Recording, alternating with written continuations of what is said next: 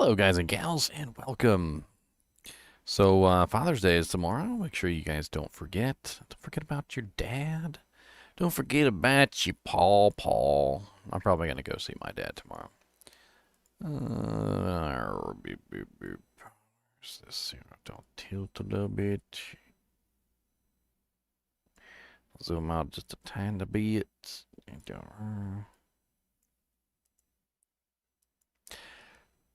Mr. NiNi's just sleeping. He literally just woke up as soon as I started live streaming. Almost like he knew I was live streaming. Mr. NiNi, what's going on today, buddy? What's going on today, buddy? You being a good boy? You being a bad boy? I tell you who was a bad boy today, my dog. Oh my dear Lord Jesus, he was freaking just the worst. I left to go get groceries for literally 1 hour. I come back and like the whole house has exploded. He even chewed on the dang entertainment center. Like started ripping into the entertainment center. I don't even freaking understand.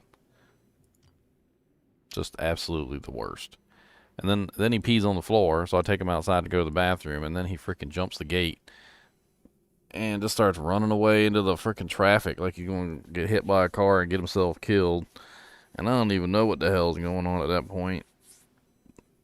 Like he literally is going crazy in his head. He's just going crazy. Absolutely nuts. Insane in the membrane.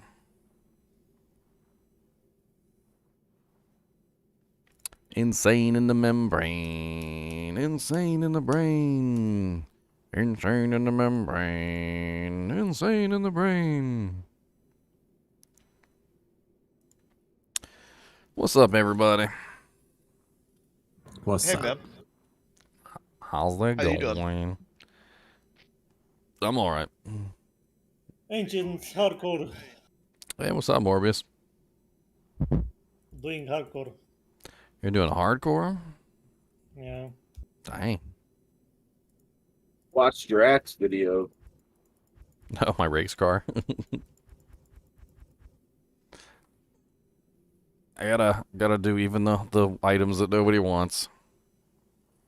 Those are the videos I enjoy the most because I'm like, oh, what is that? Because you don't know what they're good for. Right? I mean, basically, you don't even really know what the hell they're good for.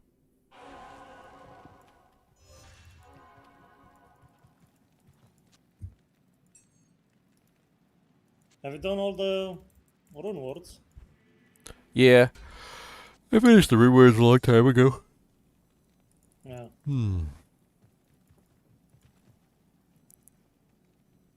How many more uniques you have to do? Hey, T-Mox Glory. Finished the set.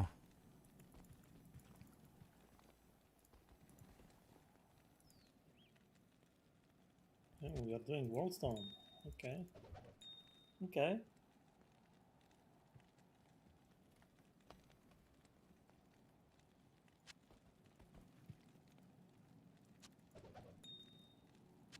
Gonna reach 80 something in this game.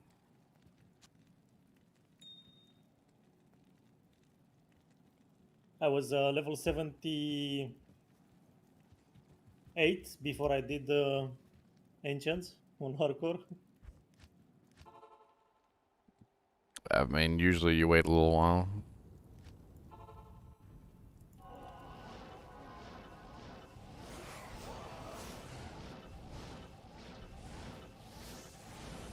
That's one of them things where you're like, you know, I'd rather not die to the ancients.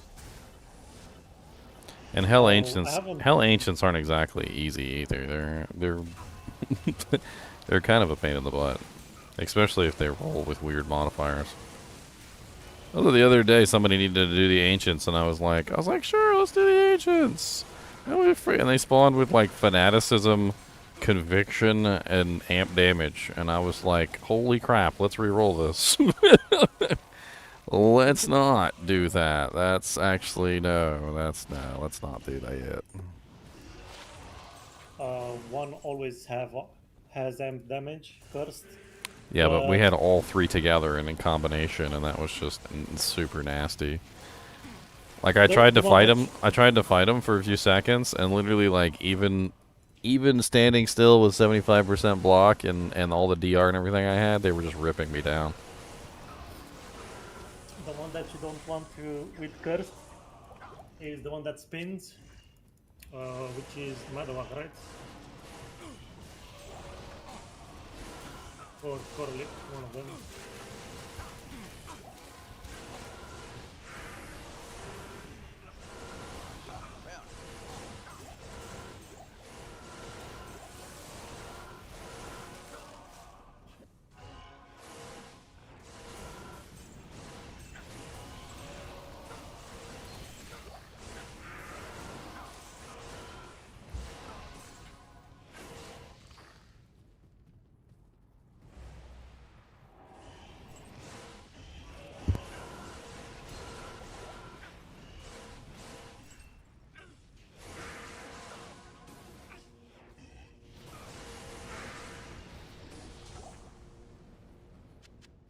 I can't carry anymore.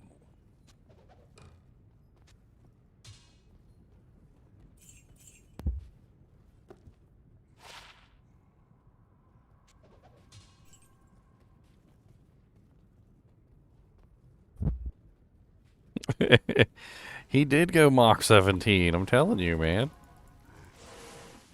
Like I was just sitting there, and all of a sudden he was in my shirt, and I was like, "Holy crap! What the hell just even happened?"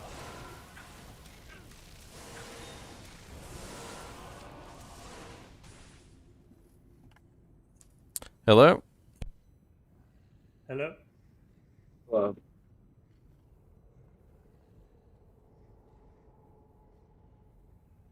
Is it me you're looking for?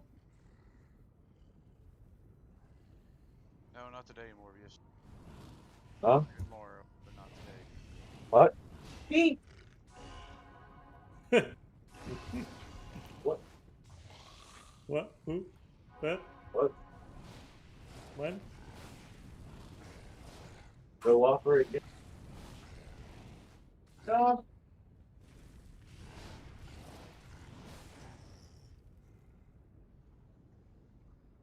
No burning one. That you huh? That's left. No, I'm fine. I'll get you one when we go out. Store. I didn't even know it was time to like. Yeah, I didn't even see what time it was. No, I lost track of. Well, I lost track of time. I didn't even realize it was as late as it was. Lost track of all time.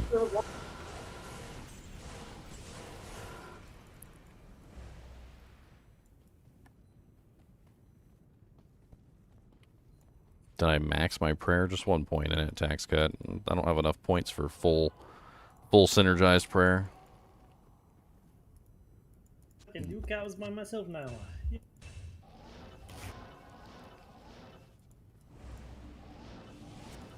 You're gonna get it.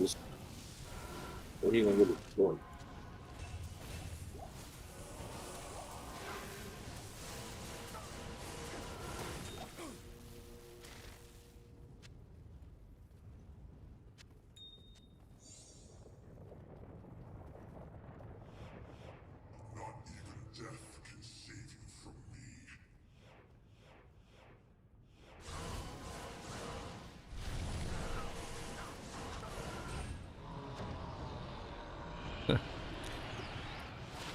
Random Reaper's Toll from Diablo.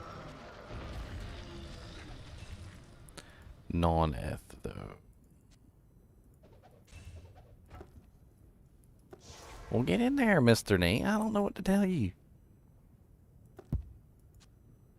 It or not, you still want it for Decrepify.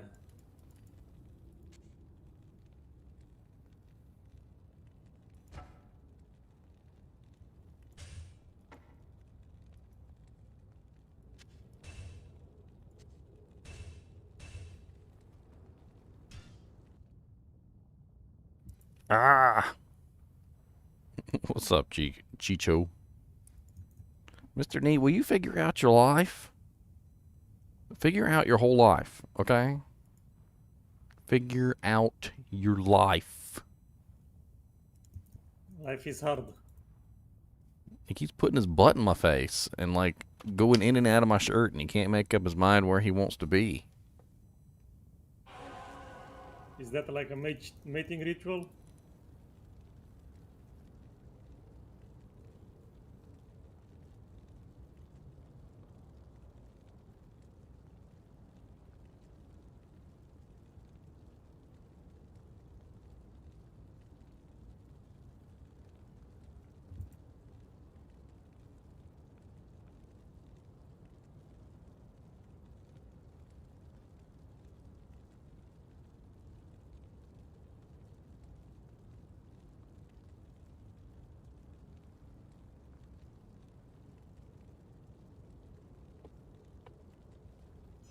I have no clue.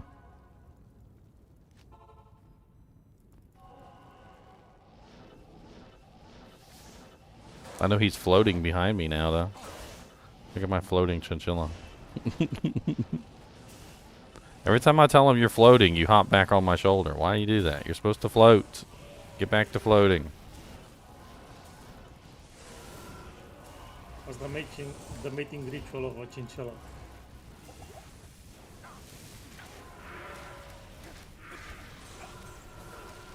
They actually have this little hiccup they do when they do mating rituals. I've actually heard it before because I had a female and a male together. Kind of sounds like a hiccup.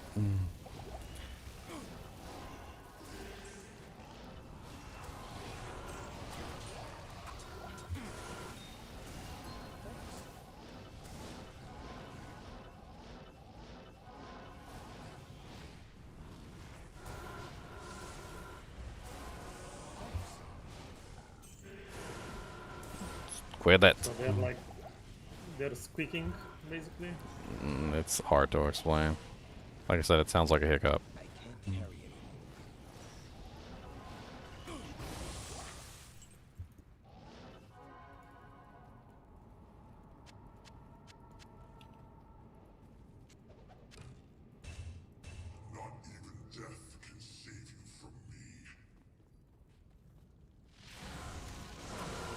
Alright, I'm back to do the run. He's always directly behind me like that. Oh, Umrun from Diablo. The hell? First a Reaper's Toll and then Umrun. Alright. Not bad. If you want to go in, go in. If you want to stay out, stay out. If you want to stand on top of the moon, stand on top of the moon. But pick a struggle. Town portal, please. It's Not talking. Unless you're gonna give me a town portal. I gave it a town portal. How to annoy a ginger? Be a chinchilla. Yes.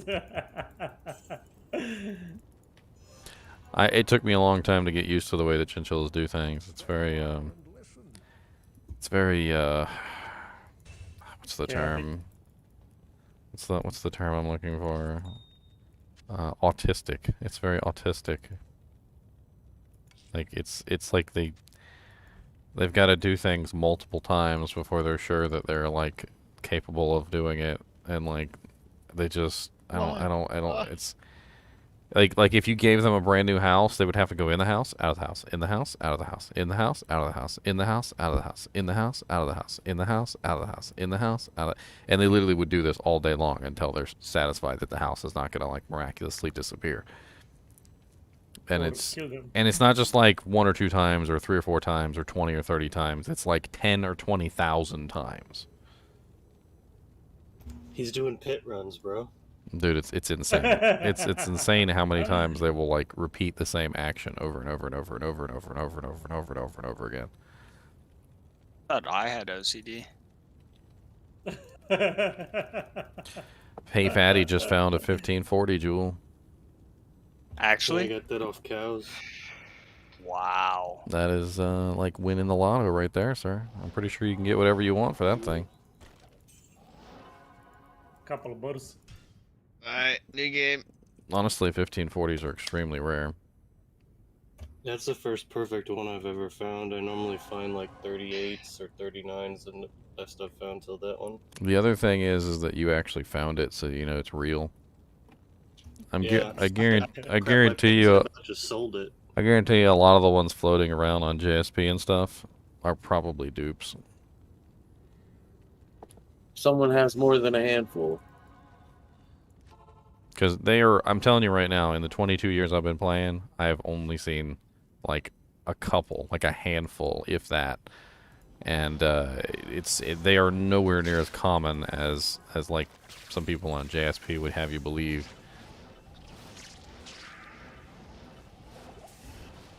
My bet is basically what happens is probably one person finds one, Then they get duped from there. and then somebody buys it on JSP, and then dupes it, and then resells it. Dude, I thought I was lucky. That's the name of the program. But the thing is you have a legitimate real one that is found, and those are generally sell for a lot more than, as far as I can understand it, the duped ones. So you think I could get 2 bursts for that easily? Easily, if not Yeah. more. Yeah, easily. Yeah, I've Just been put running cows to try to find some runes to some extent. Yeah, that's worth all the runes you need. On something like that, I You wouldn't found- even put a price on it. I would put an offer. I've Up. done over 1,000 cow runs, and what you just found is worth more than anything I found in all of them. Yeah, I'm on 132 since I made my Zon. That's crazy lucky. Yeah, I found not much runes, to be honest. I think and Mal is the best I found on runes. He found a 1540 jewel, Angry Buffalo. He posted it in kinship chat. We had that bird drop the other day. That was. I mean, that's Oh, yeah. that right there is like better than finding like 2 burr runes. Yeah. Honestly, it's rarer than a Zod rune. Yeah. Like that thing hardly never falls in that exact condition. Like you might find something similar, like you might find like a 1538 or like a 1537 or something, but it like never ends up being a 1540. I paid a burr rune for a 1535. Mm-hmm. And that's basically a non-perfect 15/ jewel. Yeah. Dude, you won the... Go buy a What? lottery ticket, dude. You think? Yeah. Yeah, I do think. He's like, Well, Michael Keaton named Beetlejuice. It don't.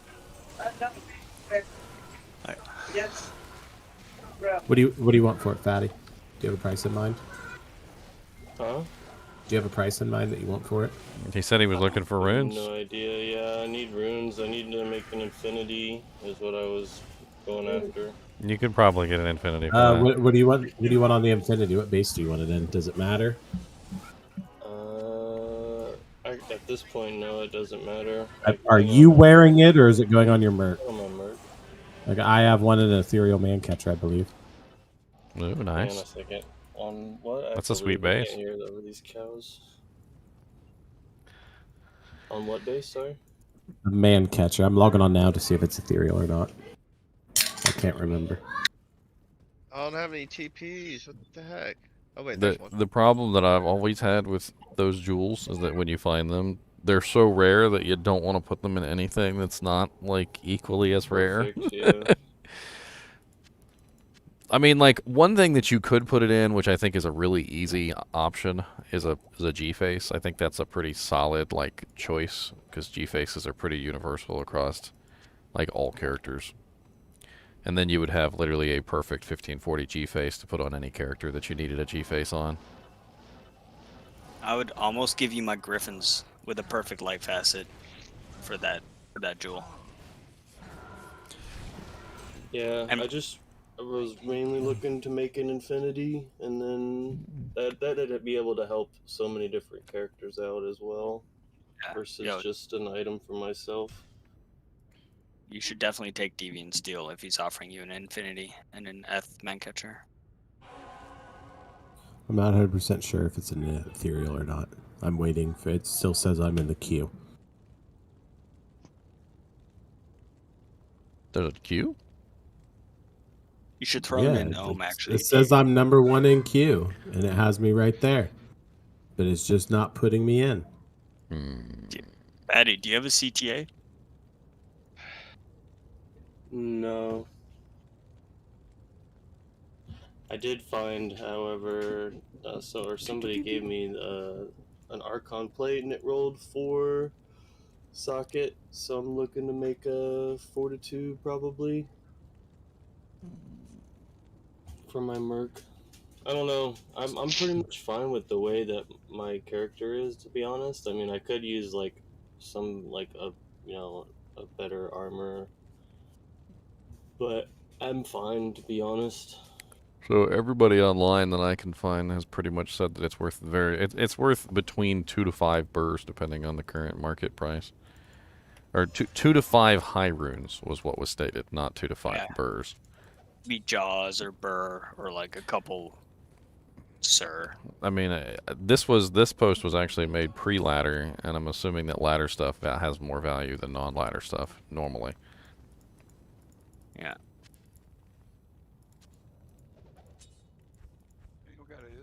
You double up the price on. Should I just make a game called like 1540 for? No.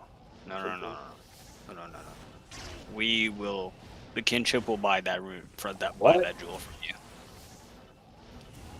I don't want to go out and get dressed to do anything. It's quite worth it. I don't want to rip anybody off either. I mean, I know it's rare. So I don't like going out. Yeah, I'm farming Diablo for EXP, AB. Ever since I found out I get more EXP from Diablo by myself, it kind of validated killing Diablo by myself. So I basically just go seal pop him. I get 36,000 EXP from Diablo every single time I kill him by myself. Not until 99, though, but like, basically what I had decided is any progress forward, no matter what that progress is progress. As long as I'm not dying and losing progress, then I'm fine. So, like, if I'm just doing nothing, I'm not just going to stand there in town. I'm going to start moving forward, you know? Like that old Christmas special where they try to wake up Jack Frost and he's like half asleep and he can't walk.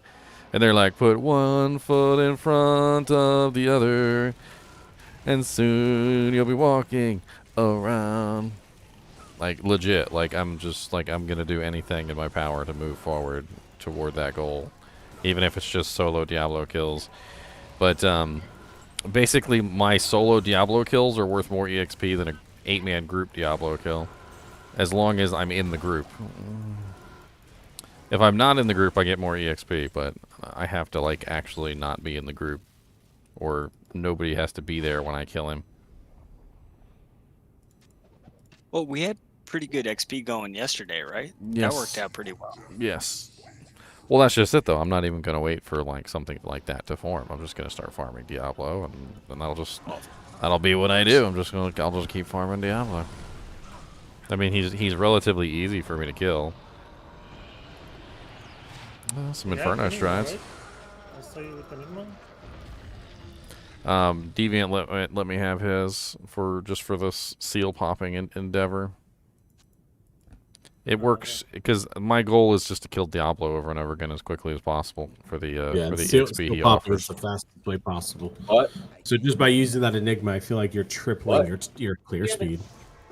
Well, the thing is that like when I was level 93, killing all the monsters in Chaos was worth it because the EXP that they give is nice. But now that I'm level 96, the monsters in Chaos are giving me relatively nothing. Like per monster, they're giving me almost nothing. Yeah, true. Fatty, I tagged you. How about solo killing Bale with 8 men? Did what? I tagged you in ladder chat a picture of the Infinity. So I don't know why, but the way the EXP is split, it's not it's always less EXP to kill him in a group than by yourself. When you level up to this level, I'm assuming that like when what's the term? But like when you're a lower level character, it probably works out just fine. Like if you're like level 90 character and you're 8-manning Bale, everybody probably gets the same amount of EXP, and it probably works out better than solo. But for some reason, when you're level 96 and up, it starts to go downhill really fast. I actually worked out numbers. So level 96 solo Diablo seal pop, which is basically just me killing the 3 bosses, and then killing Diablo, was 133,000 EXP. Solo Bale, kind of speedish run, you know, just kind of getting there as quickly as I could, about 200,000 EXP. And then like players 5 Bale, which is the highest Bale you can get anyway, because his player 4 is the highest you can get. I killed Bale solo in a players 4 game, or players 5 game, and I got 588,000 EXP, which was actually pretty good. But that one took me a little while, because obviously, you know, players 4 Bale is a little bit harder to kill than players 1 Bale. That is true. What was Terror doing? The curse? If you guys are interested in the numbers, I'm going to put the numbers in Kinship Ladder chat. These are the numbers that I've figured out so far. I'm going to keep doing some more experiments here and there, and when I hit level 97, I'll probably do a new batch of tests to see what kind of EXP I get from those as well.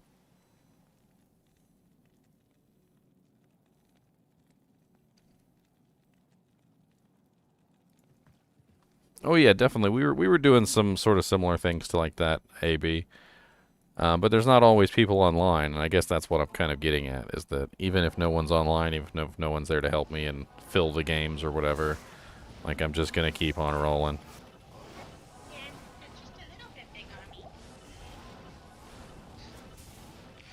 Is that the ones that were washed? If I've learned anything from my time, like making chainmail, it's that sometimes progress seems small, and sometimes progress seems, you know, not worth it. Especially when you spend like 8 hours on a piece of chainmail, and like you look back at what you started with and what you finished with after 8 hours of work, and you're like, okay, well that looks like relatively nothing. I kind of getting discouraged here. You know, and then several days later, you know, you start to see some progress. You know, and if you had stopped somewhere along the way, if you had, you know, kind of just like, you know, given up hope, so to speak, and you stopped your progress, you would have gotten that far. So it's just kind of like a thing that I've learned. It's like a life lesson, is that sometimes you can't see the progress, sometimes you can't see, you know, how well you're doing, but you just have to trust that there is progress and just sally forth. I mean, I did my math, right? I figured out the numbers. I made sure that I was actually getting EXP, which is about as much as I need to do. DP up for Diablo. Alright, second Venom Lord pack. Get out of here with that snazzy jazz. Hey, Fatty, can we jump up to a different chat channel real quick? Yeah. Alright, I'm gonna jump to 4.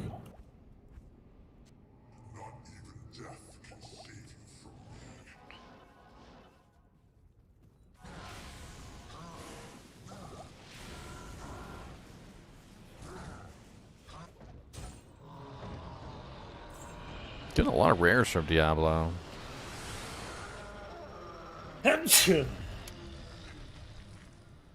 It sounded like you said ham chew. I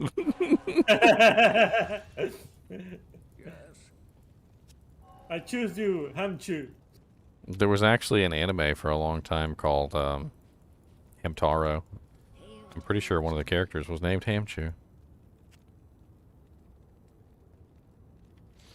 God bless it, I kept clicking on the wrong one.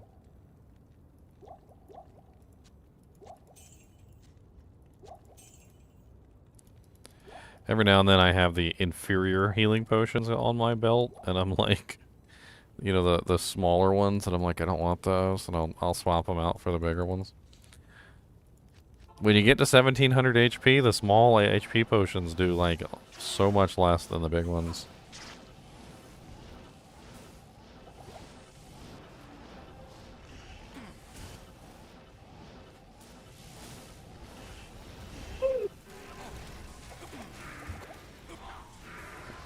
Poor mercenary. Yeah. I keep running into this issue as and I never ran into this issue with the Act 3 mercenary before. When you're rushing, like when you're trying to go as fast as humanly possible, the way he positions himself forces him in trouble when you're what's the term? Like whenever you're like running from a pack of monsters, because he's always behind you.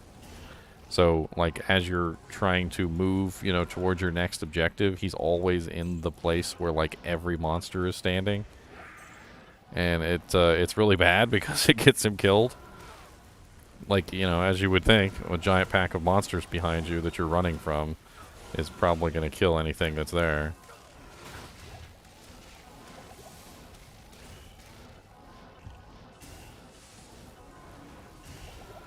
I feel bad for him because, you know, like in any kind of normal situation, I don't have any issue.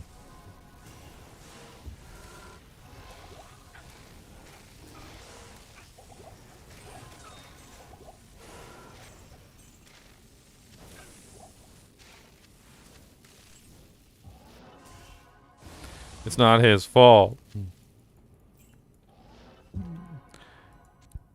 Act 3 Merc didn't do anything wrong.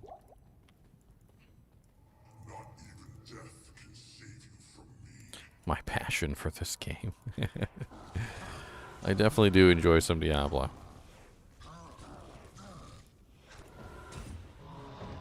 Hey, look, I'm on fire with the Diablo kills today. Just got a Scalders. Nice. Eth? Not Eth, but Scalders. Also a nice pair of gloves as well. I've been trying to look for like a really perfect pair of like multi-shot gloves just for lulz. And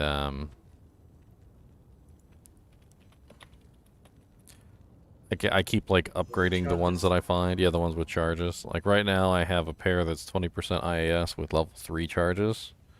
But I know it goes higher than level 3 charges because I found like level 4s.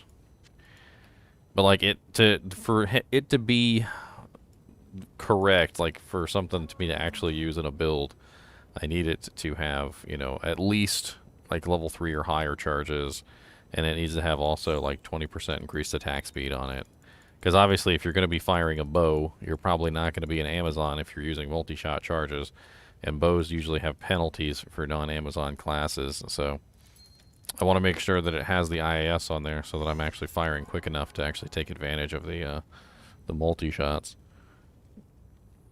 Obviously, it would be for like a Holy X Paladin or a like an Enchant Sorceress or something. Probably utilized with like a Mist Bow so that the multi-shots pierce.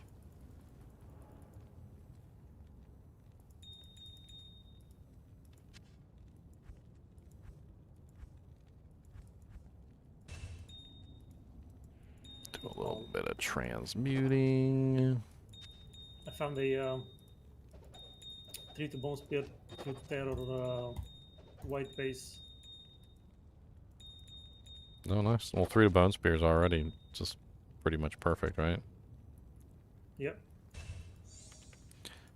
Ah, perfect emeralds. I forgot what terror does. Makes everything run away. Oh. Same thing as Howl. It's useful in certain situations, like in Ubers, you can use it to get the monsters away from you.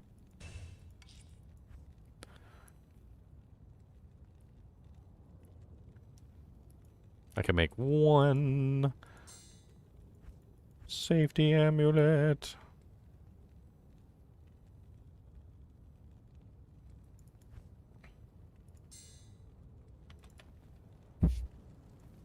Let's go. Let's go safety amulet. I think safety amulet is one of the best amulets you can craft. Thing's freaking beast.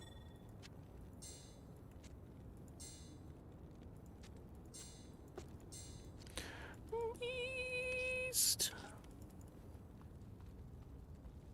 Like the one that you got with the 10 fast cast rate? The 10% faster block or increased block rate. Yeah. Yeah, but I saw one that had 10 to block, 10 fast cast rate. That's crazy. It can spawn with that on it. Yeah. I just got a +2 druid, 3% block, 71 mana. It's kind of meh. I mean, it might be alright for like a hurricane druid or something.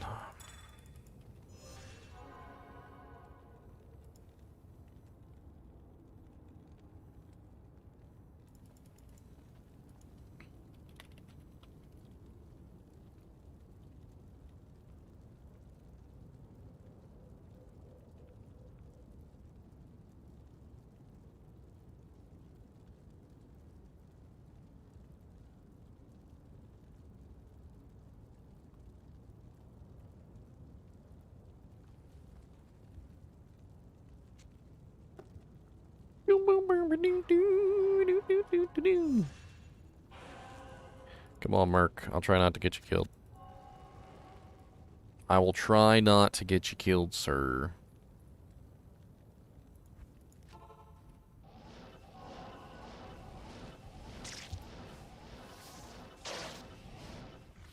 Aren't safety boots goated for energy shield orcs? Because of the MDR and the PDR? Yeah. You want the magic? Yeah. Yeah, Oh, magic damage reduced by and physical damage reduced by. Safety boots have both, right? Someone was using caster boots for more mana.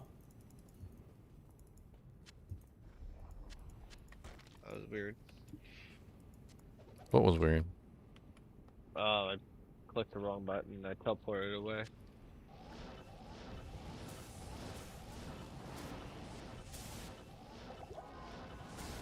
Well, the thing that you got to remember about crafted items, and this is kind of important, is that crafted items actually can roll higher than regular items can. So if the effect that's on the amulet or ring or boots or whatever is a normal effect, it can double. That's why you have 20% faster cast 20% faster cast ammies for the caster ammies, because basically what's happening is you've got the 10%, which is 1 to 10%, which is guaranteed, or 5 to 10%, on the actual recipe, but then you can also roll an extra 10% as well. So the safety boots can roll double MDR and double PDR if you get lucky. And for energy shield sorcerers, that's what you're looking for anyway.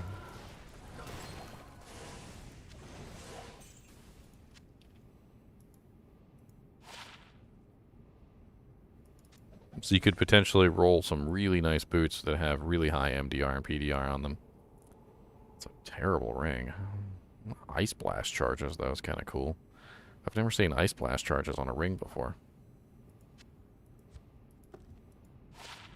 It's too bad that really doesn't have much effect in hell difficulty. It is only level 24, though.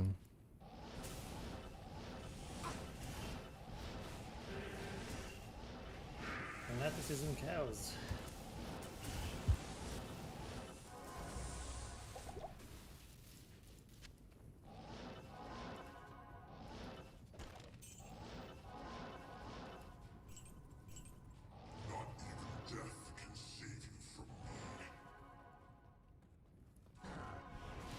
What's up, Babablo?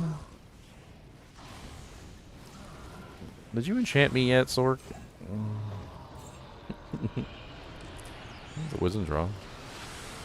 It's only at 28%. Oh, a sapphire grand charm.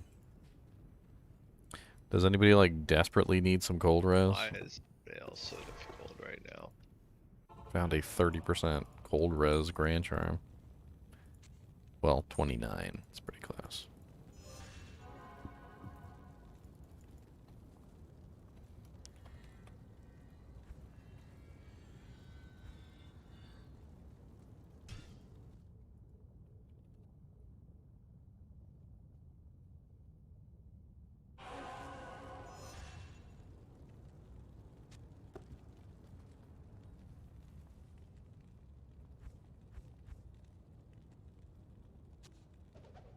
anybody wants that Sculders, I'm gonna drop it on the ground. I also got the Inferno Strides.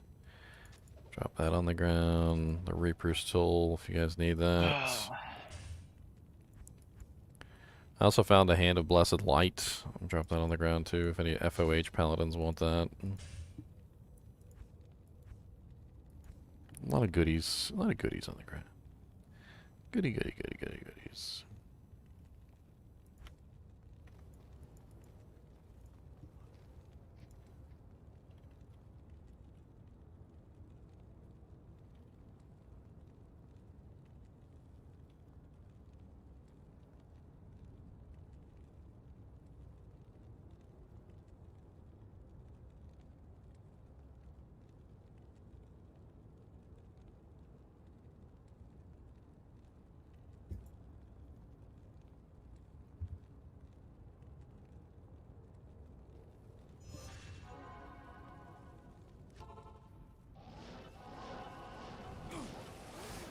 Goody goody gumdrops.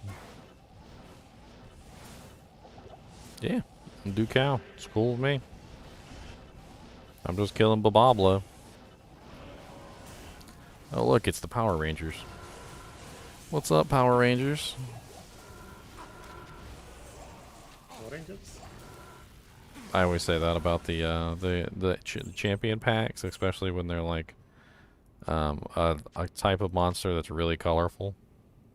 Like you get like the red one and the blue one and the green one, and it's like Red Ranger, Blue Ranger, Green Ranger.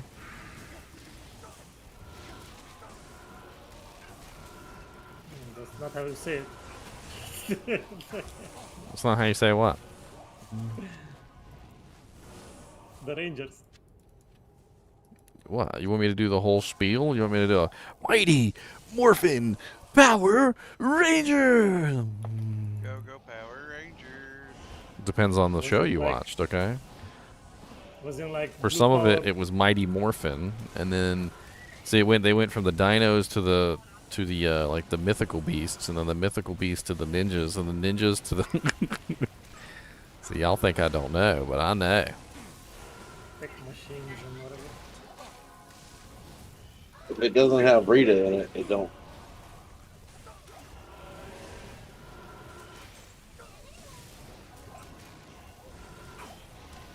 They have a Zed helmet that you can buy over at GameStop, and it's like cool as all get out.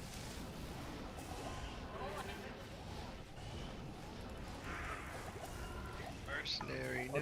What? What, your nipples? A mercenary. Some of you guys, you know who Zed is from the Power Rangers. The jar guy. His name is Jar Lord. guy. His Lord Zed. God bless it. My health just slowly going down because you guys are over here cursing me.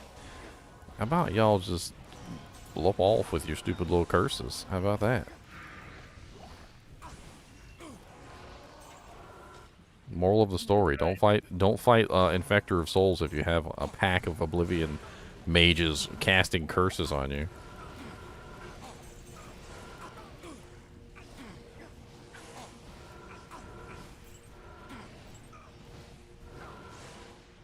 Okay, Infector of Souls wants to be a pain in the butt. Okay, I got a recipe for you, sir.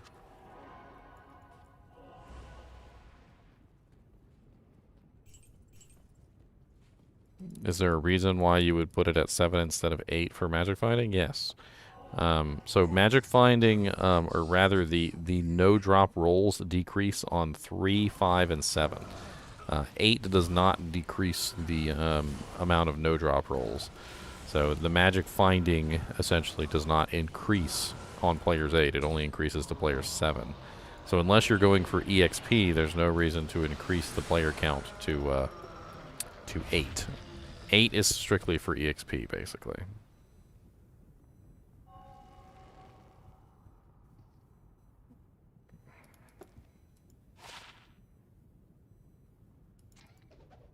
That's kind of a sexy little heavy belt. 24% 8 FHRs. That's a lot of FHR.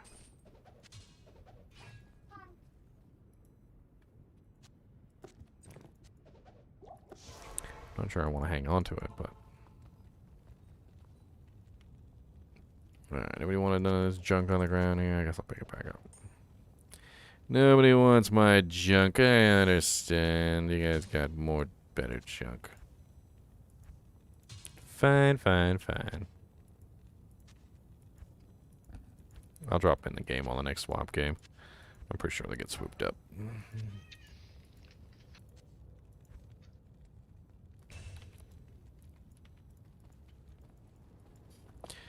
Alright, next game, boys.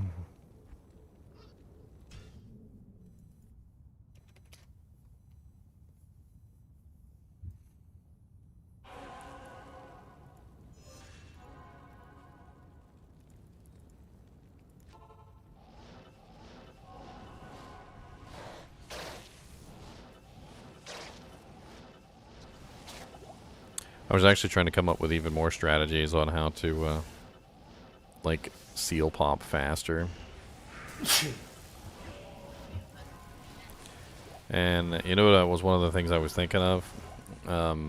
So while we were doing those runs the other day, I came across several scenarios where Diablo wouldn't spawn in time for the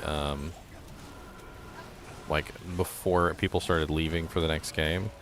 So like by the time Diablo spawned, it was only like players 2 or players 3 or something because everybody had left.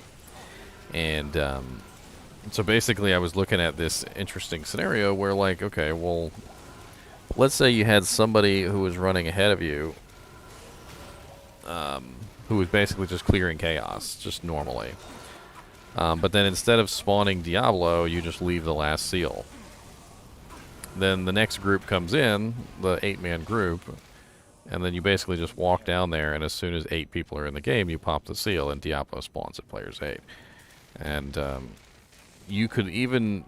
It could even be really easy because the person who's going ahead of you could literally clear chaos at players 1, which of course is extremely easy to do.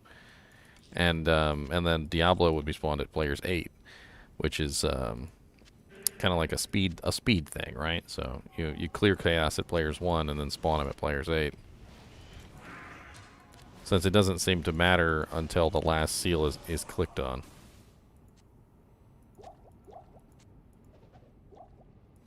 Get my potions. I like killing the champion packs down here though, so I can get all the potions. That way I don't have to constantly go back to town for potions.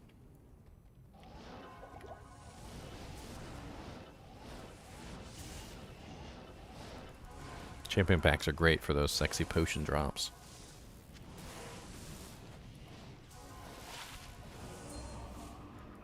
Yeah. 1 second.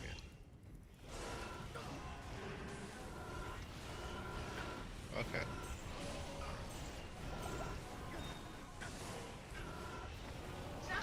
Oh, hello, Lord Dacis. What's up, buddy?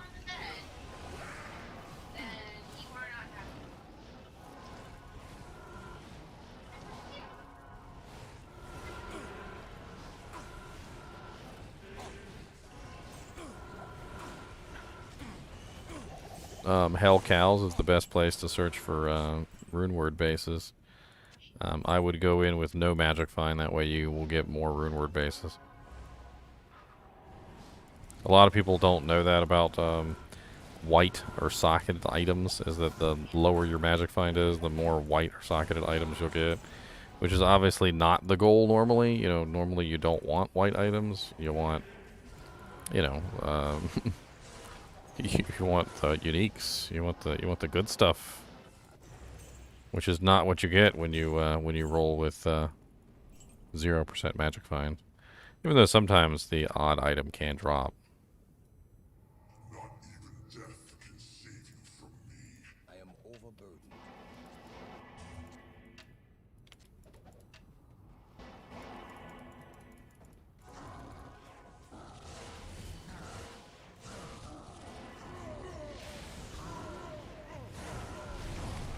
Diablo is up.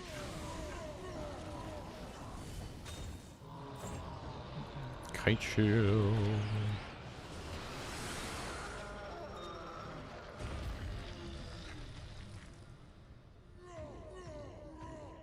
Nightmare Cows isn't really gonna yield you the the high level bases, it's not going to be as good of a base farming zone. Good to see you.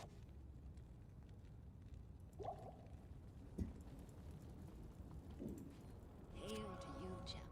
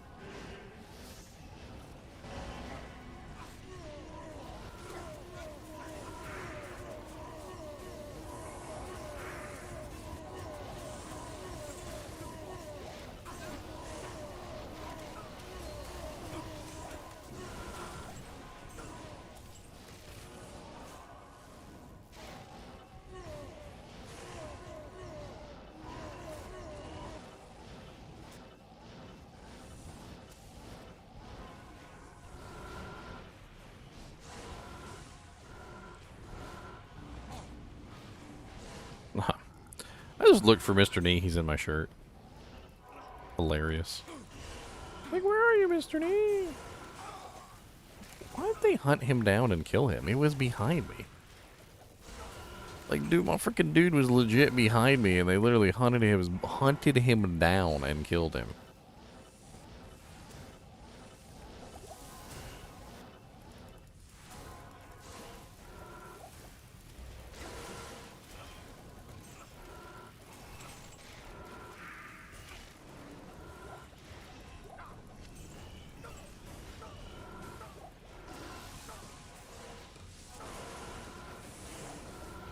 That's so rude.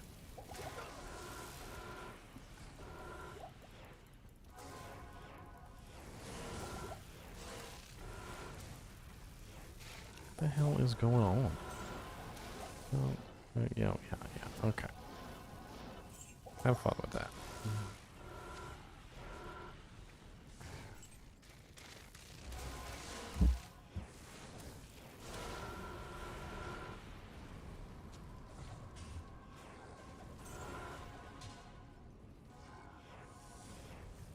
I don't understand what Infector of Souls is doing. It's really, like, weirding me out. Like, I go to fight him and he, like, runs away from me.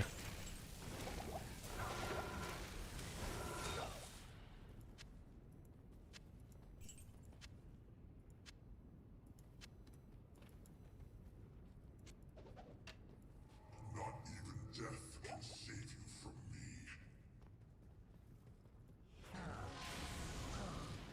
Are you playing on ladder, Eric? Or are you playing solo? Like, what's your do jank?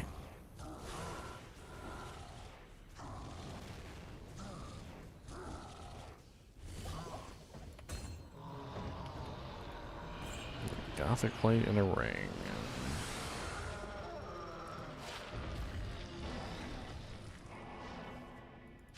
Pretty garbage ring.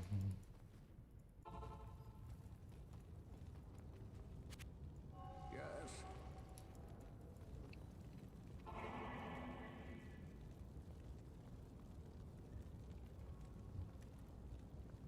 Getting some people in here now.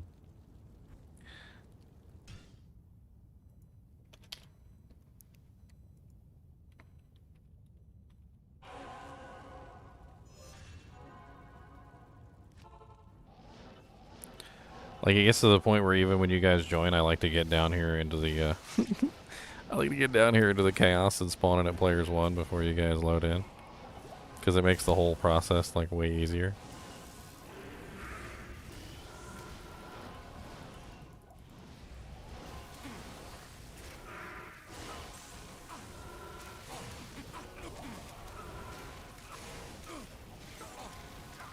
Oh, he doesn't have the shield on. That's why he's dying. He doesn't have the shield on. Okay, I need to go get that for him next round. I was wondering why he was dying so easily. He doesn't even have any shield on.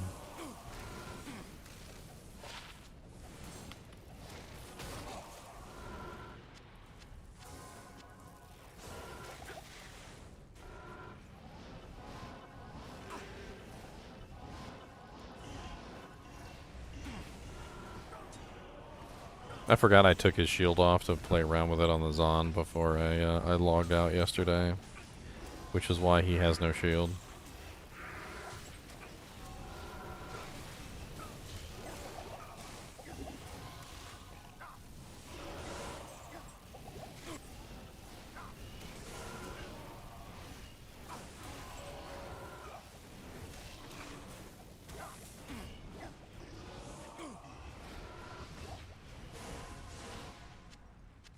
You know, I find with Lord Deceased, one of the easiest ways to deal with him is just drag his minions away from him so the fanaticism isn't hitting them.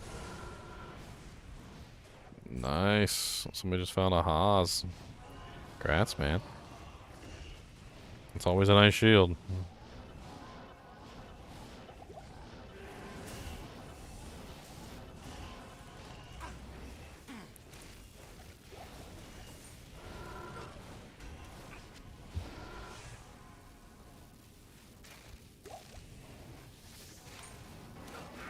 I'm out of ID scrolls.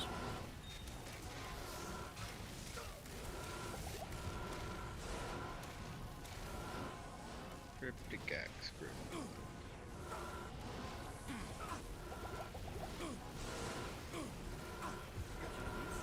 Two Reaver.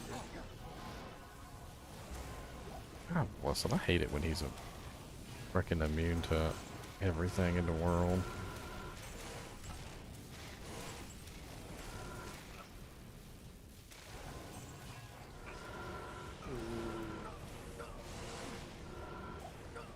You look like small child.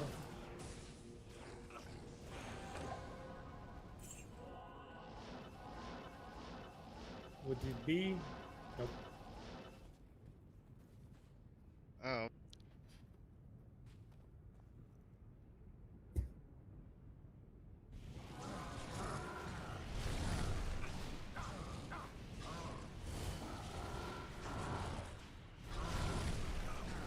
You're on multiplayer, no ladder.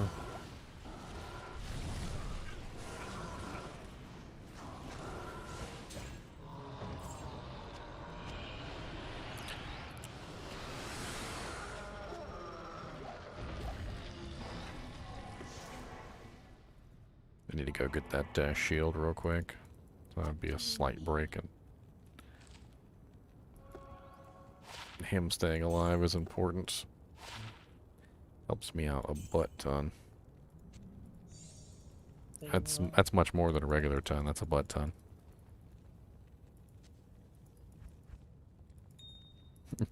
So I had a pretty funny thing happen. So yesterday I was talking about semi-permeable membranes versus permeable membranes, and how like storing milk inside of a permeable or a semi-permeable membrane allows the flavors and stuff from nearby objects to kind of like infiltrate it. And this dude posted on my video, and he basically said, you know, hey, you're absolutely right. He says I stored a bunch of water in big giant plastic jugs, you know, just in case of an emergency. Like, you know, he said at the end, I think he said like Hurricane Katrina or something happened, and like they had to, you know, dig into this water because they were, you know, completely out of water. And he was talking about how like he had the big giant jugs like in the garage, and they were stored next to the gasoline, and he said, and all the water like tasted like gasoline. Yeah.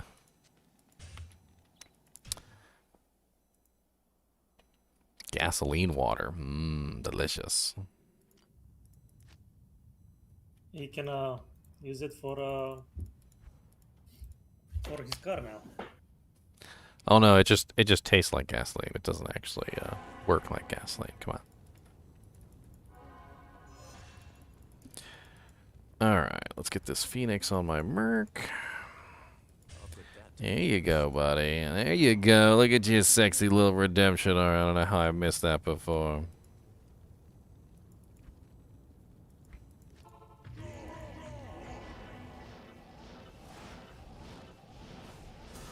I have some bots in chat. Next time I get a chance to pause, I'll alt-tab and take a look.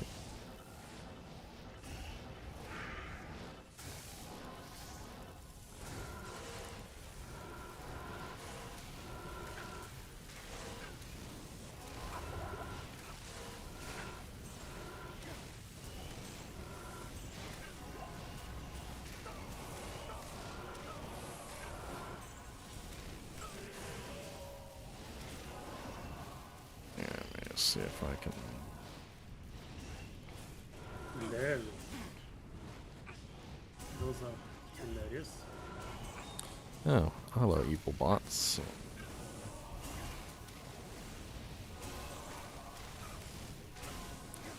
Thank you, sir. Appreciate it. I forgot to pull that up, actually. That was my bad.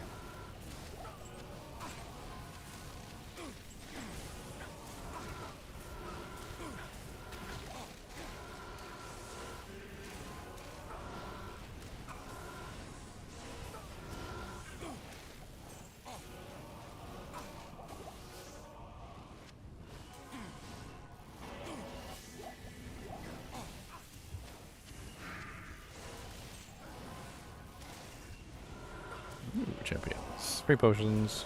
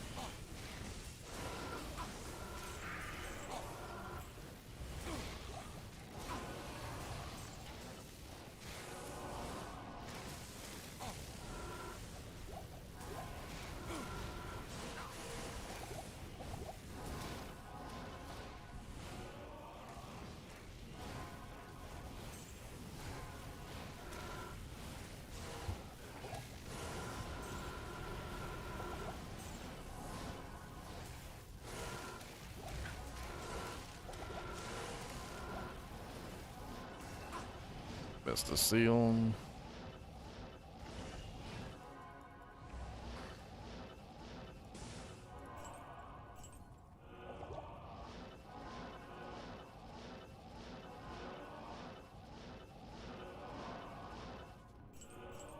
I can't carry anymore.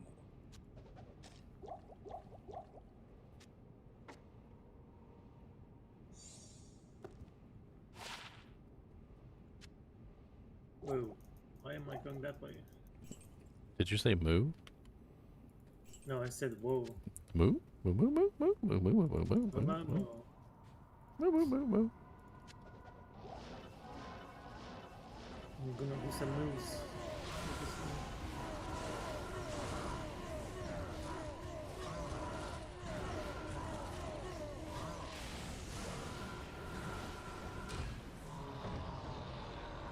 Hey, there's the axe I did the video on recently.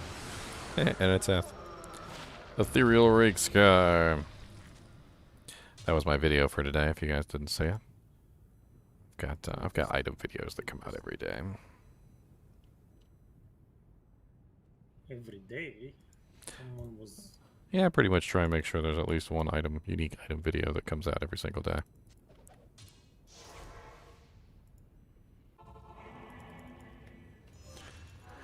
So you're meaning you're doing hard work lately? What hard work? You're doing hard work lately. Oh, I'm always working hard. I bust ass. I try and get at least like 1 video out every single day, and sometimes 2.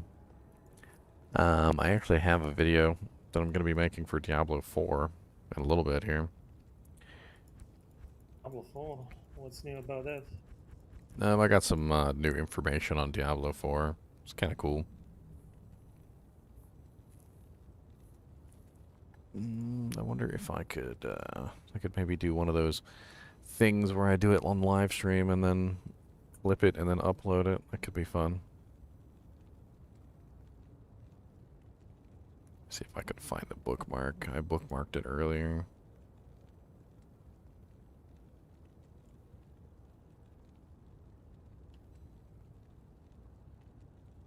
So many bookmarks.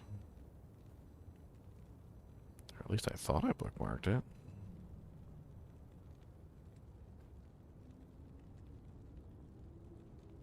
I work hard for my money.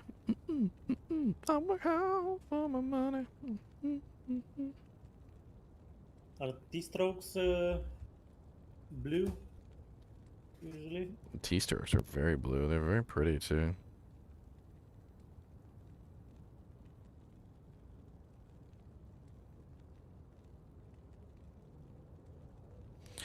Well, I didn't bookmark it. Well, look at me being stupid.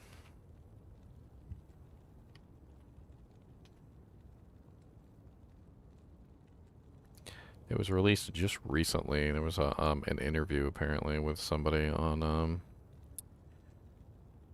PC. I think it was PC Games N. I think it had an interview. You know, where they talked to the developers about like upcoming stuff for the game and.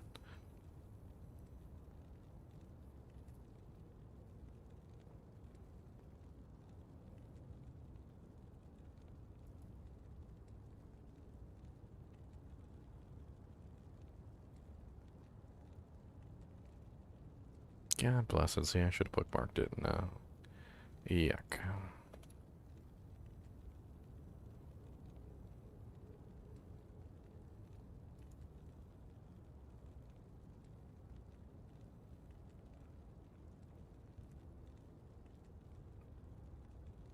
Ah, here we go.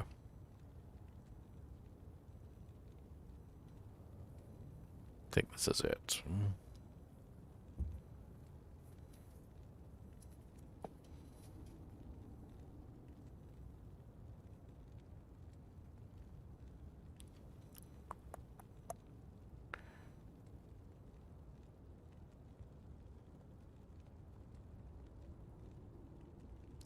Apparently somebody named Shelly. I don't know who Shelly is in regards to the Diablo 4 development team. I go ahead and bookmark this though. So I actually have it.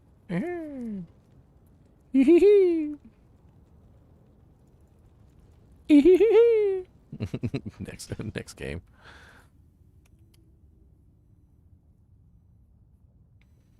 I don't even know if I did Diablo in that game.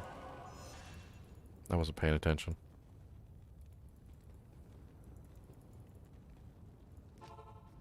Let's see, troll nest.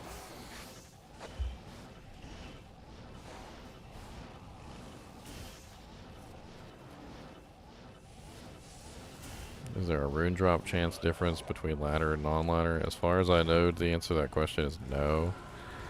But some people have been speculating that they have kind of manipulated the drop chances a little bit. I have heard a couple of people say on forums, on Discord, and various other places that they feel like the drop chances are a little higher than they have been normally. Especially for like high runes, like that they said they've found like more high runes like in this one ladder than they have in like all the ladders previous.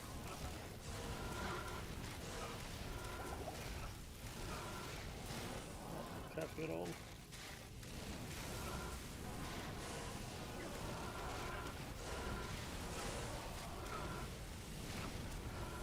Even your multi-shot inferno bullcrap, get out of here with that crap. Nobody likes you.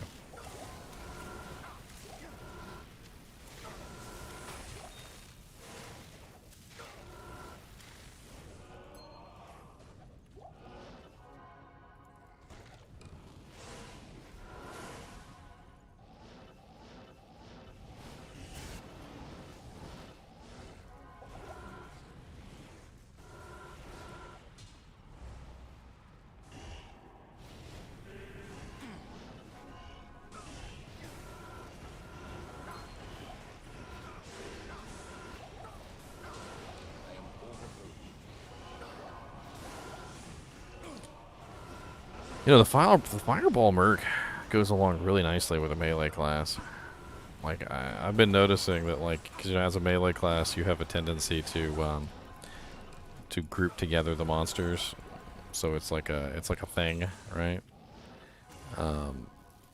And the grouping together of the monsters is really advantageous, of course, for the whole fireball thing, because it has that nice 3.3 meter explosion, so it hits everything within that radius. And so, like, in general, as like a melee character who gathers together the monsters on a regular, it just works out really nicely.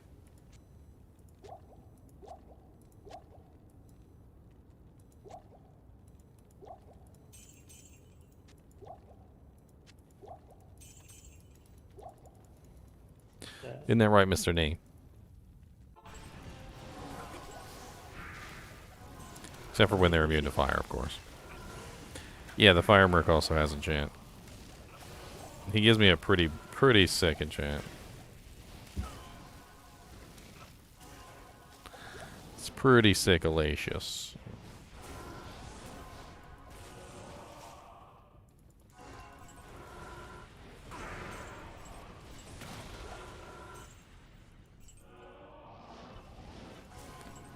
What's up? Freaking ridiculous.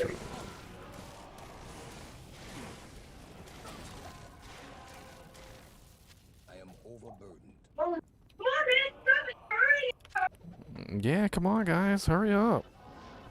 The pool water's getting warm.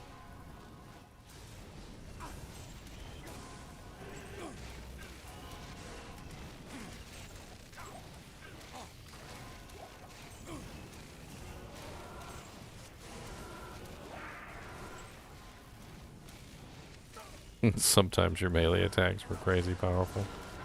Yeah, the attack rating bonus that he gives you is pretty insane.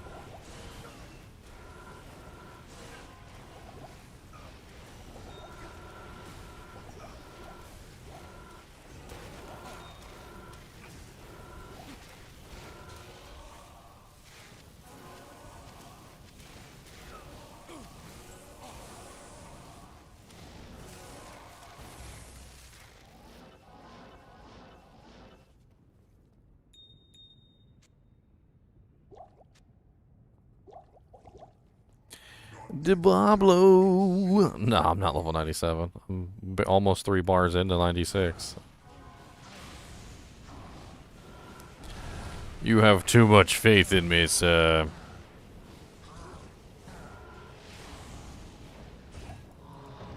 Hey, a troll's nest. Is it 3 socket though? Ooh, it is 3 socket. Nice. That's an interesting shield for a lot of characters.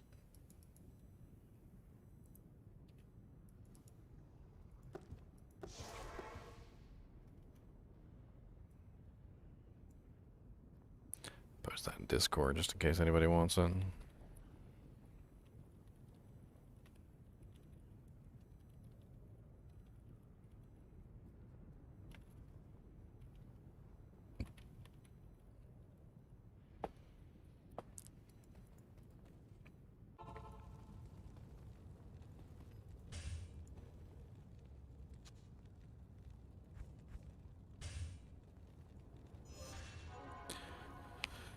Still haven't worn your D2R shirt.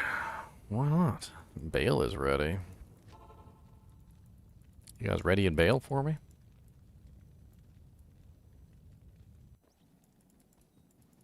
Bale's a little bit harder for me to kill than Diablo.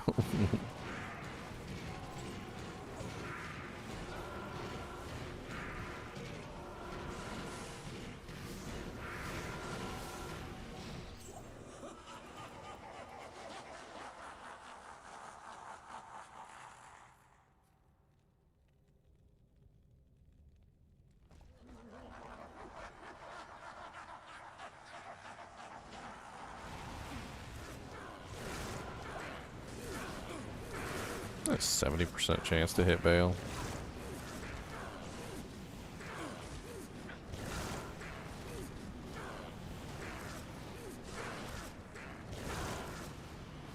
There's also a level difference penalty on Bale because he's level 99, I think. So he is actually 4 levels higher than, or 3 levels higher than me.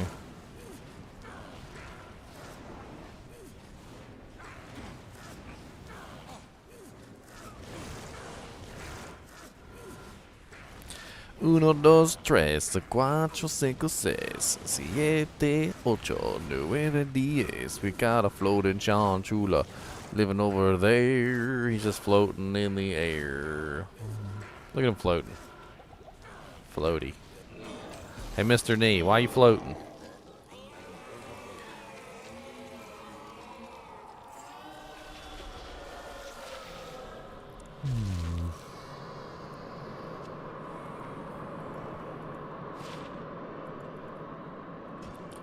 Bailey Aliolioliolies. Bailey Alioliolioliolies.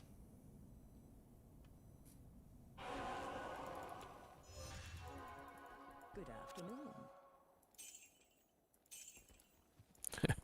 The club was worth more than the wand. That was kind of surprising.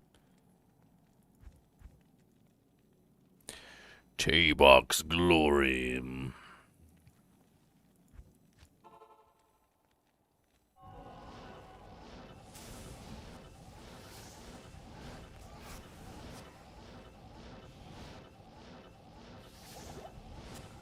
I mean, the Act 2 Merc still is a very good choice for certain characters. But the Act 2 Merc has always been a bad choice for certain characters, too. So, you know, like, there are better choices than the Act 2 Merc, especially in certain situations. I realized I didn't have any mana potions. I'll go Steve some real quick.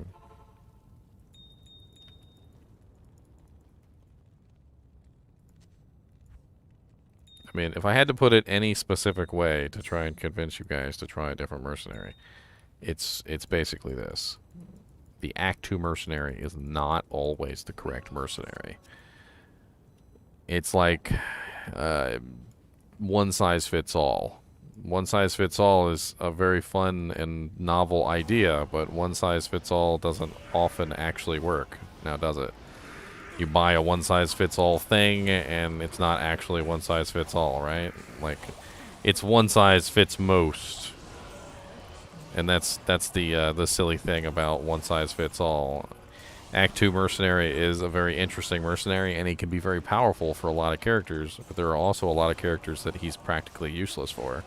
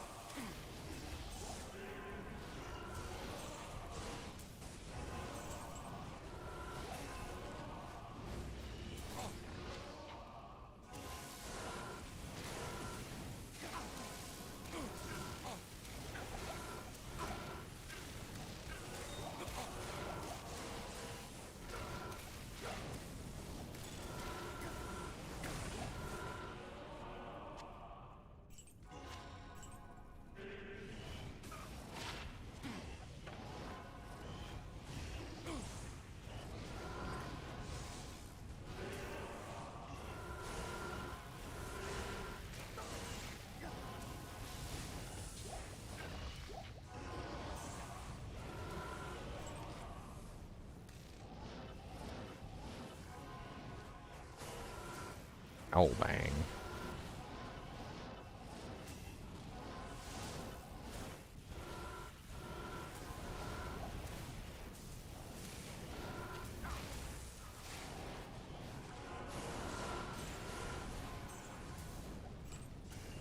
I mean, that's basically my point, though, is that you're always going to get better bang for your buck if you know, customize, essentially, your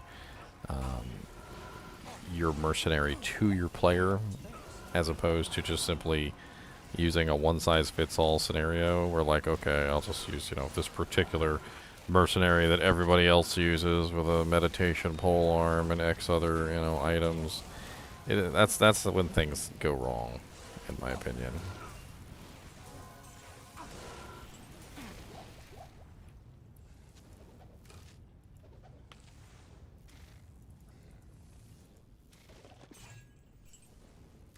And all these new mercenaries are just so much fun to play with. Like, I mean, especially with the new rune words they added that are specifically for those mercenaries too, like Unbending Will and Mist are very good merc weapons. Plague is a very good merc weapon. You know, there's a lot of variables now that you can play around with. I think Plague is one of the best frickin' merc weapons that they've made in a long time. I mean, cleansing aura, lower resistance, frickin' poison spam to help counter regeneration. Can tie it along with a grief and a frickin' like a treachery or something. Mr. Nee, you're gonna get me killed, sir. I don't know what's going on with you, buddy. You're like a cat all of a sudden. I'm trying to do stuff.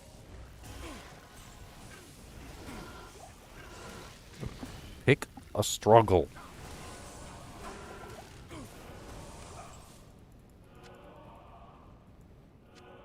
Are you picking a struggle? Did you pick a struggle yet? What's the matter?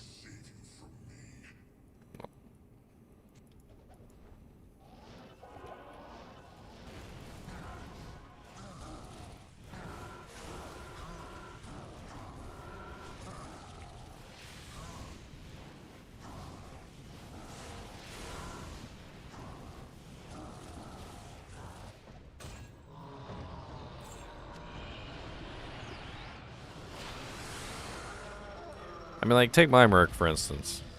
I'm a Conviction Paladin, so I already run Conviction. I don't need Infinity.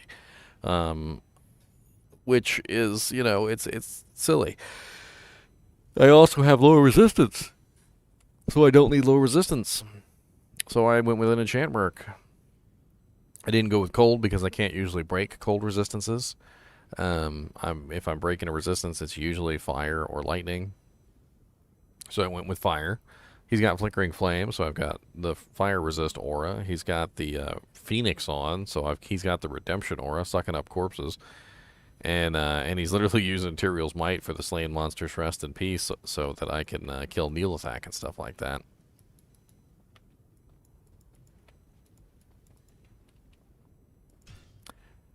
Which it does work on him. The Slain Monsters Rest in Peace does work on him, but the problem is that I found out it does not work on my Holy Shock aura, which is a very big downside. So anything that my Holy Shock aura kills apparently doesn't get affected by the Slain Monsters Rest in Peace and is potentially going to get me killed, which is not something that I particularly want to happen to me. Let's be honest. I just realized I've got no mana potions.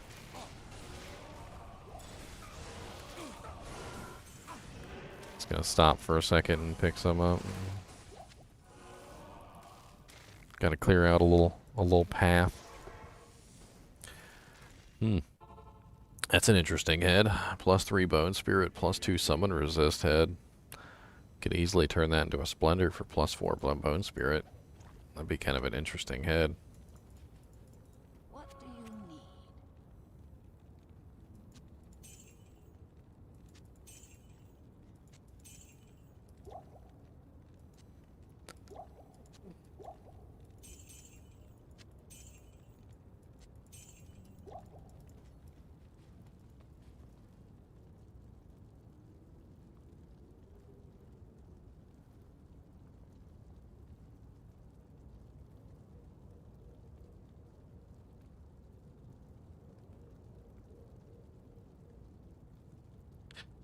Well, yeah, I mean, basically anything that dies to the pulses of Holy Shock, or Holy Fire, or Holy Freeze is not affected by the Slain Monsters Rest in Peace. It's very bad, especially if you're trying to kill Neelathak.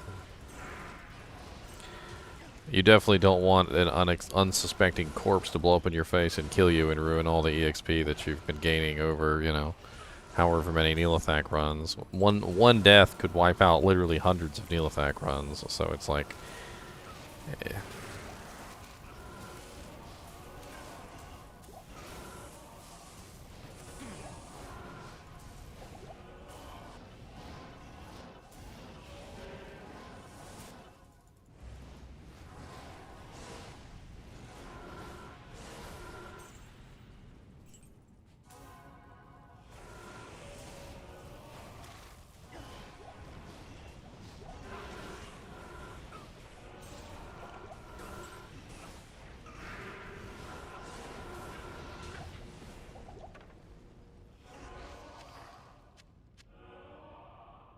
Just gotta make sure I hang on to these full juvies for the oh crap situations. No matter how many times you play this game, no matter how many times you run through a zone, no matter how easy you might think it would be, there always winds up being one of those, like, crazy situations where the perfect, like, storm of modifiers on a monster, like, comes into play. And you're just like, oh, okay, I guess I'll just die now. And you might not even know what I'm talking about until it happens to you, where literally you're just like, how did I die? And you don't even understand how you died because it's so crazy. But it usually ends up being something like extra fast plus fanaticism, and then like some other monster nearby is like extra strong plus might, and like the two things combine together to the point where literally the monster just walks over and just bops you on the head and laughs.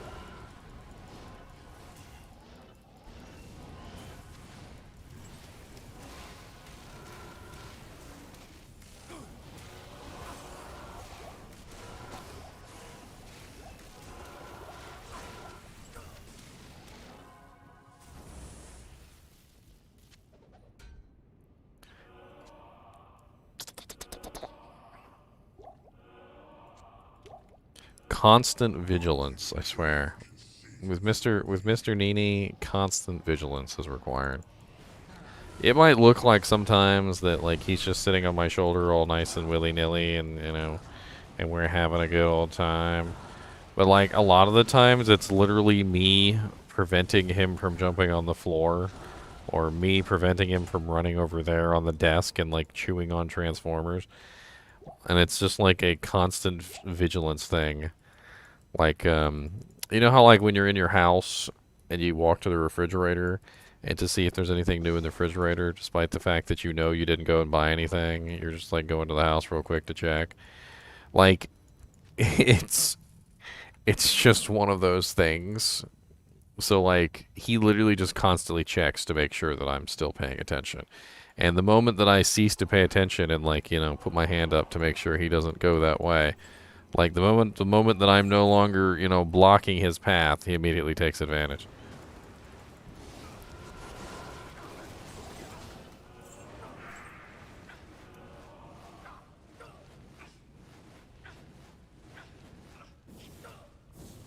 He's plotting, boys, okay? He's plotting. That's what he's doing.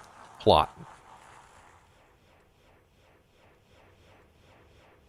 Oh yeah, cold enchanted corpse explosion can get you too. And when you least expect it too, you know, you've won, right? You killed the monster, you win.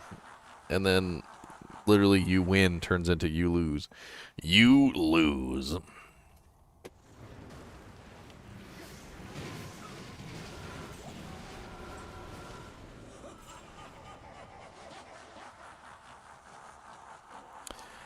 You win, you lose. Perfect score.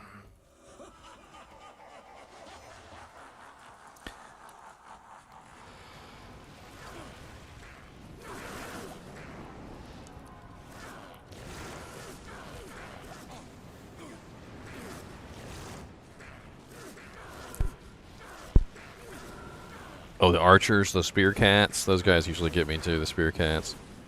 I don't know why those spear cats hit so hard, especially if they're might fanaticism. I have died before just trying to farm Shank. Like, you'll go down to Shank sometimes, and Shank will literally be Spike Fiends, Archers, and Spear Cats. And it's one of the worst combinations to ever exist in time and space.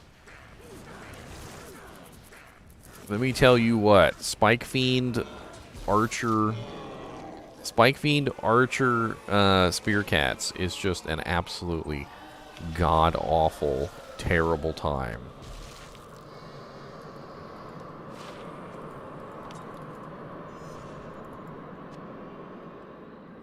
What's the matter, buddy? Do you gotta go tinkle or something? I'm gonna put him in his house so he can go to the bathroom. Sometimes he has to go to the bathroom. And he tries to let me know, and God bless his little heart, he's like, I gotta go pee, but he's, you know, he's speaking in Chinchilla language, and it's not like I can understand him. I just kind of have to read between the lines, so to speak. Oof, look at that freaking repair bill. I bet you it's the freaking Enigma too. We're gonna take care of that non 226,000 monies. No siree bobbins.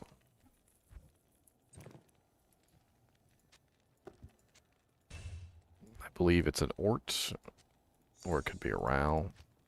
It's a Row.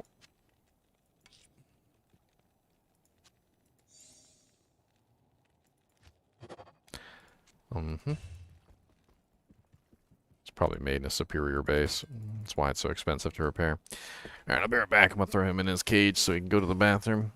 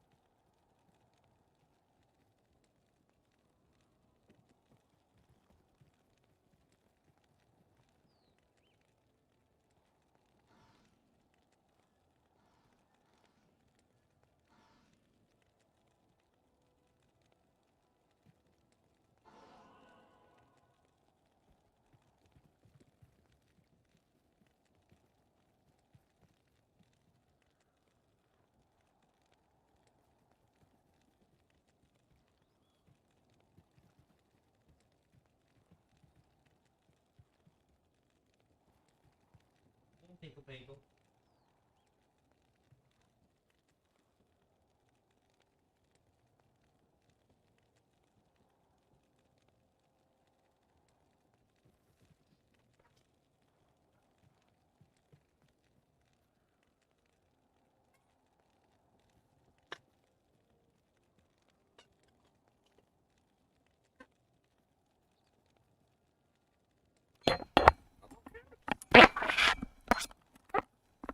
Hope you went tinkle while you were in there, because you better not tinkle on me. You better not tinkle on me. Don't do it.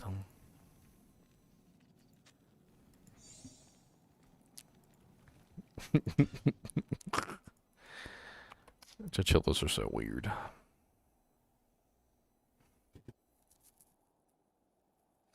It was like 262,000 gold. I'm not paying that. Just put a Row rune in there. So much cheaper. Row runes are cheap.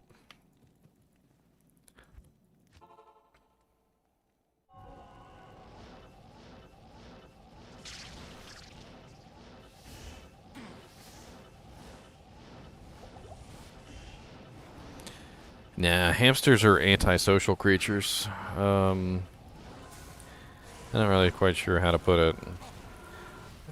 You know, dogs live in packs, cats live in prides. You know, like most animals that we like to have as pets are pets for a reason. They're pets because, you know, they live inside of social cliches. Chinchillas also live inside of social environments. Hamsters don't. Hamsters are very antisocial individuals. In fact, they literally will kill each other if put in the same cage. I've literally seen it. Traumatized as a child. Traumatized. It's one of those things that you learn about animals, like the difference between a social animal and a non-social animal. Oh, what's up, champions? I like killing champions.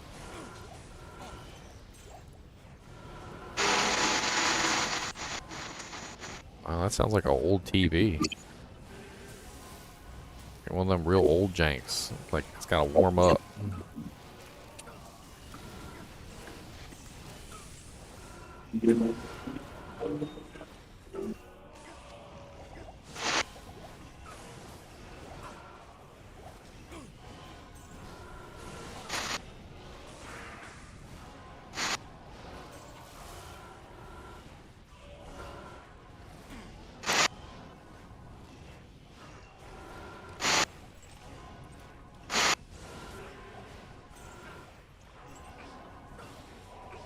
Ooh.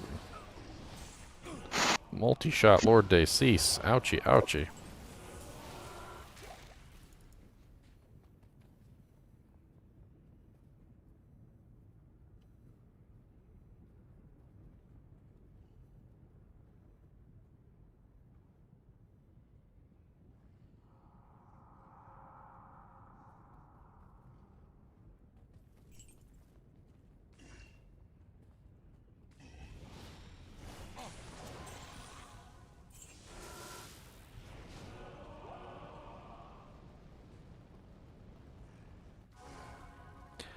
Oh, it's nice to have him with me. It's nice to have a little friend with you. I mean, it's like people like dogs and cats, right? Can they come and play with you? Come and sit with you?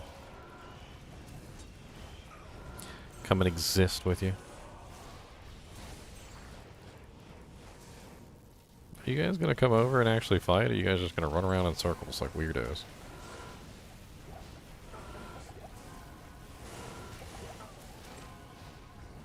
I don't know what they're doing. It's bugging me. Come around the corner, shall we? Come around the corner, do-si-do, and do-bang-a-bang-a-loo. I find it so much easier just to not, like, engage the entire Infector of Souls group.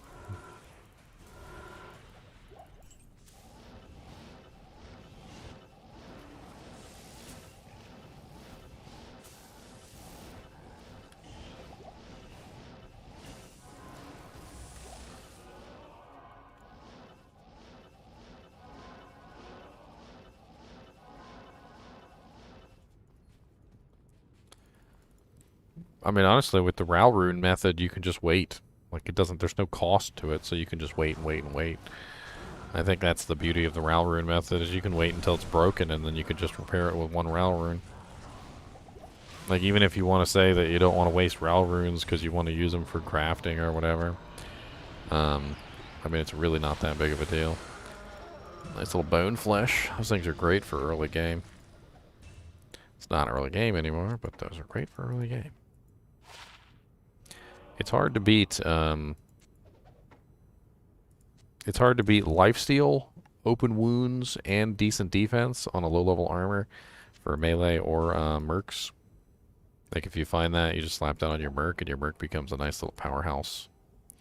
Nice little killing powerhouse.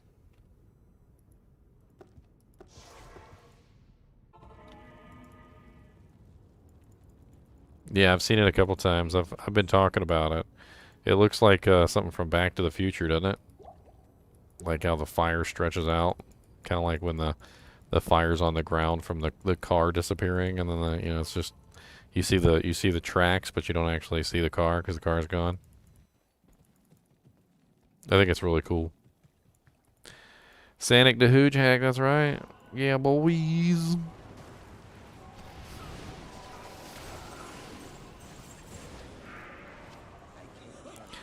Sanic the Hooge Hag. Doot doot doot doot doot doot doot. Oh, doot doot doot doot doot doot doot doot doot doot doot.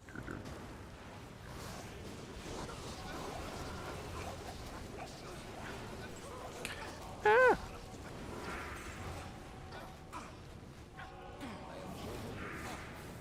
My merc has 95% fire res. He should be fine versus the Hydras.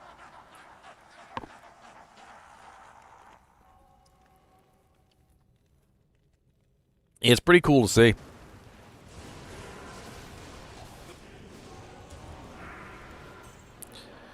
Longsword? Is that the fire sword? No, that's Hell Plague. Oh yeah, no, that is the fire sword.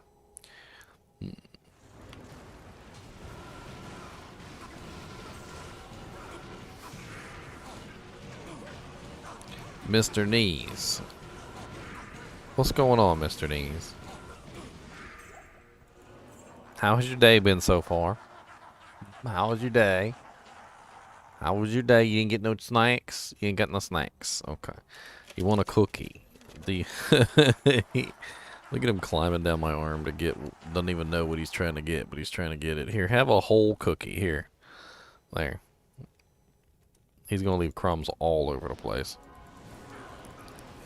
He's such a crummy crumb. Just leaving crumbs everywhere. It's the worst. Don't ever let a chinchilla eat in your bed. He's just going to put crumbs everywhere.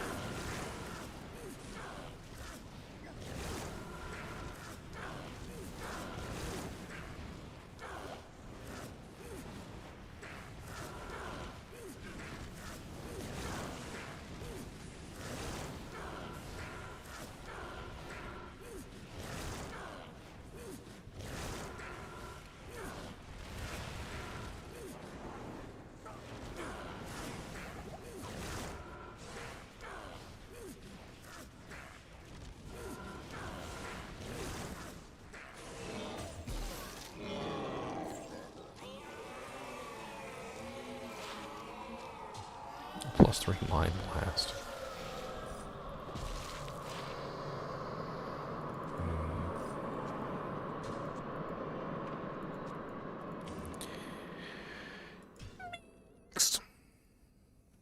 Hey, I'm already up to 17. What do you know? Making progress.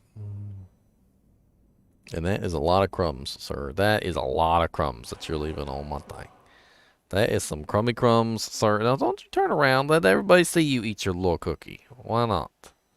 Let everybody see you eat your cookie.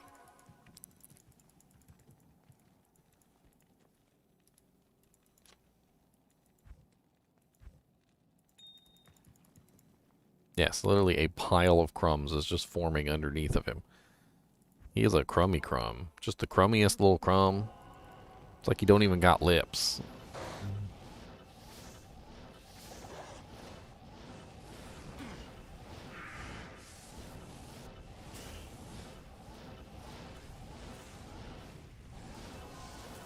Oh, God.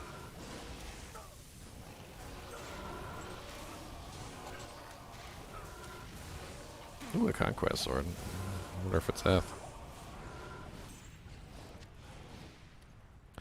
Aw, 4-socket non-F. Could make him a spirit out of that, though.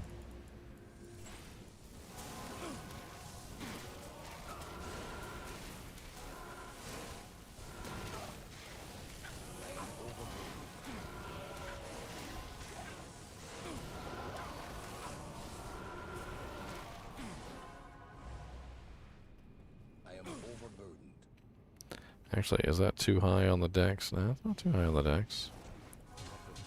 Is it too high on the strength? 151. No, it is not. I'd rather have an Eth Conquest sword, though. I am overburdened. Cantor Trophy. Poopies. Carrot Stone. Poopies.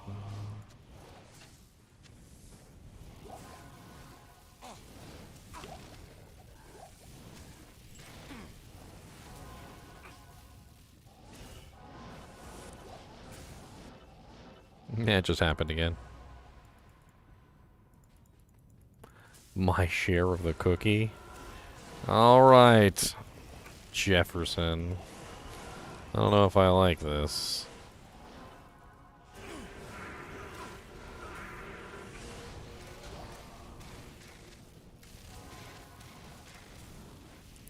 No, I'm out of ID scrolls.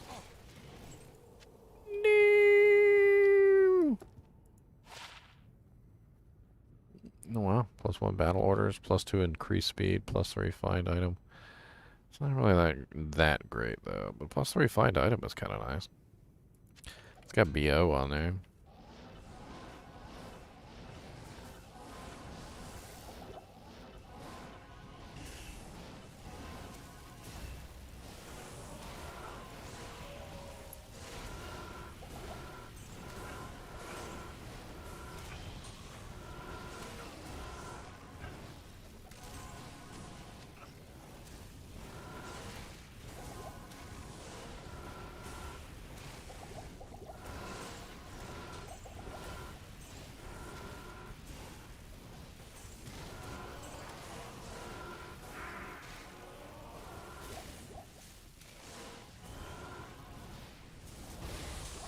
Goodbye.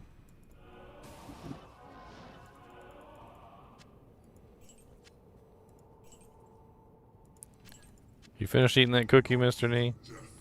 As soon as he finishes eating the cookie, he just drops it on the floor. He's just like, I don't need this cookie anymore. Literally 5 seconds later, he'll look for it too.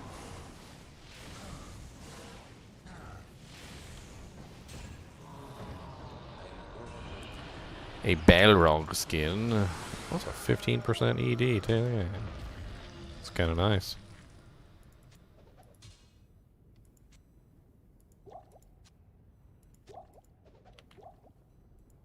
I'll take that Balrog skin back. It'll be worth some money.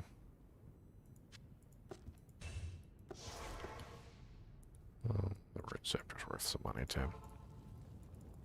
Hail to you, champion.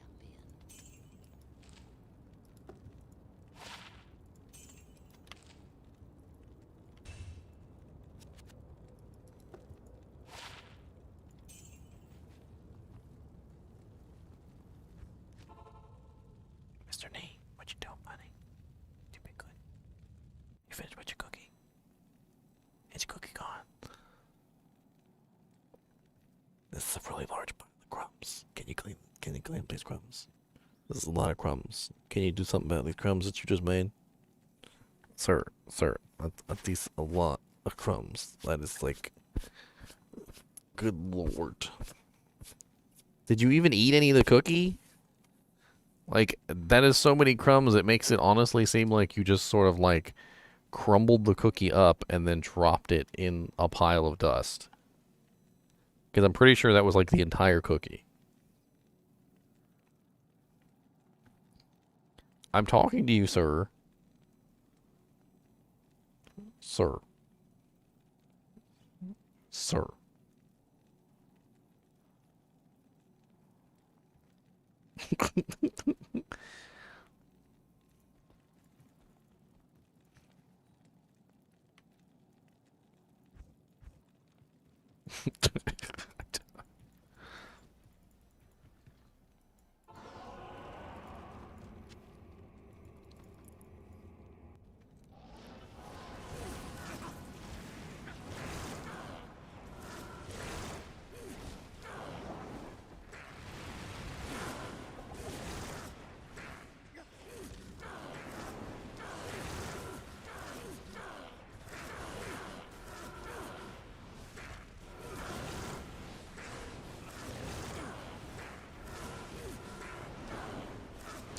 Reminded you to check your cookie clicker? What?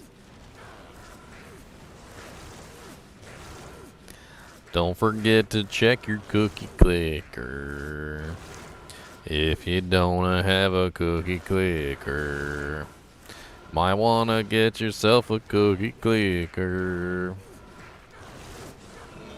And Mr. NiNi has your back. He's your back. He's gonna give you a cookie. But then he's gonna take it back. Mr. NiNi is a straight up a thief, by the way. So I wouldn't even like. I wouldn't trust him for 2 seconds because he'll steal jank straight from you. He don't care. He'll be like, oh, you had a cookie? You mean I have a cookie. That's what you mean. I have a cookie.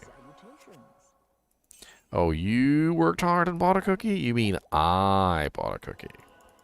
It's my cookie.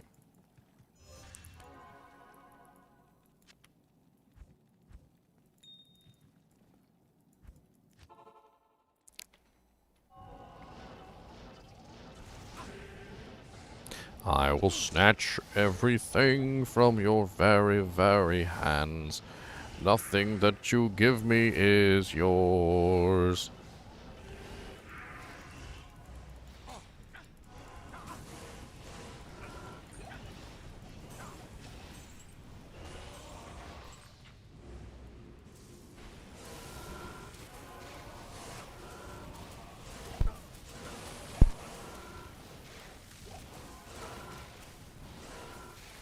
Eh.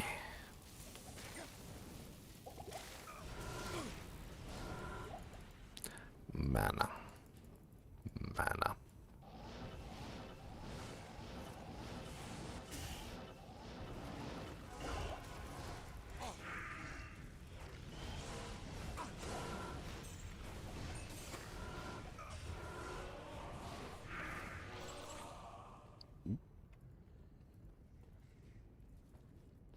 Stupid seal. I thought they fixed that.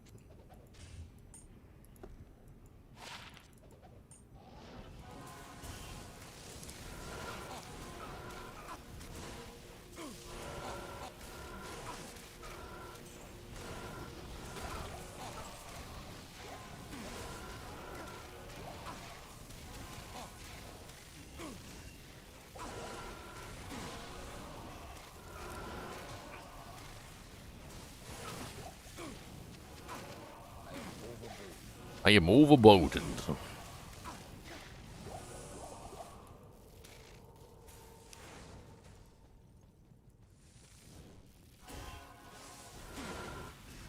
Merc, what the hell are you doing, buddy? I'll just be running in there like that.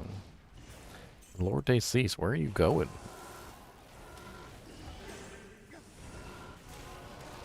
I've never seen him so far away from his spawn point before. I feel like he straight up ran.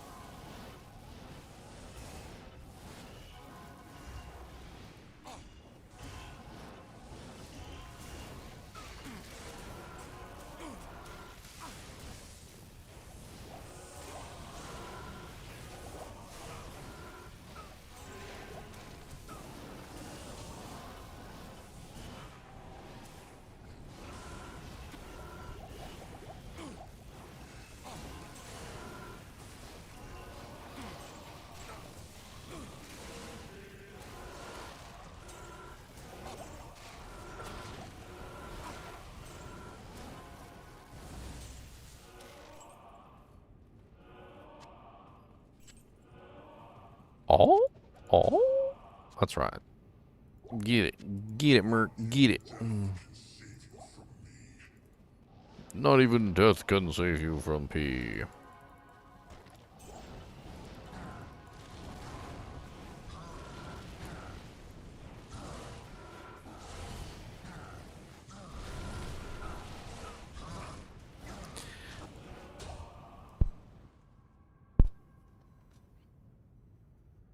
Yeah, that seal. There is a way you can open it. You just kind of have to like get around the backside. It's a little awkward.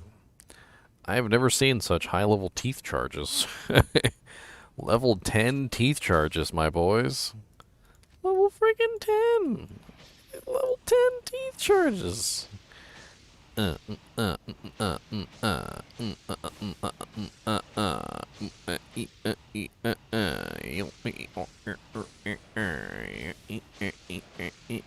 It's too bad teeth isn't any good, but that's some really high level teeth. 135 charges too. I just burned half of them. I actually left a totemic mask on the ground. I gotta check that. Could be good.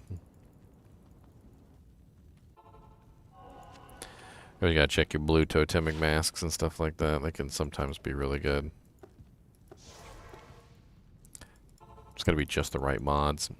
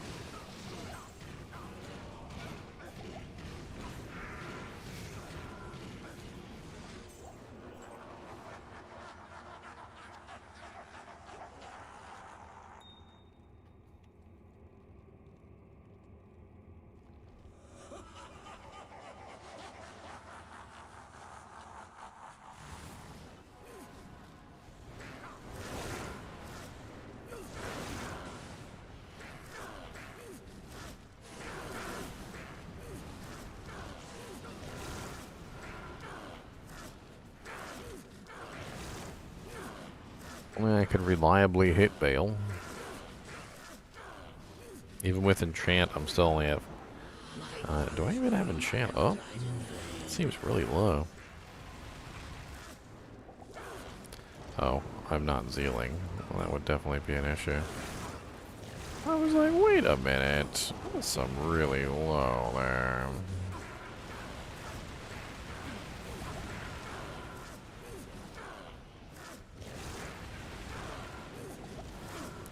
Stealing all my mana, you're so mean.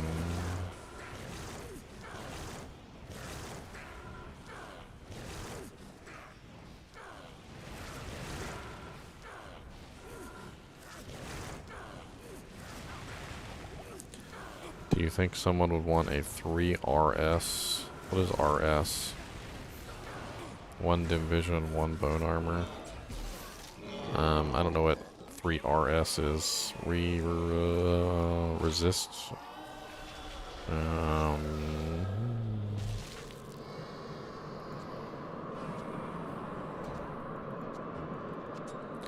Oh, Ray Skeleton? Oh, hell yes. 3 Ray Skeleton would definitely be wanted by some summon Necros. It doesn't really matter the other mods. People really want the 3 Ray Skeleton. You could put either Splendor in it for 4 Ray Skeleton, or you could put Rhyme in it so you could get some resistances.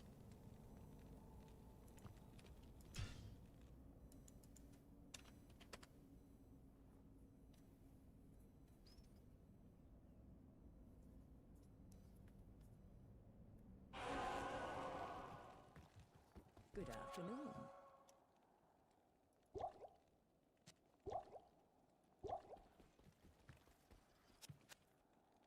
Not here.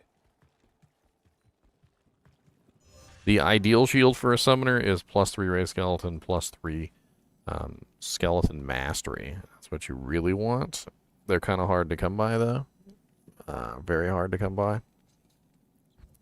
But that's like the perfect summon shield. Is that an EXP shrine I see? That is an EXP shrine I see. I'm gonna have to come back for that.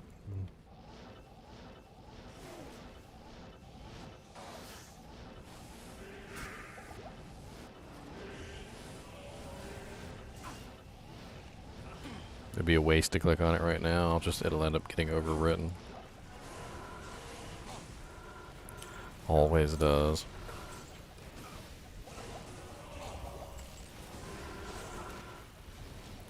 So is it just me, or does the Grand Visor of Chaos seal always change which one actually spawns Grand Visor of Chaos? Like, I've noticed that, like, some games it's the left seal, some games it's the right seal. Obviously, the Lord Decis one is always the same, and the Infector of Souls one is always the same, even though there's 2. But the Grand Visor of Chaos one is sometimes the one on the right, and it's sometimes the one on the left, and it changes. But this is the only one that changes between seals. The other 2 don't change.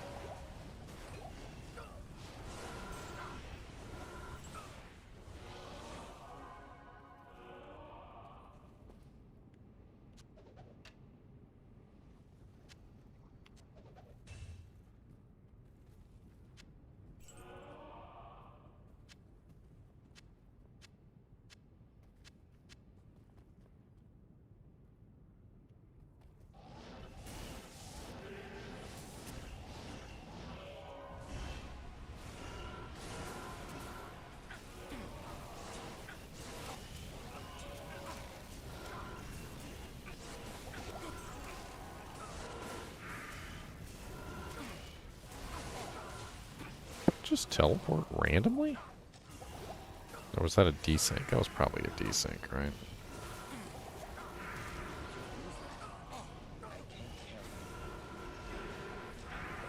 Ugh, Lord Decis immune to everything. Hate it when he's immune to everything. And he runs away, too. He's a pain in the butt.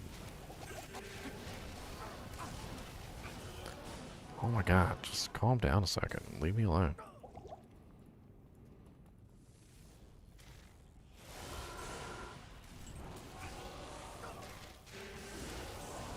Just want to check the Necromancer head. 2 sockets, no skills.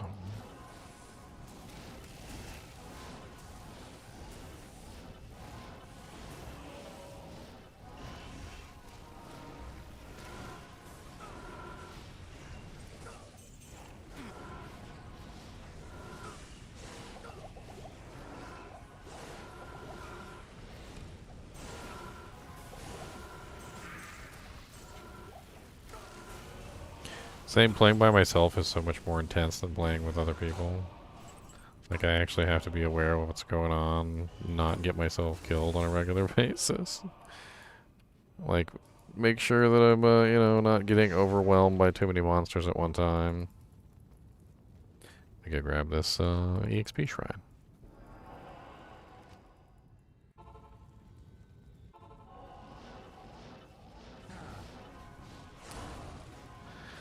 Nice little players for Diablo with an EXP shrine. I got 68,000 right now.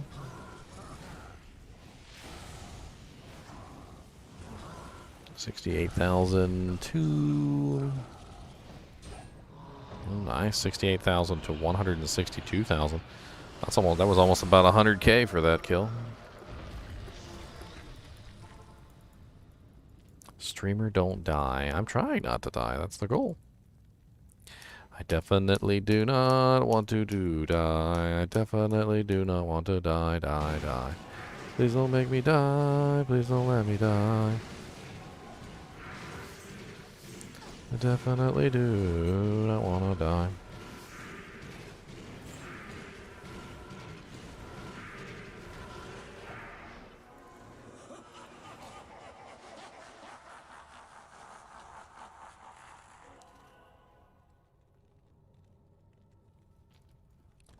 It's just bad luck.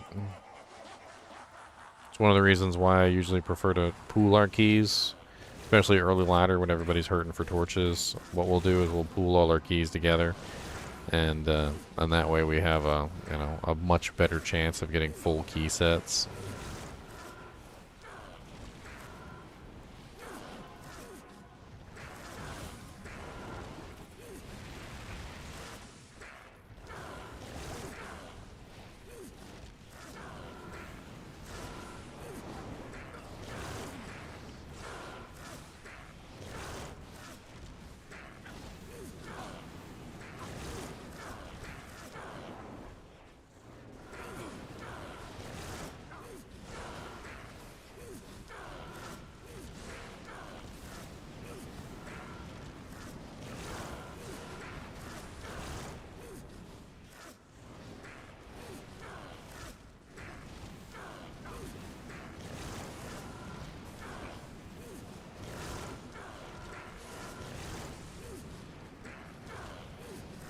TP Chaos? You need to run Chaos? What do you mean run? You need EXP? You need to kill Diablo? Do you need the quest kill or something? I mean, I'm not really running Chaos so much as I am seal popping Chaos, which is a different tactic altogether.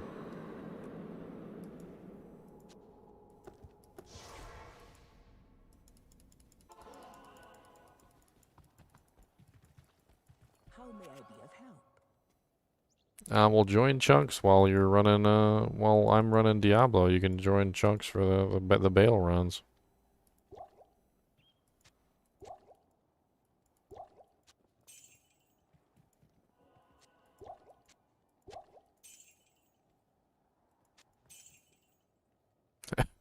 Mala does not have mana potions. This happens a lot with Mala. She often does not have mana potions.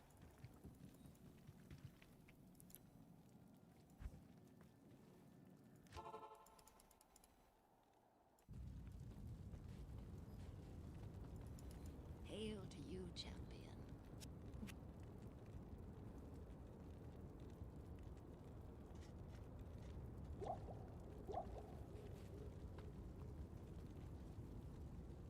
I know exactly who you are. It's obviously OMG. I already know. You give yourself away.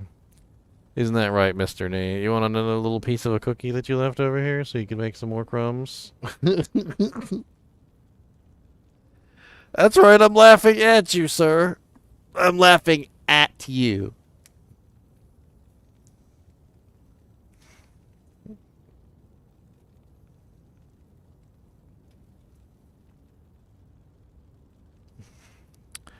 The starving chinchilla.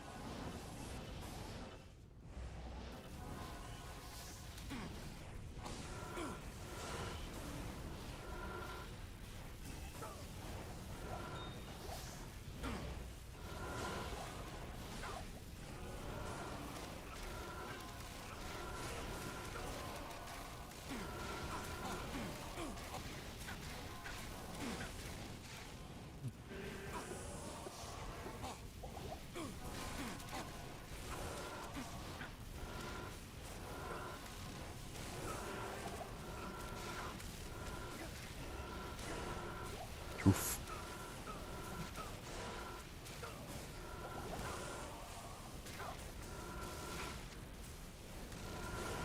The Grand Poopah over here.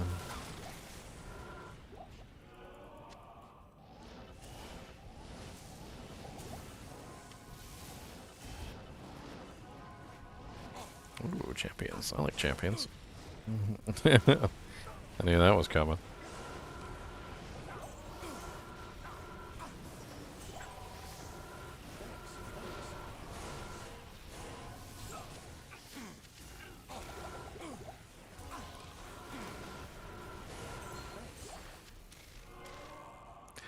I see someone else is in here rune popping too.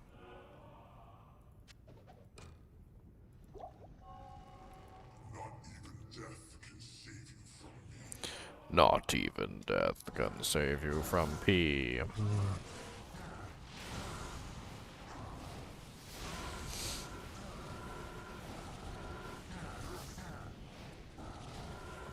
I usually do. I'm like, sir.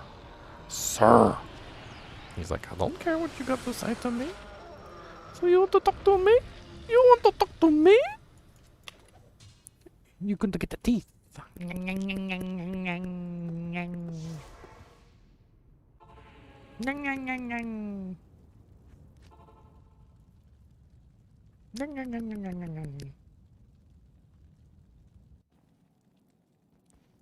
Hey, you got a level.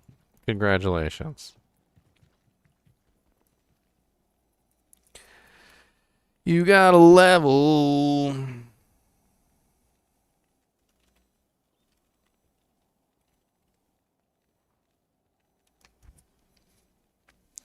Mr. NiNi, you got a level.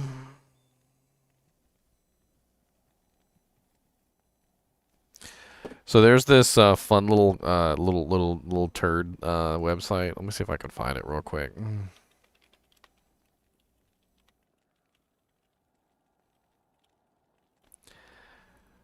So there's this website that literally has a 5-star gem simulator. Where basically you can go there to see how much money you would have to pay to get yourself a 5-star gem. And basically, from what I understand, it uses the same calculations as the game. And the funny thing about this is that it literally tells you how much money you would have to spend to get your first 5-star gem. And it's kind of insane, actually. Let me see if I can find this website, because it's hilarious.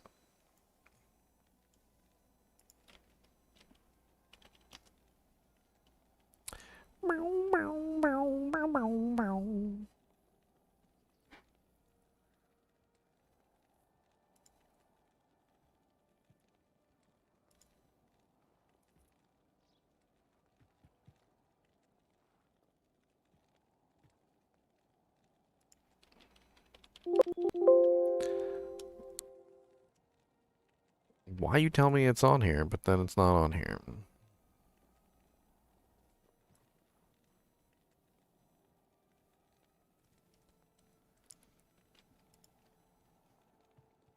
I hate it when you go to the Google search and, you know, you literally look for something.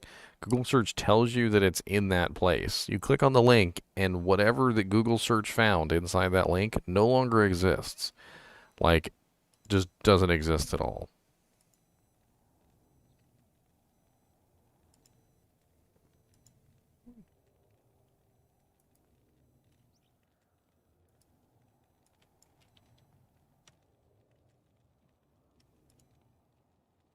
Hey, I found it.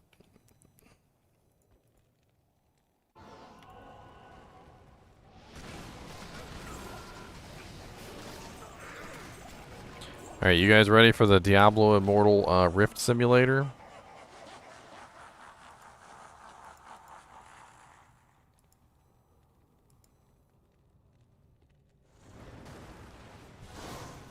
Alright, boys. The Diablo Immortal Rift Simulator. Let's go.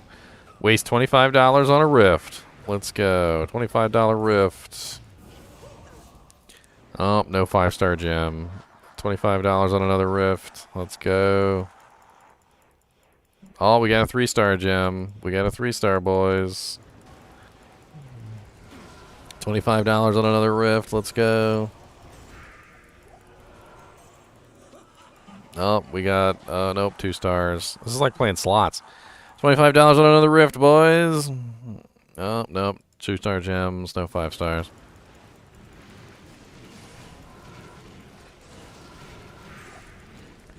Nope, no 5-star. We've already spent $125, by the way. Let's go. We're gonna roll these forever. Come on, let's go. Rolly, rolly, rollies. How many 5-star gems have we gotten so far? 0. We got a couple 3 stars. No, no. Still no 5-star gem, boys. Still no 5-star gem. Oh, no, $25 more. Let's go. 25 more, 10 more eternal legendary crests. No, still none. $325 spent so far. No 5-star gem.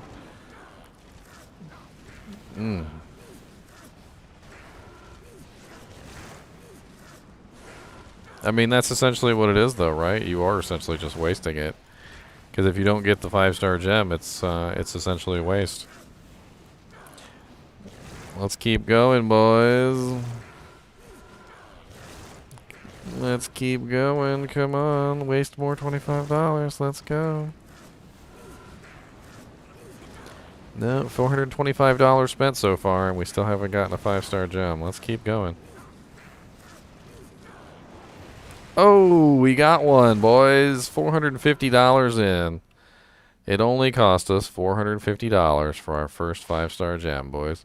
I think we got off cheap. I think we got off cheap. I think we got off really cheap.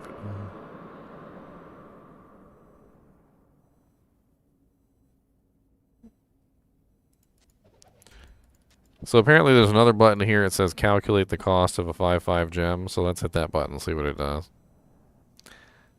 Oh, yep, nope, 1,000. Oh, wait, nope, 1,300, 1,500, 1,600, 17, 18, 19, 2,000, 2,500. Oh, nope, still no. Oh, there we go. $2,900. We got our second 5-star gem. Let's see how much money it takes to get our our last 5-star gem. Let's go. Let's go. Come on, boys. Ooh, $4,100 to get our third 5-star gem. Let's get some more 5-star gems, shall we? Let's see how much it takes to get our fourth 5-star gem.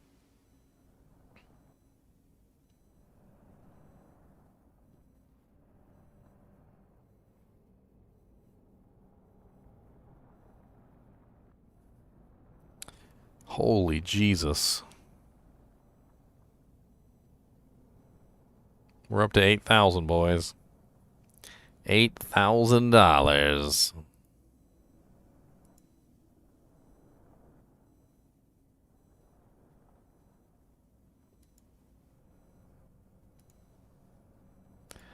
Holy Jesus, it's still going.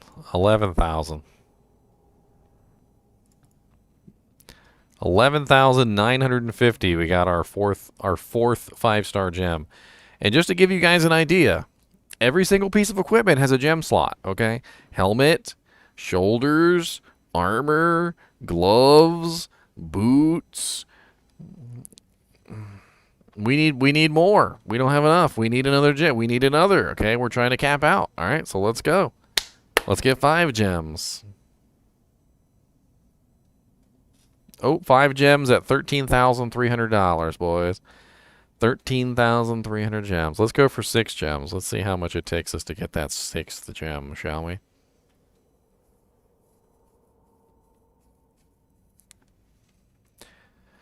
$15K, you know, it's only like more than some people make in an entire year, but you know, no big deal.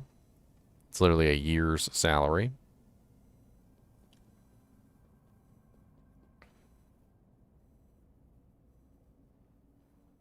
And we're almost up to 20,000, which is again more than most people make in a year. I mean, 15,000 was more than some people make in a year. 20,000 is more than most people make in a year.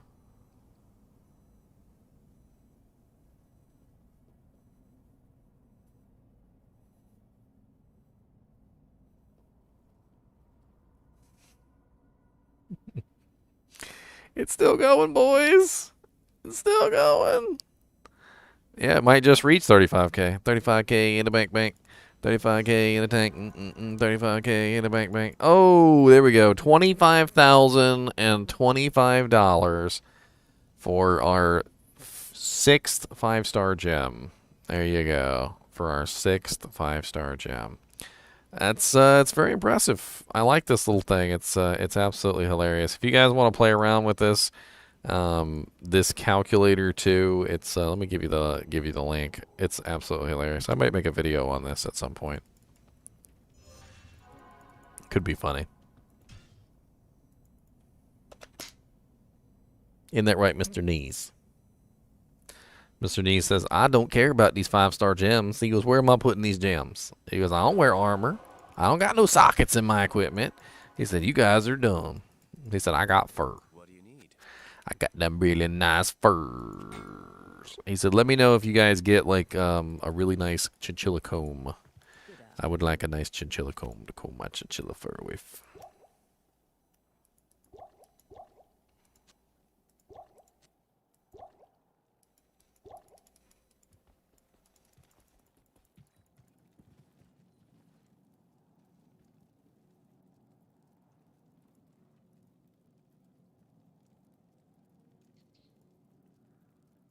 $25,000, boys. $25,000. $25,000 down the hole, maxing out your characters for the war. What's up, Ebony Warrior? Don't spend 20. Do what you want. Do what you want. What? $35,000? Okay. Yeah, don't. I mean, okay. Did you see the thing we have on stream? Somebody actually took the percentage calculations from Diablo Immortal and turned it into a basically like a little slot machine where you basically spend like your 10 eternal legendary crests or whatever in Diablo Immortal, and you oh, a Vex rune popping out of a random doojank over here. Poppables. Yeah. So anyway, you basically you know, in Diablo Immortal you have to spend the 10 legendary crests, and you get your chance at your 5-star gem. So somebody basically made a GitHub kind of like little website where you can go there and you can basically just click the button over and over again, and you spend your 10 legendary crests, which is basically $25.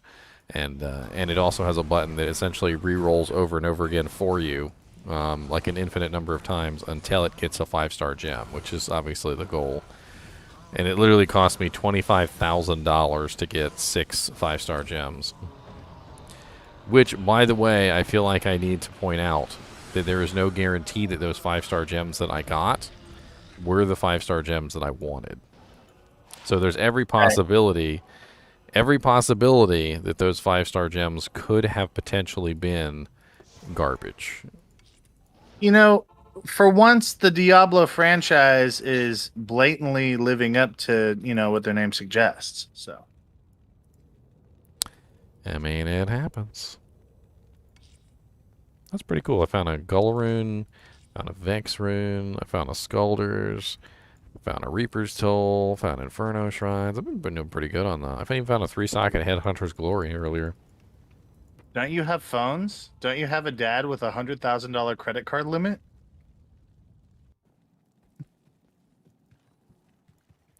Is 6 how many equipment slots you have? Well, legendary gems go into your like legendary items, or I don't think you can put legendary gems into your like your belt slot, your like your amulet slot, stuff like that. I mean, maybe I haven't gotten far enough to get better equipment, but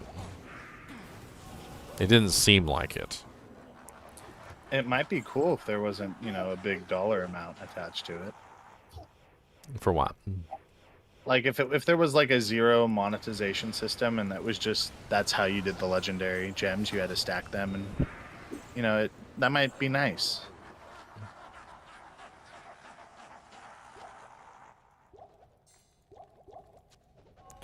Got one of them jade talons. Like if D4 has something like that where it's the non-monetized version, I wouldn't be mad. That's a 1/1. Ugh. My thing is, and this is what bothers me about the entire thing. If you go to a casino and you put $25 into a slot machine, there's every possibility that you could potentially win your money back. And even if you lose your $25, you could put in another $25 and you could potentially make your money back. This $25 that you're putting in for these 5-star gems is essentially just gone. There is no possibility for you to get your money back for these gems. Especially if you're not using the eternal legendary crests, which are the only ones that literally allow you to have an unbound item that you could potentially trade on the market board. So all of the other ones, all of the other crests, the non-eternal legendary crests, they're bound to you. So, like, if you do happen to get a 5-star gem, like, you couldn't even resell it for, like, the value that it's worth.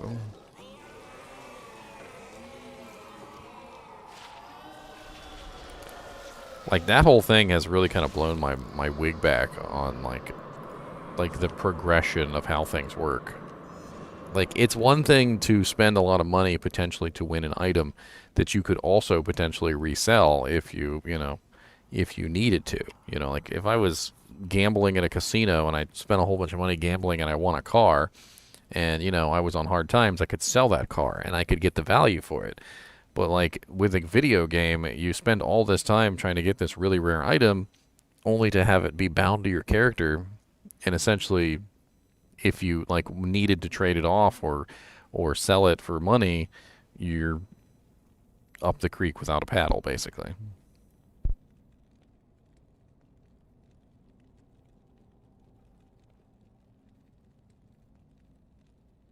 It's kind of You what guys doing chaos runs right now?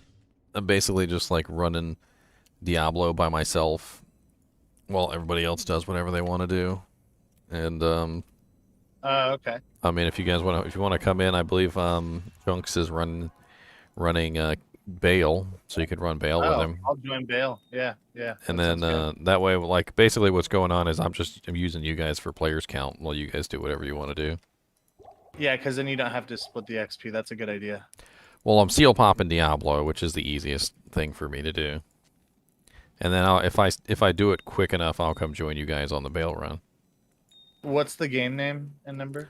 Just GGM22. Thanks. Number 20.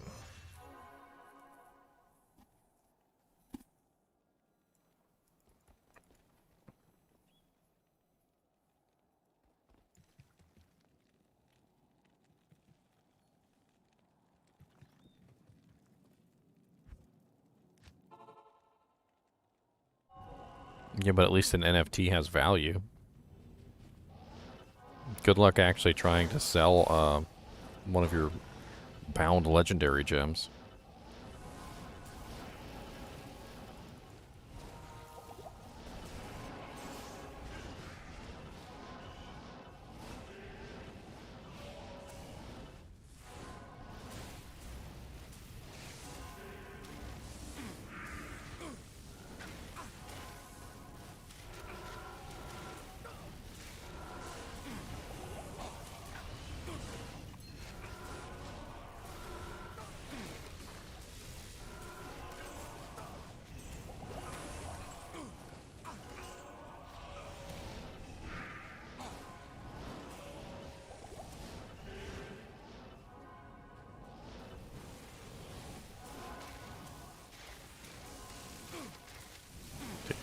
Juvie.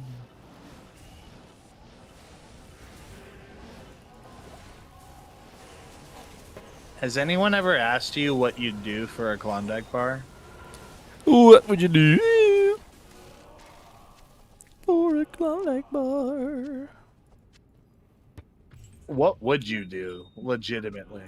Because it couldn't be much. It's just an ice cream. So there's probably not many things you would do for that.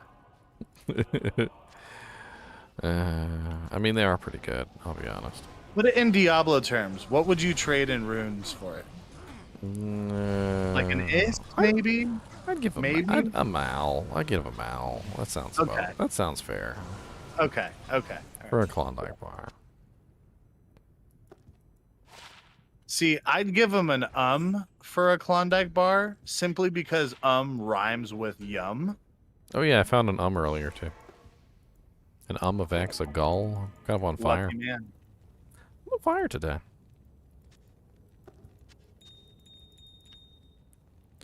On fire.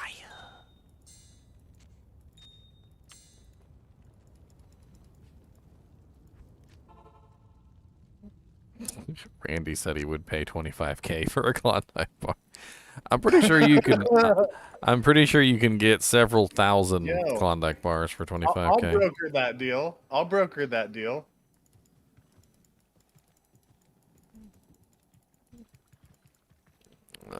Chunks isn't here. I guess Chunks logged out. Good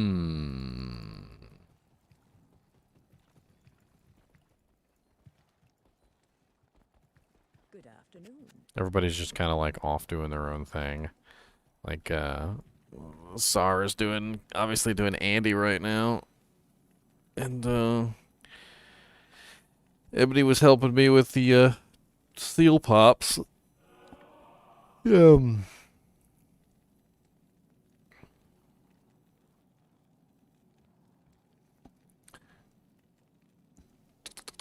character's so shiny and sparkly. Who's sparkly? Me? Yeah, you. Me. You need a Reaper Stole for your merc? Need some Inferno Strides? So you can run really fast.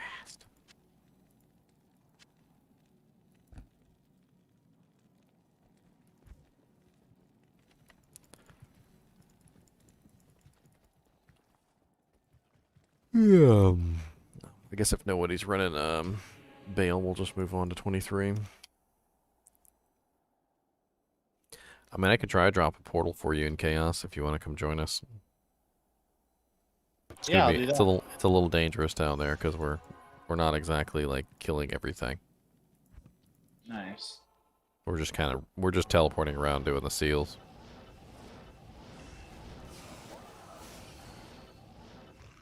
I'll throw a portal in the middle of the star.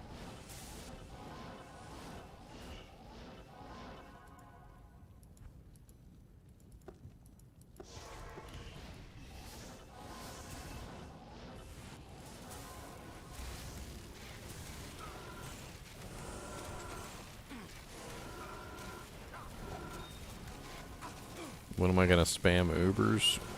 Actually, I was thinking about spamming Ubers for level 98 to 99. It was an idea. I really don't want to have to actually farm the keys though. Like, that's not what I meant. That came out wrong.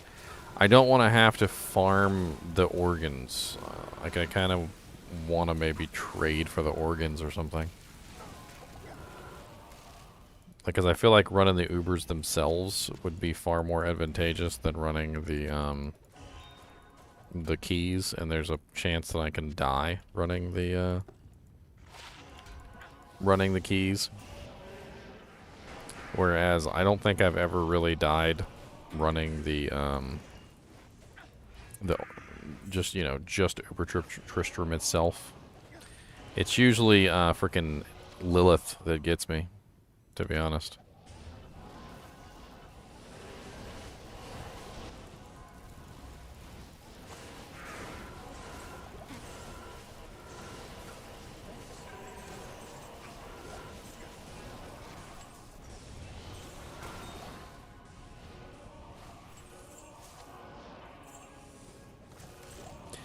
Well, yeah, and then that's the other thing is stocking up on organs might actually be the best idea, just simply because number one, they're smaller. The three organs is a hell of a lot easier to hold on to than 3 key sets. And what I could probably do is just store up on organs for 98 to 99 and just do like hundreds and hundreds of frickin' Uber runs. Could be interesting.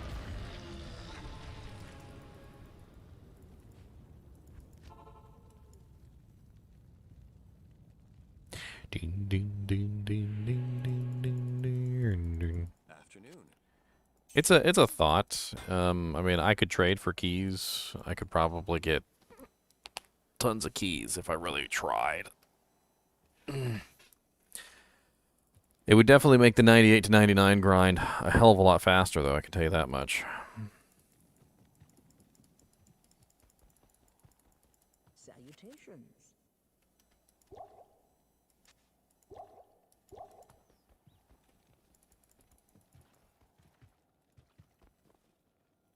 The Pandemonium Fortress.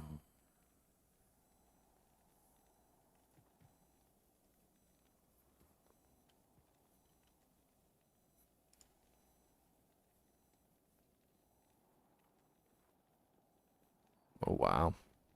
Chunky posted a pretty sick amulet. +2 Paladin, 9% faster cast, 17 dex, 14 energy, 16 mana. Regenerate mana 10%, and 25% magic find. That's a really sick amulet. That's a Hammerden's wet dream right there.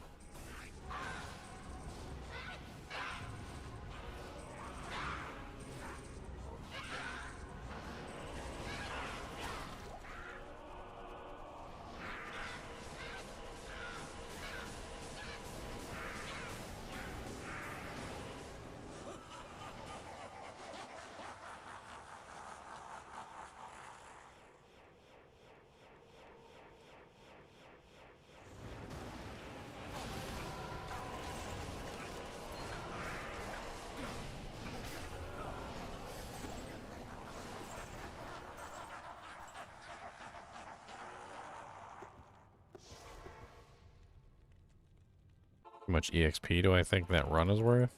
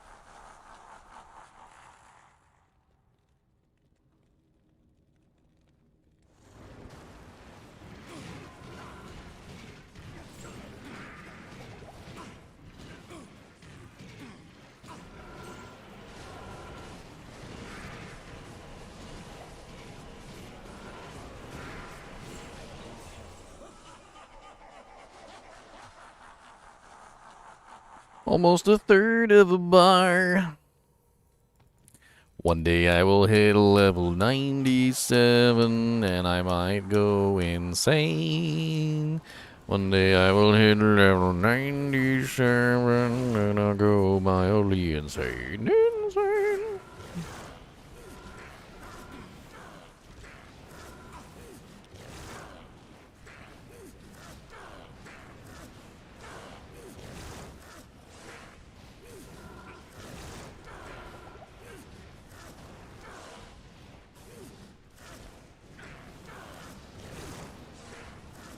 Does anyone still need a sword torch, by the way, in the kinship?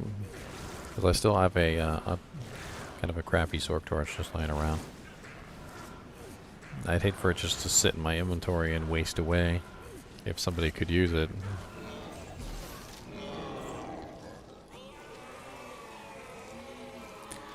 It's not a good sword torch, I warn you. But it is a sword torch. What is it? It's like a 10-11 or something. That's almost perfect. Yeah, we'll come get it then. I'll give it a good home if no one else will. I have multiple sorceresses. 1310, my bad, 1310. I have a an enchant sorceress that I wanted to build to be basically to swap places with the Act 1 mercenary, and I be the mercenary and the mercenary be the protag. Are you in here? Yeah. Let's drop it in Act 5. Okay.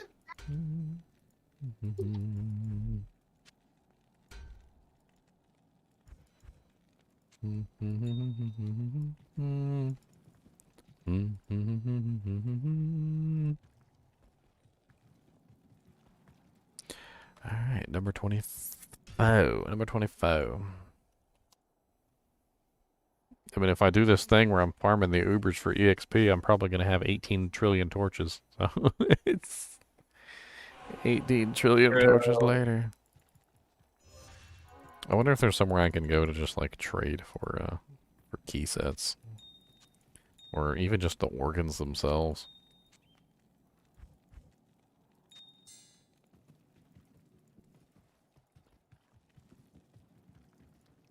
And then I'm pretty sure I need to be on players 4 for the Ubers, because players 4 is the highest EXP for them, and I would still have to do it frickin' solo. It would be like a whole day, basically, of me just running Ubers, like all day long.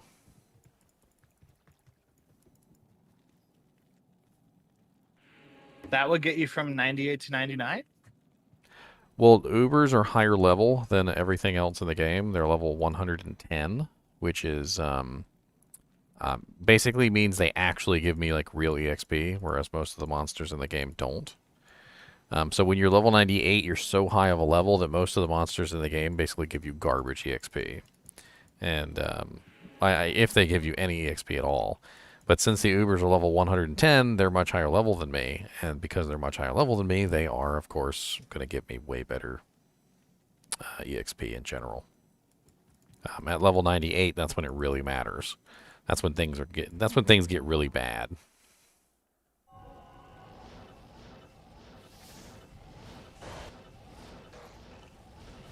Which is why I was going to save up the Uber kills for when I was level 98. Just have like an insanely large number of organs just sitting on a mule somewhere, I guess.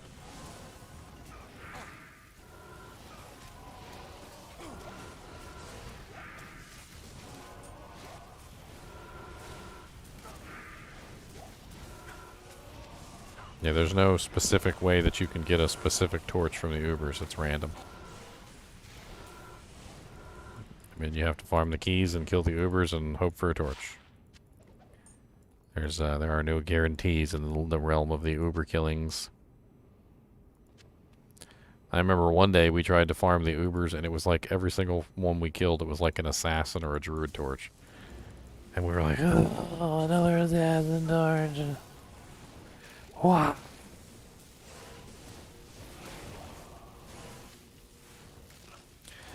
I guess the first course of action would be to figure out how much a key set costs and like try and trade for them.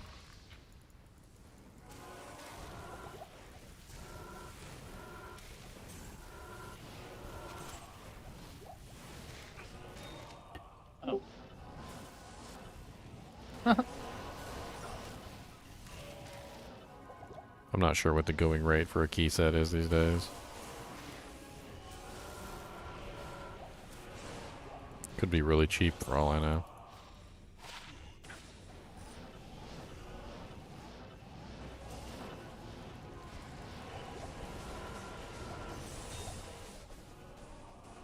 I can't carry anymore.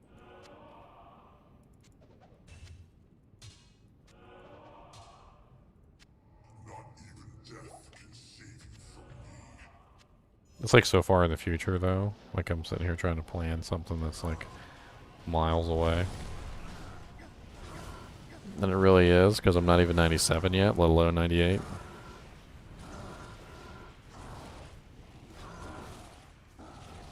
I take donations. Who wants to donate an eyeball?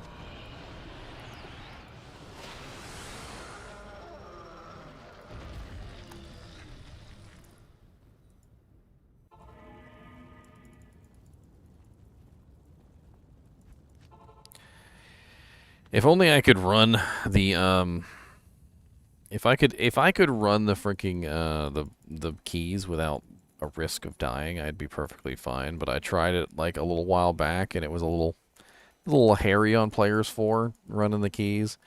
But I guess I could always run the keys on players 1, and then I could just I could run the organs on player 4. But I've got quite a few keys stored up right now, actually.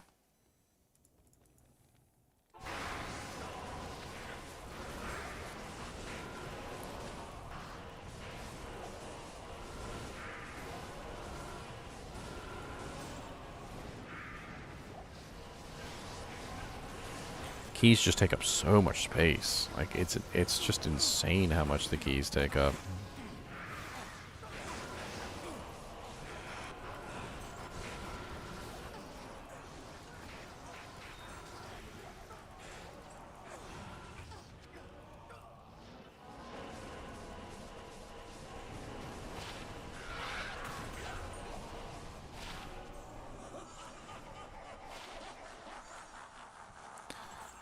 Some IK boots.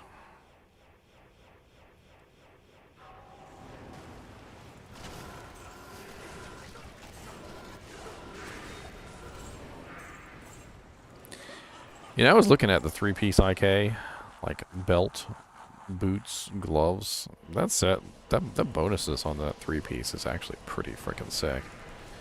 You get +2 combat skills. You get 25% IAS.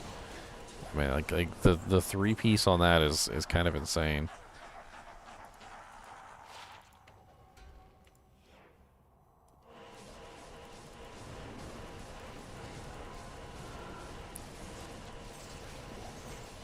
Is that the Trangs? I think my brother's kid is trying to put together a full Trang set for his Poison Dagger Necro. Just found the helmet earlier.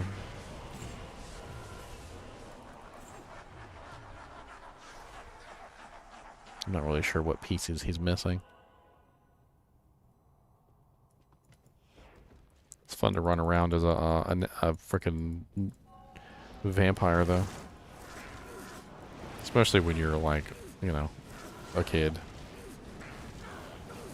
It's probably like the coolest thing ever that your character turns into a freaking necromancer, and a vampire, and you can start shooting fireballs and firewalls everywhere.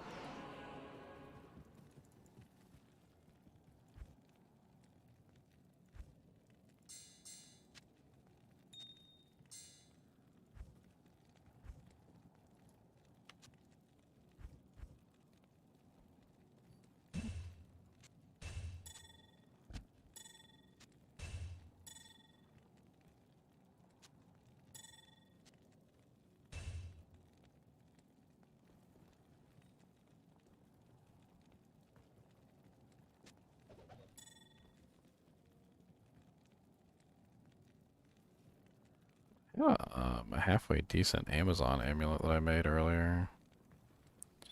I don't know if you wanted it. Oh, where is it hiding at?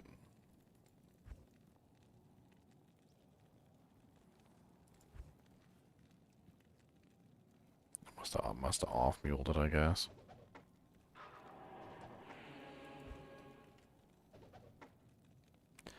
Superior man catcher.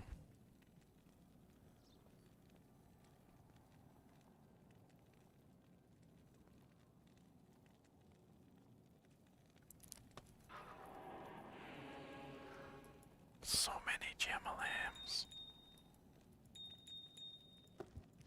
Well, let's free up some space real quick, shall we?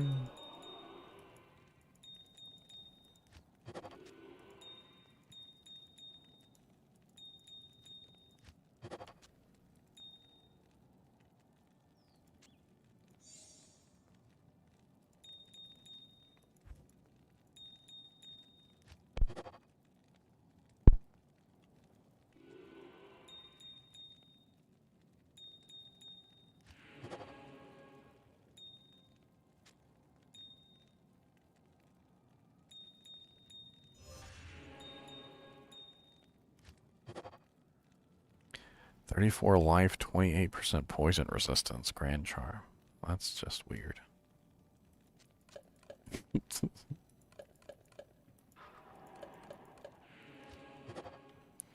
6 strength. Yeah.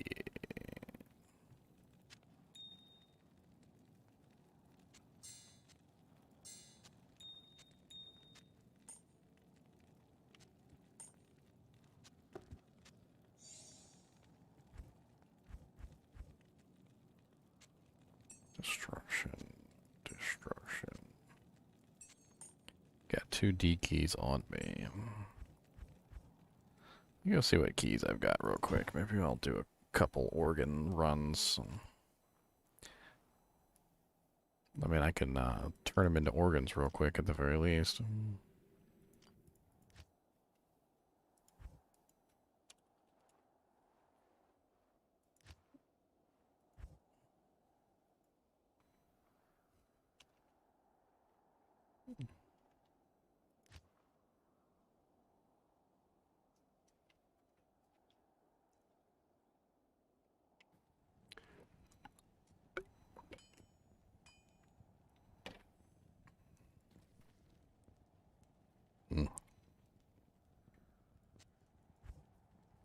T.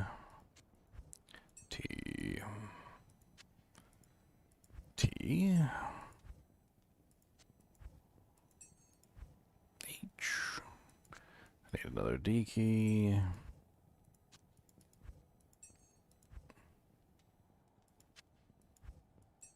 mean, that's one key set right there. I don't really have the room to hold on to all these key sets. It's part of the issue with the whole key set idea. Is it's just like, oh, okay, yeah, I'll hold on to 18,000 keys. That makes a lot of sense. Does not.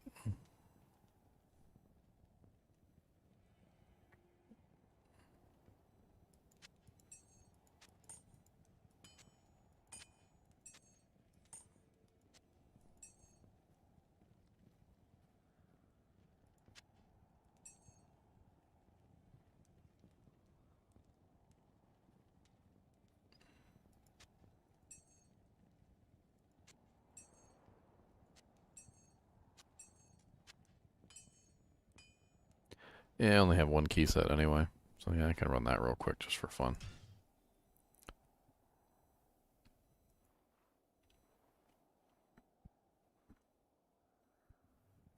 I do have teleport, so it shouldn't be too hard anyway.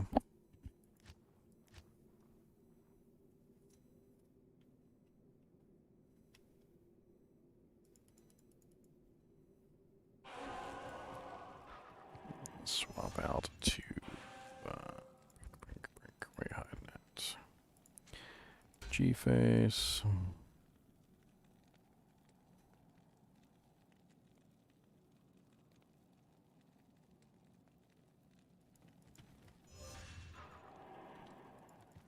Let's open some portals.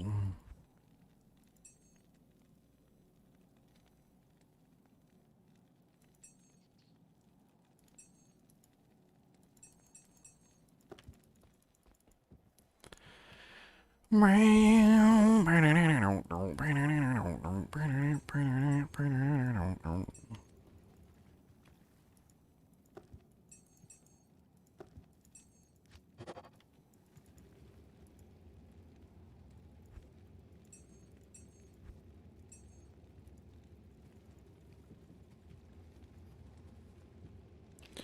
just going to start storing up organs. I think that's the best way to go with this.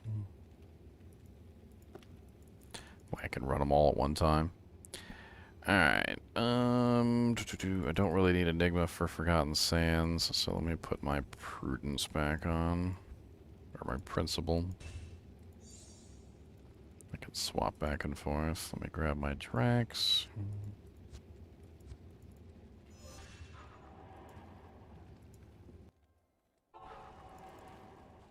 I'd have to check out Silas Pen, Kyle. I'm not sure.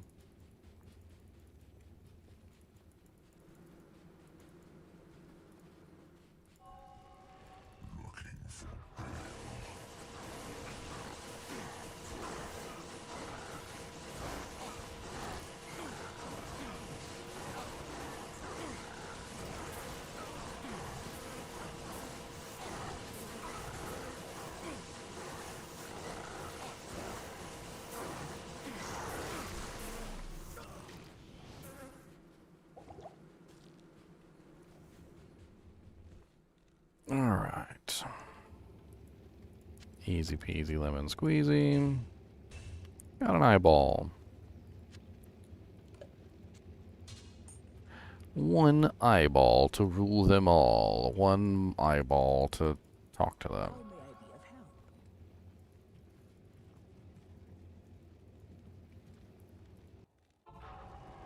Alright.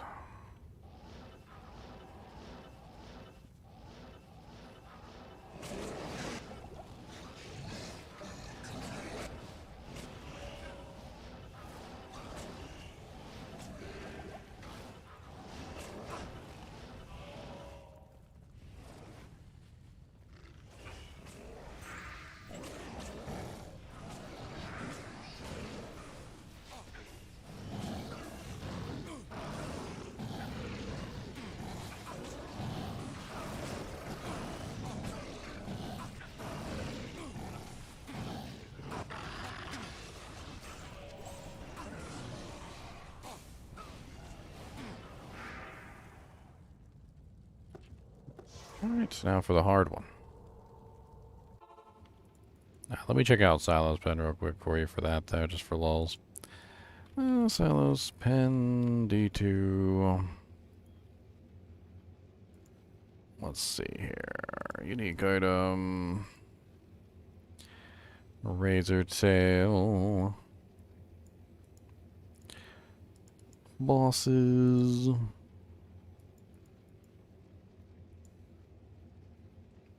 Yes, Nightmare Andy has a 1 in 1,779 chance to drop it, even if you have no magic find on players 1.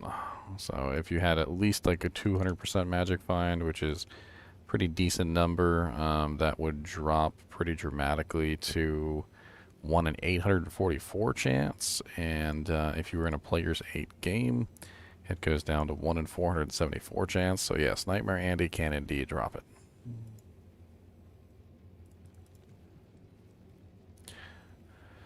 Ugh, I hate teleporting around the matron's den. It's such a freaking crapshoot. You can teleport right into your death if you're not careful.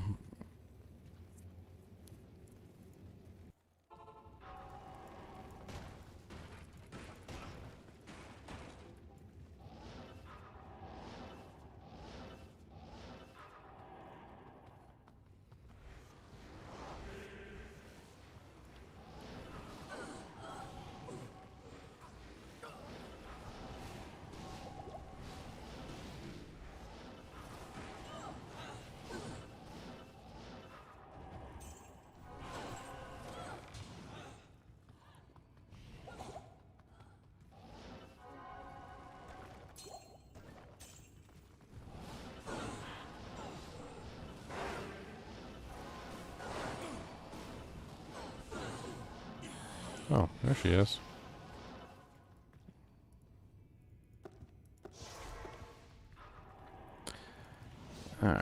Let's work my way in there. I hate being surrounded by the other monsters while I'm fighting her.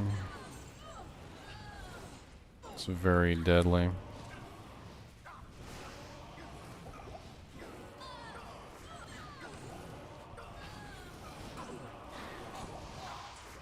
And of course, he died immediately. Lilith's poison. Lilith's poison is like absolutely insane.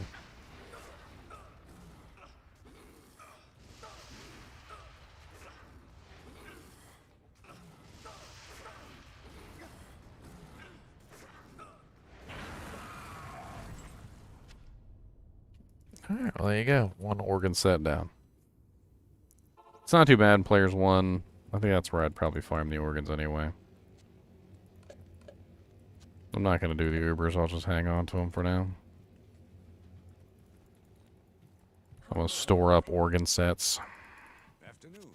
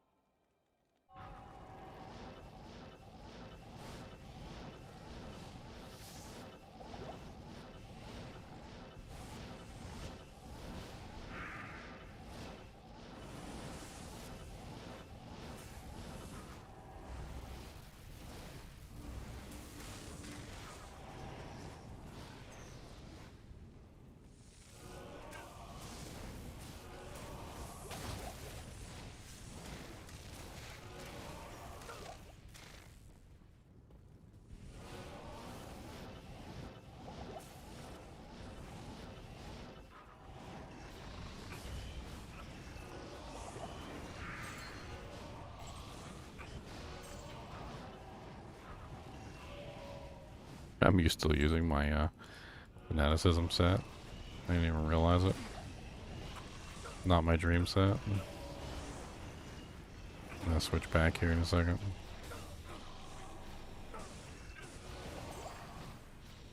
Interesting that I'm actually not doing too terrible with it. My Merc is doing terrible though. Without conviction, he really doesn't have the damage.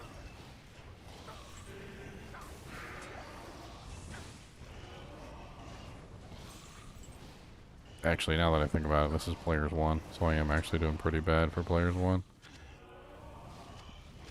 I was thinking about this as if I was like players, you know, like 4 or 5. It's definitely pretty bad for players 1. I should be melting through these guys on players 1.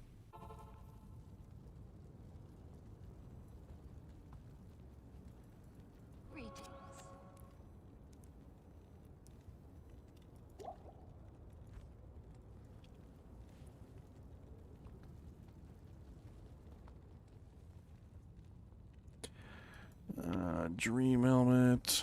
Dream. Dream, dream, dream, dream.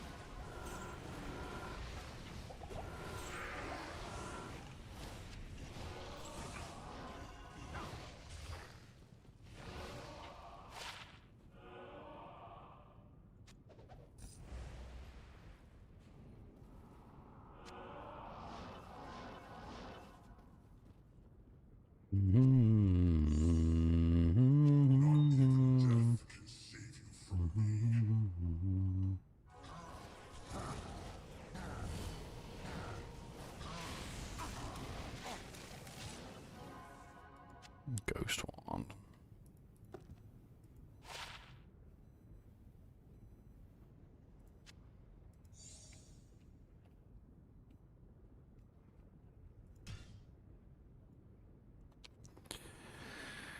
Mr. Nee.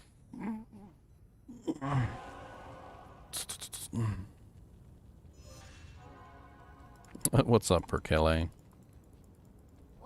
The Perkele, my bad. The.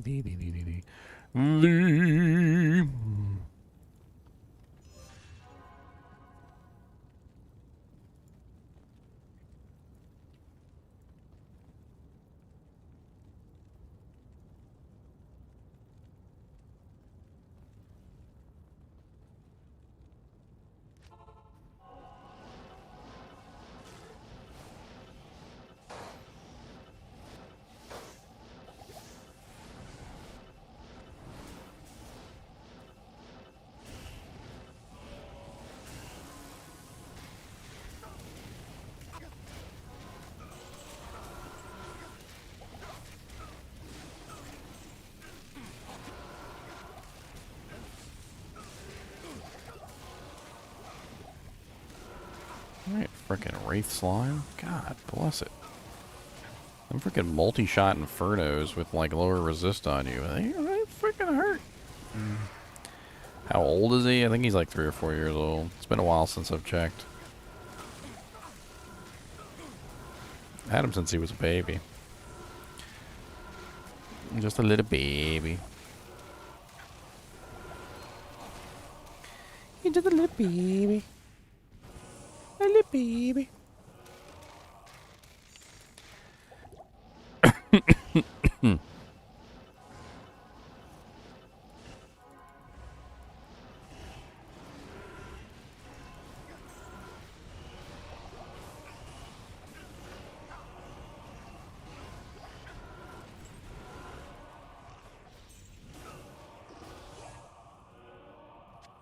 Just a little baby.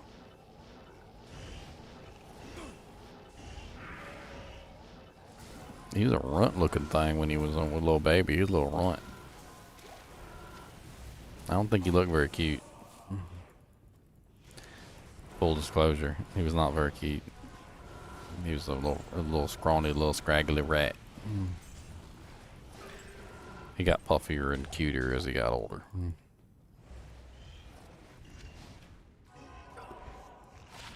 Filled out a little bit. +2 masteries, a +3 battle orders. So if only that was +3 or +2 war cries, would have been pretty snazzy. But no, can't be no.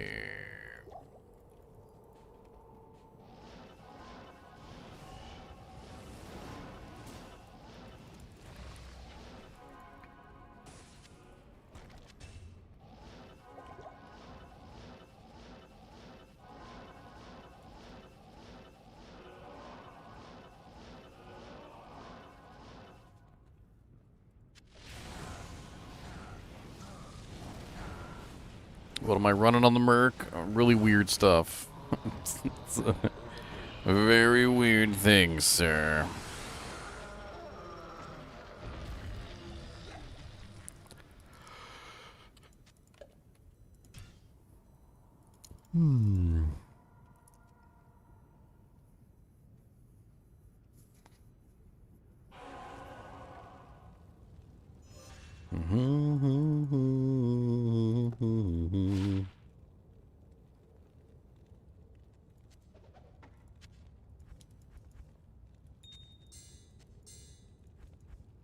Yes, Mr. Nee. Yes. Squink, squink. Squonk, squonk. Squink, squank, squonk, squonk.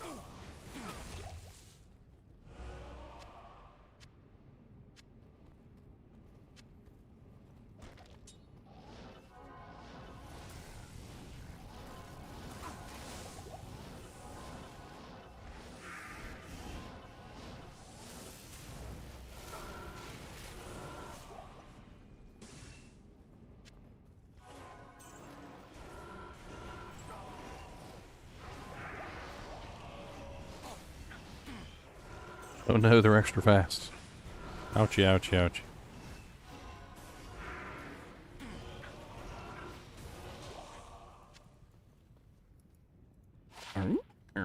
Alright.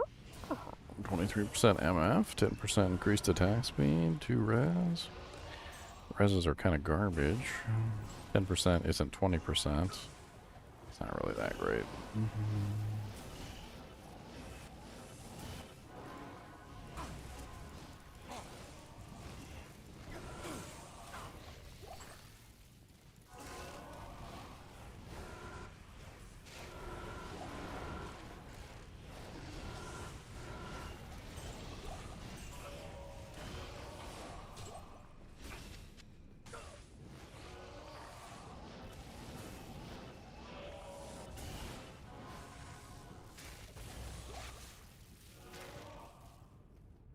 I am overburdened.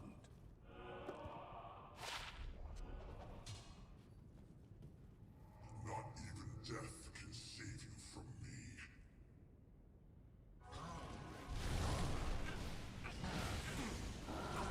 Bamba bamba lamba low.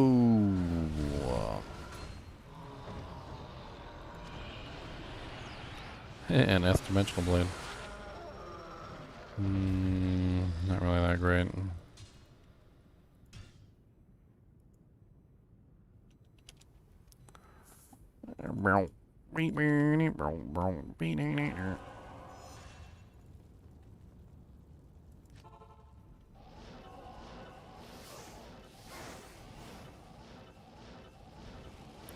My chinchillas hardly ever bite.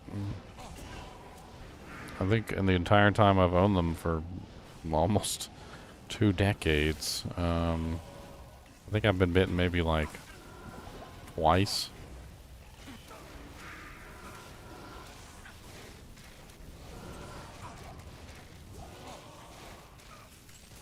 One thing that's pretty common with a lot of mouthy animals, animals that tend to use their mouth as hands, if you jerk your hand away a lot, like, you end up causing more damage than was intended.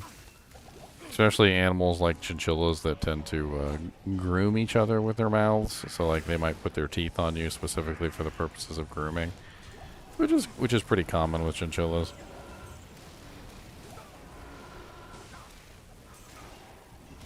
Yes, F dimensional blades can be upgraded indestructible. It wasn't a very good one though, so I didn't hang on to it.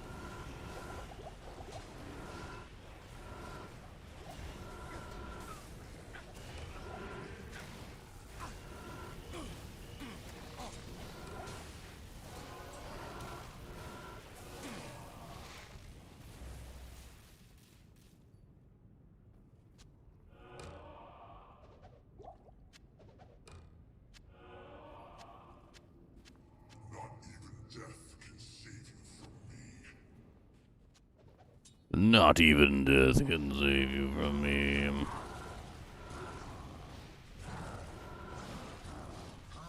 Put the portal up on experience drop.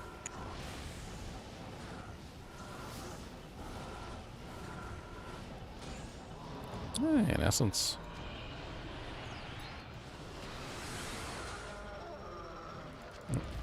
What's that? A bone eye ring. Faster cast, strength. It's interesting. Might help me out a little bit since I'm running low on faster cast. I could utilize it for a little while.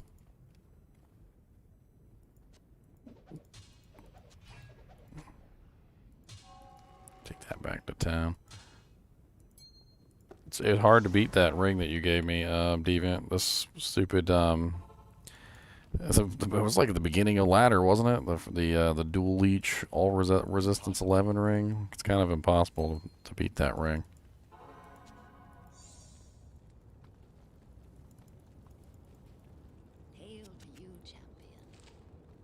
Trust me, I've looked and tried.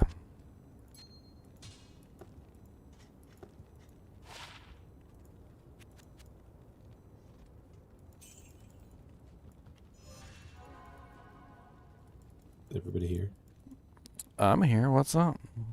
I thought I was in your chat channel when I jumped into your game and dropped that ring. I was like, Ginger, I got a 5.5 point ring. Do you want it? Do you want it?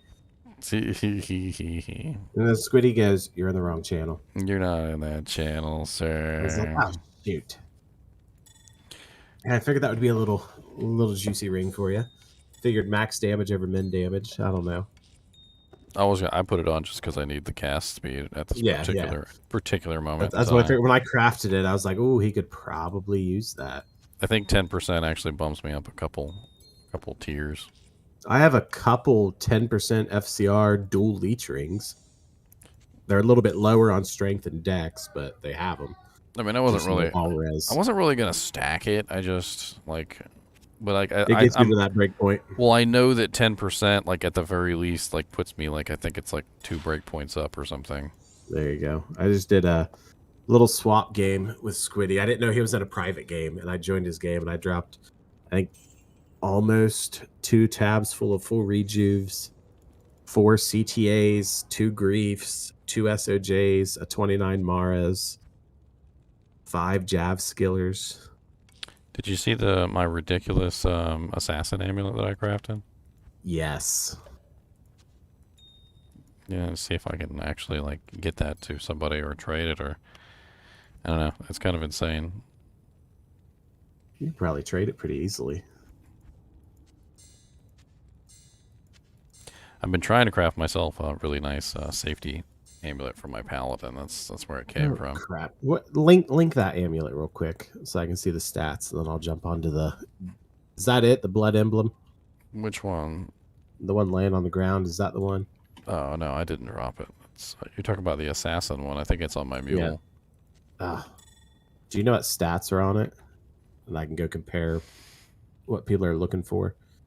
I mean, I'm pretty sure I linked it in here a couple times. Let me see. I'll find it and quote it. Oh, I can just search you. Every time I try and search for like a specific person, it like never works for me on Discord. I don't know why.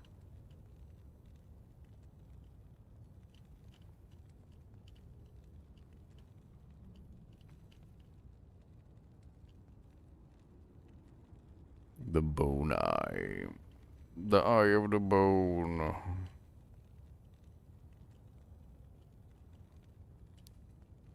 Man, we got a really active Discord. Sometimes I start scrolling up like to like try and find something, and it's like super buried already after like a really short period of time. I come to realize that we have a really active Discord. Oh, it's very active. And it's still growing. I love it. Maybe I posted it in Kinship chat and not Kinship ladder chat.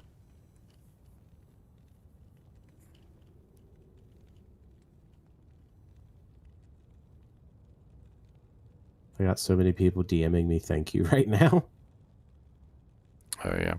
The this is the druid one that I crafted too. Like look at this thing. I think I have found the post. That's the druid one. And yep, I see the druid one. And there's the assassin one right there. Yep, there's the assassin one. The assassin one is freaking nuts.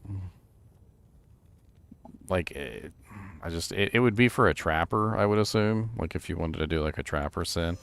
Because the block chance doesn't work for dual claws. Unless you can build, like, a non-dual claw...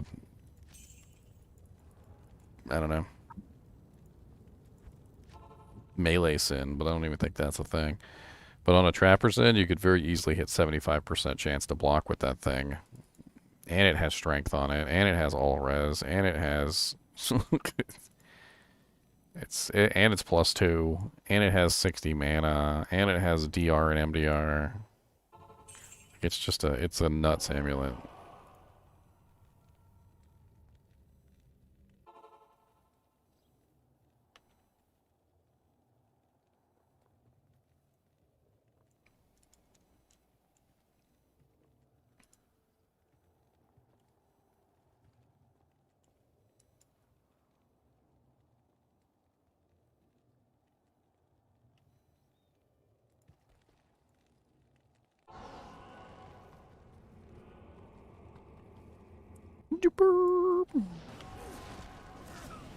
I got that 1540 jewel. Oh yeah. Yes, sir. Hey, Fatty got what he needed. Yeah.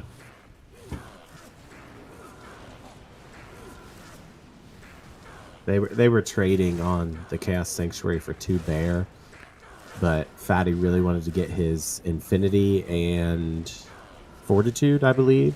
So me and Squiddy got together and gave him 2 bear and a low. Nice. So it's sitting in my personal stash and gonna go to standard for my high level dueler. That's a now steal. I only need. That's a steal as far as I'm concerned.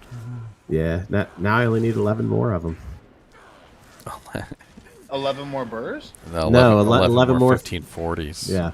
They're 11 super. more 1540s. They're super duper rare items.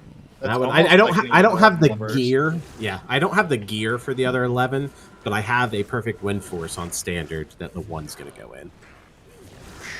Which is what I was saying is when you find 11540, like it's a pretty easy choice to pop it in something that's like you know an easy click item, Yeah. like a G face is just such a that's like if I wasn't planning on doing the high level dueling, it would 100% go into a G face because that's very versatile. very, you can put it on any character pretty much. Oh yeah. We need to start doing more duels because I want to get into high level dueling too. It'd be cool if we did it like once a week in the kinship or something. I don't know. What's the matter, Mr. Knees? What is the Once matter everything with goes you? to What are you non-matter going? doing, I can set that up. I would be there at every single one every week. I can set that up. I can't promise that I'll do well, but I'll show up. I feel it. I feel it. I can't promise that I'll do well.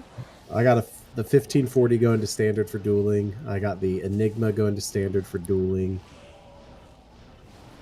I don't even know. I'll probably have good gear. Probably right? won't know how to use it. Well, that's half the fun is trying to, learning how to PvP. It's, learning how to do it's going to be fun for me. Totally. What's this button do? Oh, that's what it does. Oh.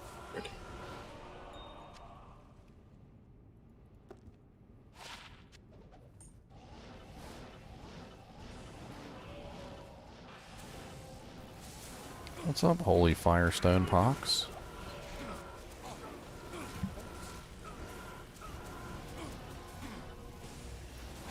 I posted your assassin amulet in a price check channel, and somebody DM'd me and said at the bare minimum he would want like 3 high runes for it, like bare minimum. Yeah, it's a really nice one. It's a really nice amulet. I think that druid one is also really nice, but the problem with the druid one is I don't know if shapeshifter druids really want the block chance. They can now though, can't they? Because of the changes. A caster druid might want the like a hurricane or a fire druid might really want that block chance though, just simply for like PvP purposes. Yeah, but I see what you're saying though. But like as a general rule, I don't think they tend to build it, and they kind of want the cast instead. Oh, he just told me if that 21 strength would have been 21 dex, it would have been like the most GG amulet. Well, I mean, you But can I mean, take still, you can that's- literally take that 21 strength and Yeah, put it the into 21 points out of dex. yeah.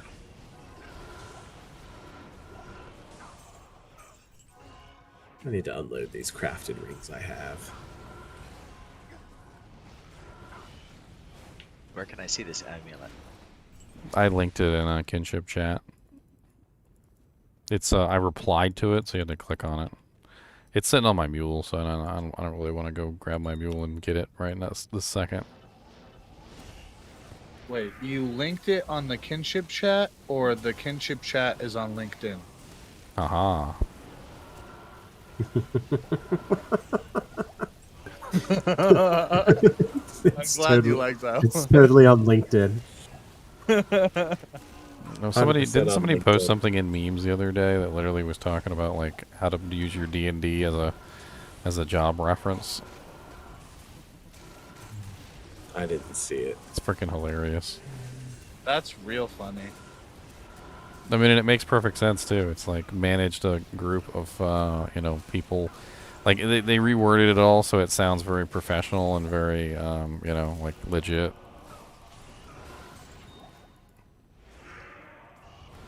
Let me see if I can find it real As quick, one just for does. lulz.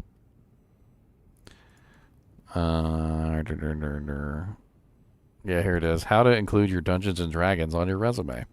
Relevant skills, team building, met with peers for twice monthly creativity and conflict resolution exercises. Oh, dang. Gained necessary experience for character and skill development. Learn to quickly assess situations. Stop. Learn to quickly assess Not that kind of situations character and and skill development. collaborate to find the best practical solutions. Oh my god. It's perfect. It's absolutely perfect. I'm putting, Something tells me that's not the character and skill development that they're thinking of. I don't care. Like, it works. That's They brilliant. were like, "Where did you learn this?" Well, obviously, it was in one of the campaigns, that we had at work.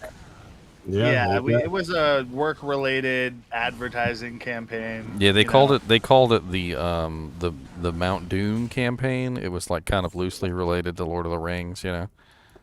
Yeah, we like to have fun. We like to have fun. Man, have you guys ever heard of geocaching?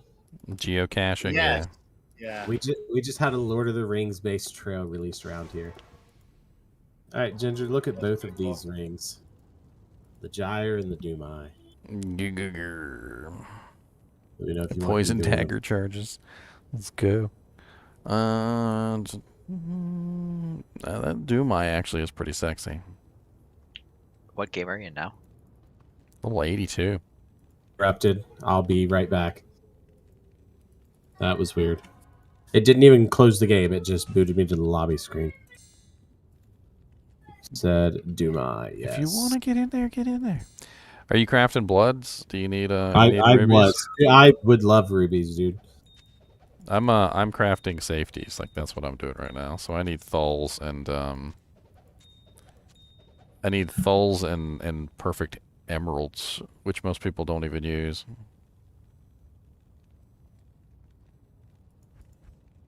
I've been sucking up all the thulls like in existence. Oh yeah, I just dropped a bunch of flawless and perfect gems inside of the swap game that I did with Squiddy, and I think Squiddy picked a bunch of them up. And I know there were a couple perfect emeralds that I dropped. I had some really sexy, super sexy amulets that I crafted that were just shy of being like perfect, but they were still like epic. Like I had a Sork Ammy. Where was that Sork? It was a Sork Ammy with +1 Sork, 9% faster cast, 108 mana, regenerate mana 9%, all resistances 18 with damage reduced by 2. Like, it's kind of insane in the mana department. What are you... I was getting ready to say I would lose a skill if I swapped amulets to that, but it's that so much mana. Sounds like a perfect amulet for me because of the mana. Yeah, right now I'm just rocking 2 to Sork skills with 40 fire res amulet. Yeah, my brother claimed it, and then I also rolled a +1 Necromancer, 16% faster cast. Yeah, I saw him. I saw him all whenever I searched your name. Yeah, both of those were just like amazing. If either one of those had rolled +2, they'd be literally GG amulets. Jeez, here, trade me real quick. I'll give you this ring. I must wait a short time. That's unfair. Doom Eye. Brink. That's gonna be my necro ammy. Which one? The 16%? No, what I rolled. Faster cast rate and block. Oh, nice. Oh, that's that really nice one. That's what is that basically? Like that's the equivalent of like, what was it, like 50 decks? Yeah, it's gonna be a ton, but I don't know how much I'm gonna invest in a block because Spirit Monarch is pretty bad for necro.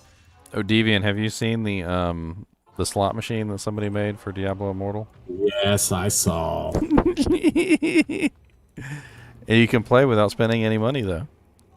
Yes, that's true. I have a bunch of Eternal Crests I need to run. And this one's up for grabs, whoever wants it. Oh.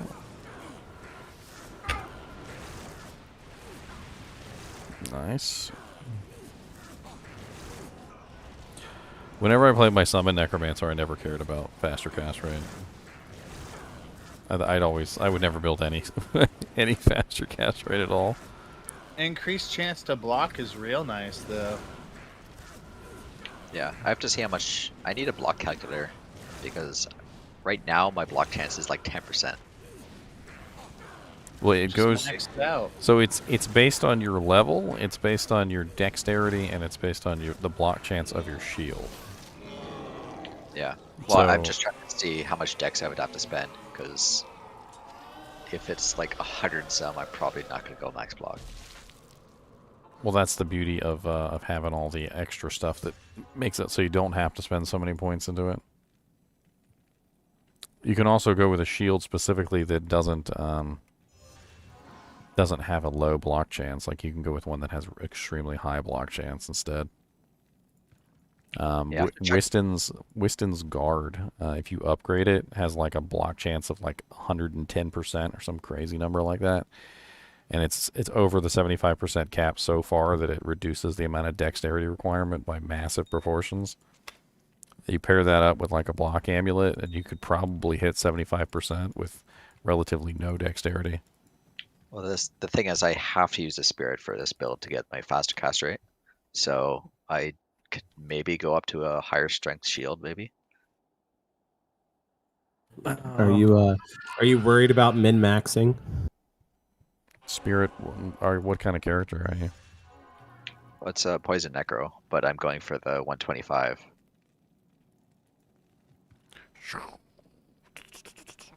Why are you going for a high 125 faster cast on a poison necro? Because I can. Well, it's just it's not like a sorceress or something like that. The poison doesn't stack. Yeah, it doesn't help. The poison won't stack that quickly. There's a 2-second duration on Poison Nova, and even if you cast like 3 times within those 2 seconds, it's still only going to apply the first Poison Nova. Well, Spamming for- Poison Nova doesn't really help. Some people think that it applies the highest damage poison, but that's not the case. It just does whatever your first Poison Nova was on that target. The second Poison Nova after the first just refreshes the duration of the first.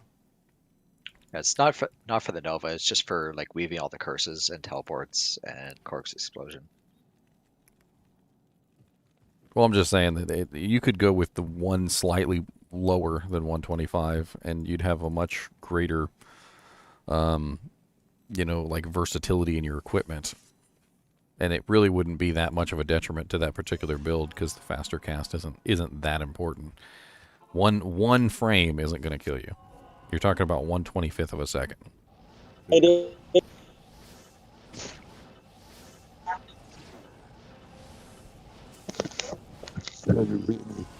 That last faster cast breakpoint is always the worst. See, there he is.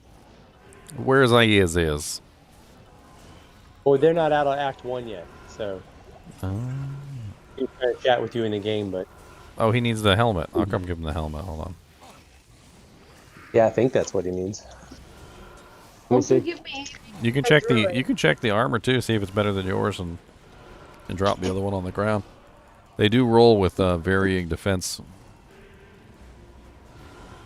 It could be better defense than yours. Who knows? Oh, hey, Daniel. What's up? We were at Mom's cutting the grass and cleaning the roof off, and they had a party, so they're back home all washed up, and yeah, Parker's got to take a shower, but he's on Carter's game, so he could get the stuff from you.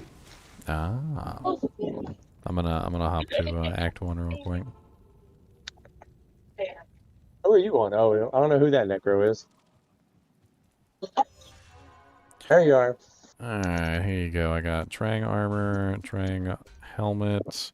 Here's a Scalder's Eyes too, if you want it.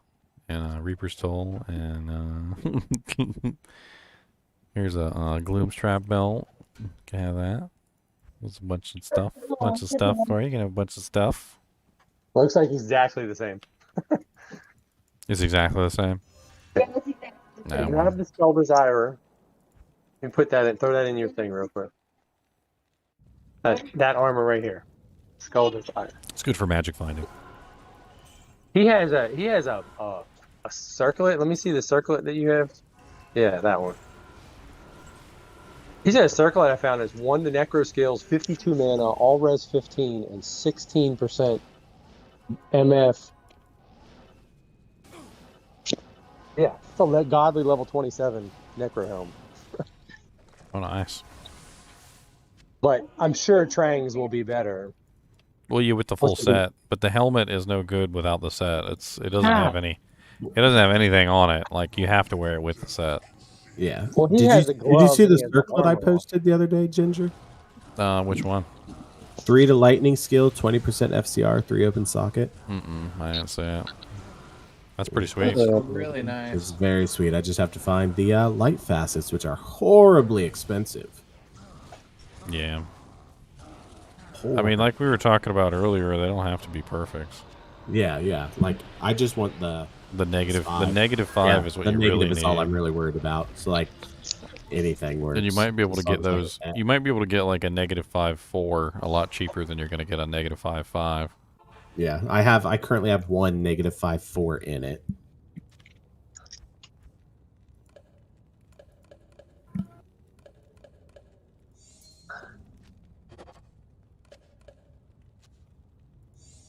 Well, if I didn't have a lightning sword, I'd probably be trading mine. That's 3/5. Oh, you have a lightning sword? He's making a Sparky's Sork, the charged bolt sorceress. Oh, okay. Yeah, actually, I lean more toward Thunderstorm and Orb and Nova. Oh, okay. Yeah, there's so many synergies for the Sparky. Doesn't really give a lot of space for other stuff. Yeah, there is a lot of synergies. Well, it's not too bad on the synergies, but yeah, the Nova's a little bit better. Nova's I might check it some other way. Absolutely love Nova. I am 20 hard points in Nova, 20 hard points in Static, and then 20 hard points in... Well, sorry, 14 hard points in Energy Shield, and then because of my pluses, I get it to level 40. 20 hard points in Telekinesis. I don't touch Thunderstorm. The damage is so minuscule, I don't even bother with it. Oh, well, you got all the synergies built for it. I just tele stomp in and hit with Nova. And I'm at a 7.2k Nova right now. Yeah, I don't think there's much I can min-max on my build anymore. He's also building Energy Shield though, so it's a different story for him. It's a completely different build. He's trying to min-max his points. Damage. Oh, cool. All right, well, I'm gonna go eat this 5 guys, and then I'll probably catch y'all later. It's a restaurant, Ginger.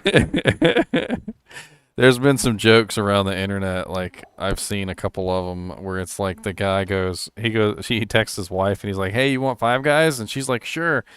And he comes home and she's all dressed up in like a really fancy like dress, and she's got lipstick and makeup on. And she goes, "Where's the 5 guys?" And he goes, "Right here." And she's like, "What did you think I meant?" Oh wow, Mr. Neat. Just because you were in there does not mean you can just bite everything, okay? Calm it down. I am in there. That is me. I am in there. So we went to Tennessee the day before Diablo Immortal released. And then we spent 3 nights in Tennessee playing Diablo Immortal together, me and the wife. And we took our Switches with us, and we were playing Diablo 2 Resurrected on the Switches. And we get home, and we've unpacked everything, and the car goes for detailing tomorrow, and I can't find my Switch. Somebody stole it, maybe? No, I'm pretty positive I've left it at the cabin, and the cleaning crew will be there on Tuesday. So if I left it there, she'll call me and tell me, and I'll go down and pick it up. I heard that Nintendo can like brick the Switch if somebody steals it. Oh yeah, if it's not at the cabin, if she doesn't call me Tuesday and say, "Hey, I found your Switch." Like I didn't know this until apparently it happened to somebody where they had their Switch stolen, and they reported it. And apparently Nintendo just like bricked the Switch. Oh yeah, like, we online. had. So as soon as the person logged in, it just got a little download thing, and it just automatically bricked it. Yep, we had I want to say like 7 months ago, the wife's car got broken into while we were in Florida, and they took her bag, which had both Switches and all of our stuff in it. And she called everything and got everything shut off. And then she called Nintendo, and they said, yeah, we can brick those. It won't be activated. As soon as they connect it to Wi-Fi, it'll download an update, and it'll make it not work. Instantaneous. Instant, yeah. The guy on the phone said there's no way to avoid the update. If you connect it to Wi-Fi, it will auto-update. That was actually really cool. Grand Visor of Chaos just dropped me four full juvies. I've never seen a monster drop 4 full Very juvies nice. before. It's very sexy. Have you seen him drop 4 half juvies? I don't, probably. Have you seen him drop 5 town portals? I've seen frickin' Duriel drop 7 town portals. I was doing a rush, and the one guy said that the best facet person in the game to get facets is off of a quest bug Duriel. So we quest bugged his Duriel, and we did 10 Duriel runs, and 4 out of those 10 runs, he dropped all town portals, and the rest of them, he dropped mostly town portals and like 1 or 2 rares. And I was like, yep, best guy in the game for facets, huh, buddy? Super sick facets, bro. Super sick facets. Did you guys know that chinchillas have belly buttons? I did not know that. I can't remember what possessed me to like mess with the chinchilla's fur, but I was like parting his fur. I remember. So I parted the chinchilla's fur, and the chinchilla's skin was pink, right? And then I parted the chinchilla's fur in another spot, and the chinchilla's skin was black. And I couldn't figure out what was going on, and so I was like parting his fur, like looking at his skin, because like he has like the pinkest skin you've ever seen in your life. You know, like a pinky, like a mouse or something, like a little baby mouse. Yeah. It's like solid pink. But then other parts of his fur were like really dark, like the color of like a cow. And then I found his belly button, and I was like, oh, he's got a little belly button. Oh Lord. And it's totally a belly button. Like, have you heard my theory about you being a druid? A druid? You're a druid because you have complete control over your chinchillas, and they are happy. Versus if you had complete control of him and he was just mad at you all the time, you would be a necromancer. I'm not entirely convinced he's not mad at me all the time. I mean, he yells at me all the time. You should hear him. He's constantly. He's like it. I can't ever like let you guys hear it because it's so low and it's so high pitched. But like he literally like all the time he's just constantly like. And I'm like, I don't know what you're saying to me, sir. You are a necromancer then. I mean, I do like playing necromancers. He's just mad at me. Be mad, sir. Be mad. Look, big mad. He's yelling at me right now. Oh, Lord. It's so cute, though. Oh, I'm loving the Caves and Cliffs update. Oh yeah, I was playing around with it the other day. It's really, I don't really know if crazy. it's new because I didn't play Minecraft a lot. My kids played it, but I guess all my cousins have their own Minecraft realm, so I've jumped on and I'm playing with them. And I found a fossil structure, but it wasn't a normal fossil. At the end of each fossil, whenever it would turn to go down and form the ribs, every angle had a diamond ore block in it. You know what you should do since you have multiple kids that are playing the game? It's actually really cheap. You go online. And we had a server. Yeah. Yeah. I had a server for me and the kids, and then my cousin reached out last week whenever the 1.19 update went live, and he said, "Hey, we're gonna invite you to the family Discord. We're starting up a new realm for the 1.19." So now me and all the kids are on the realm. Yeah, me and my girl played a lot of Minecraft too. We played pretty good together. I was pretty good at building. She was pretty good at like making things not look like crap. Hey, there you go. She was like, "You're so good at building," and I'm like, I was like, "Yeah, but it looks like doo doo on the inside." And she's in there decorating and putting up like little picture frames. And... I set up my auto fish farm last night, and I have a god tier fishing rod and then the god tier bow. I just have to do it. Needs me to be level 30 to put the two bows together, but it'll be the perfect bow. Did I forget a seal? I must have forgot a seal.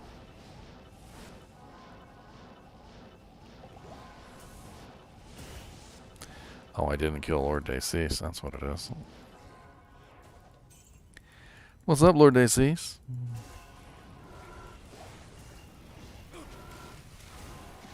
It shouldn't be 270 dex.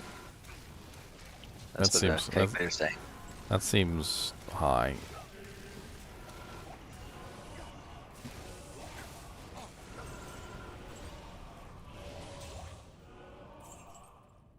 I mean, if you were level 99, maybe.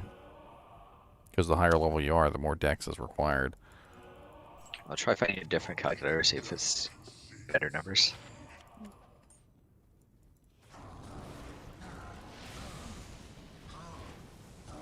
I mean, I can do it on single player offline real quick and we'll literally run the numbers. I just need a J mod. That's all I need. Another essence.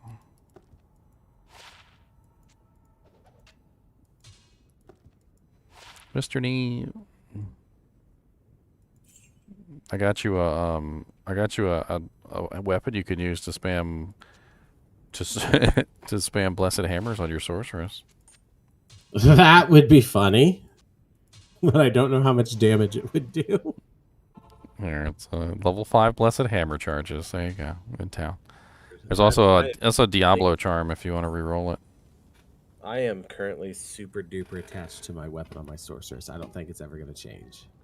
Oh, obviously I wasn't going to give it to you as a main weapon. Just a funny weapon. That's all it is. Start just like go to like a pub game and just like start spamming blessed hammers, and people will be like, "What the hell's going on? Aren't you a sorceress?" No, I want a bow with multi-shot charges. So I actually I've been searching specifically for a pair of gloves that has multi-shot charges on it. And I've got a decent pair right now. It's actually kind of good. It's a 20% IAS pair with level 3 multi-shot. Let me link them real quick. I'm not in your game. You'll have to put it in Discord. I am farming Pendle for rares. Yeah, He's the one that taught me my rare circlet or my magic circlet that I'm wearing. I think the highest that you can go with multi-shot is like level 4, I think. So like at the end game, I'm really just looking for a probably like a level 4 multi-shot with 20% IAS. The goal is eventually to put it on like a character that's, you know, obviously not an Amazon and have some fun with some bow skill stuff. My theory with it was if you do the dual dream passion sork with enchant, you can hit 80,000 damage.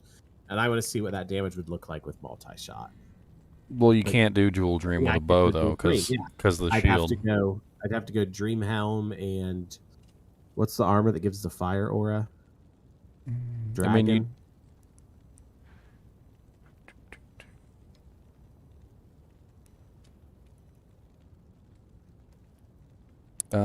You could go the bow, ice, which has the holy freeze.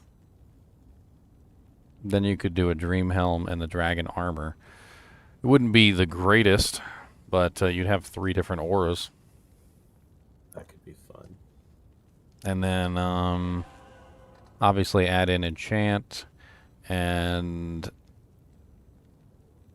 you could also get like tons of elemental damage charms, like fire and lightning charms that could be multiplied by your fire mastery and lightning mastery. It's just something I want to do for fun, see what it looks like. Alright, I think he's got to go to the bathroom. I'll put him in his cage.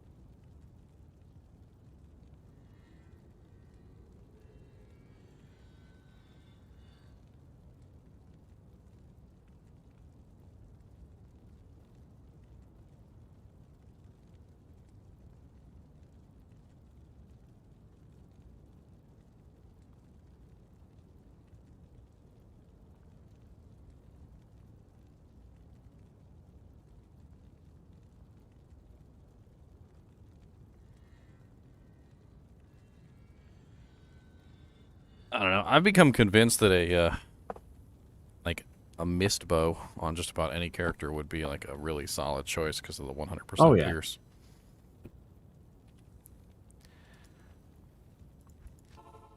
And then if you think about it, like if you're able to 100% pierce and you've got all that elemental damage with a multi-shot, you could hit quite a lot of targets. Deviant, do you have a cham for trade? I do not, but I could trade for one. I'm trying to get the stuff to make a mist. I have the base. I have a GMB with +3. And I have a low rune for trade. I think I need a goal and a cham, and the other stuff is easy. I've got a gall if you need it. I just dropped 6 skulls in a free game. That's amazing. 6 skull, 2 SOJs, a 29 Maras, a full Trang set, a bunch But of 29 Maras is good. 29 Maras, yeah. You just picked that up, or to- you just dropped that? I dropped it to people in a Oh, free nice. game. Heck yeah. Good on you, mate. 5 Jav skillers. Good on you. I gave Squiddy a 320 small charm and a 318 small charm, and then a 1086 with 12 life GC. When you say 3, are you saying all res? Damage. Max damage. Okay. Because he's the Because the all res small charms are goaded. I'm always looking for those. All res are high plus, like plus, +7 or above, I'd say. On any given resistance is fine. Oh, and then what's the max MF you can get on a GC? I thought it. Oh, a GC? I don't know. I know SC is 7, ain't it? Yeah. That's the small charm is 7. Ding, we're level 90. Nice.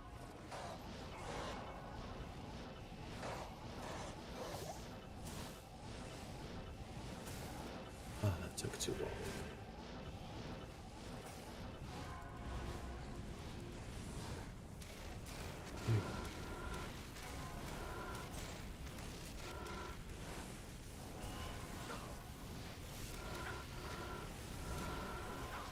I have to think what else I could try. I dropped War Traps, Chancies, 2 Griefs, 4 CTAs.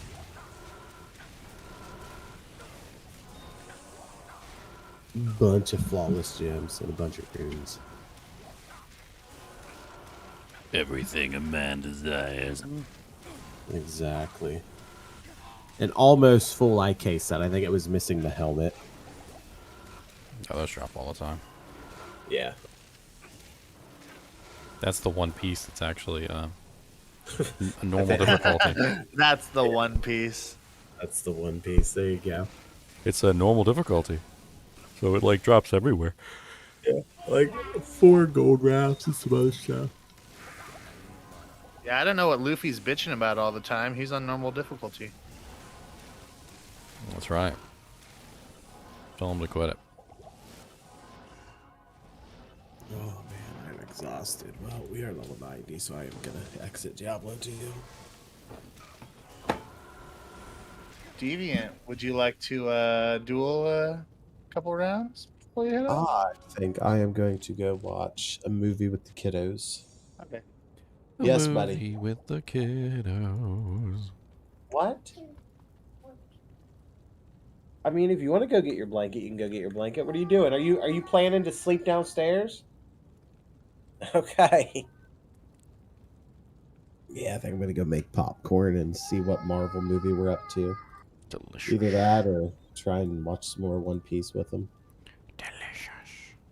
I think last week we hit that halfway point on One Piece.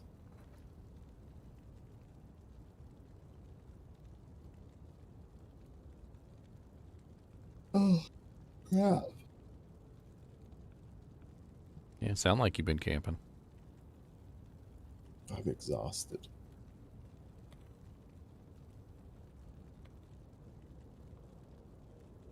Oh, and Squiddy and them want me to download Apex Legends. I was thinking about playing that game. I've never played it before, but I mean, I'm always willing to give new games a shot. It looks like Fortnite, but with no building. Fortnite removed the building. Yeah. Yeah, I haven't played it, but it sounds Fortnite's good. no fun for me. I mean, I got on when they removed the building, and I think I played like 15 games one day, and I won every single game. That's what I'm saying, man. Don't you duos like and it? trios with no fill turned on, so I was just solo duos and trios, and it was just easy. Yeah. Yeah. Because it's, like that's what would piss me off a lot of the times is I would have somebody dead to rights, and literally like in a half a second a building would appear around them, and I'm just like, okay, That's why I never played it, was because of the building. But there's some other issues with that game besides just the building. The auto aim in that game is insane. Agreed. Like you can literally snipe somebody from across the map with an SMG. It's the stupidest thing I've ever seen. It's like it's like it's like global auto aim. I'm thinking about posting in kinship chat and just adding the entire kinship and seeing if anybody else is interested in playing that Escape from Tarkov game. I've heard a lot of people have been playing that. I've never heard of it. I would love to. Oh, Escape from Tarkov. You'd have to go watch some YouTube videos on it. I don't think I could properly explain it. But it looks hella fun, and I really would play it. From what I've seen, it's like an ultra realistic sort of a shooter. Like if you let's say some shooter games, let's use Call of Duty. Call of Duty is definitely what I would consider an arcadey style shooter game, whereas like Counter-Strike would be more in the middle of like an arcade and a realistic shooter, whereas Tarkov seems to be in the very realistic like range. That's what draws me to it. That is what draws me to it. I'm not gonna lie, but it's the gist of it is you load into the map under whatever class you choose to go with, and then you and your party scour the map, hunt for gear, and then you extract from the map and take all that gear with you. And kind of just build up your arsenal and stuff. I don't know. I've never played it, but it looks super interesting, and I'm just wondering who else would want to play it with me. But it's a PC only. Yeah, I actually watched a guy who was playing it for a little while, and it looked kind of interesting.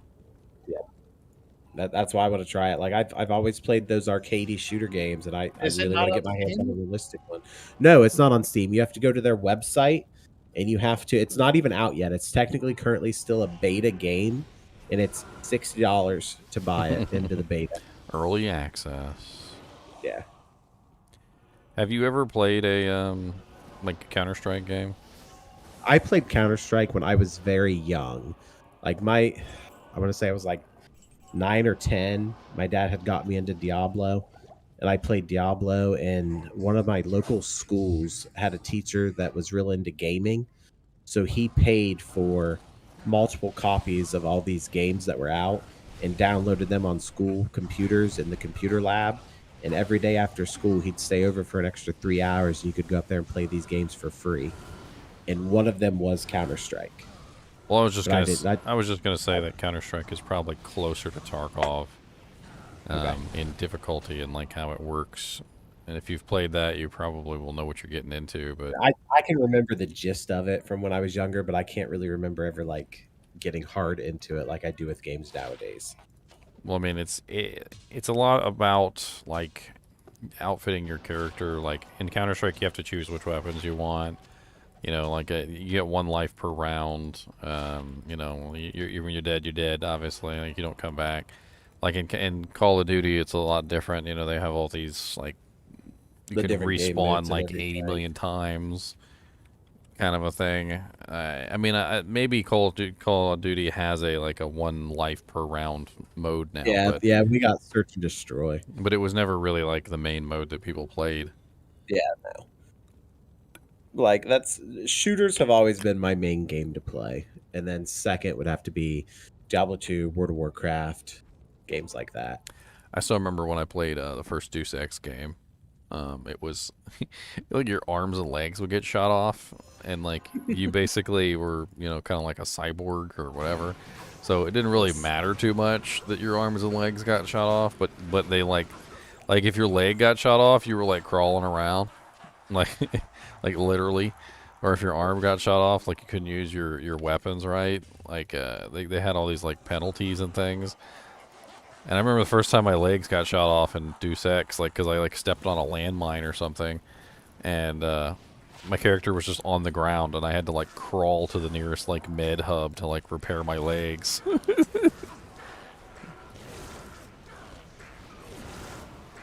Sounds horrifying. It was a very interesting experience. They have, really big things in those games, like, bleeding out. Like, even if you get hit, like with a bullet and it gets stopped by your armor, like a lot of the times it'll cause you to bleed out. Then you have to like have a med kit handy to, you know, to stem the wound essentially.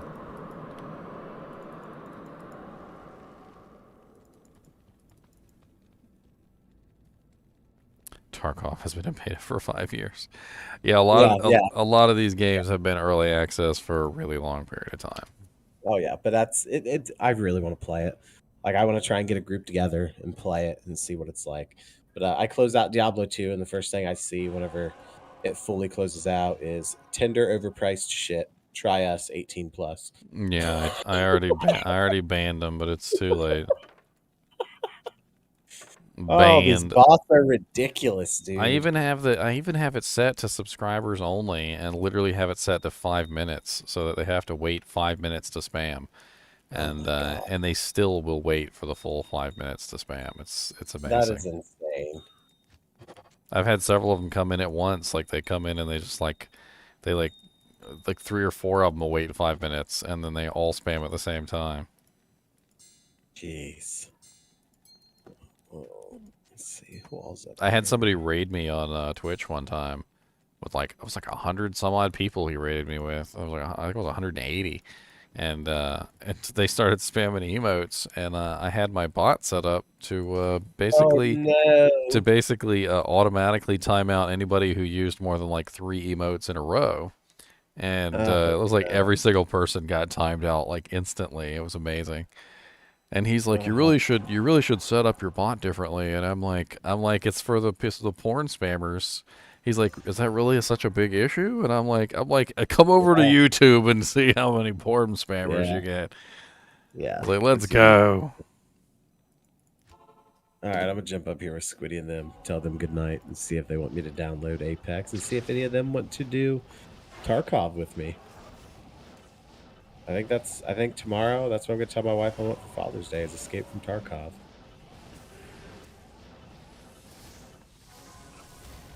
It's been a while since I played a shooter. It might be fun to play some Apex. I'm excited for Overwatch 2.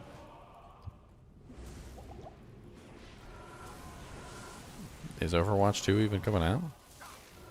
Yeah, the beta is out for PC and the beta is coming out to console.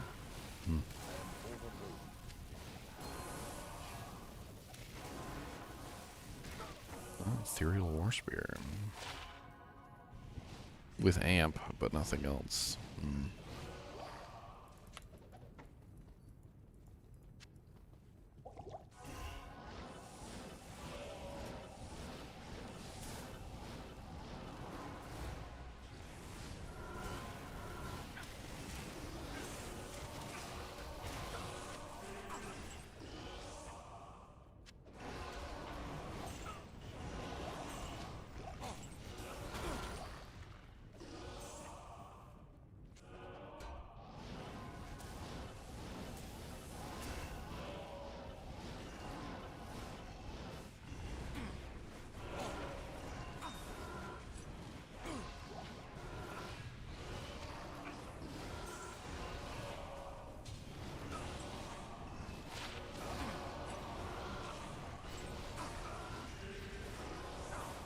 What am I doing for Father's Day? I'm probably going to visit my father.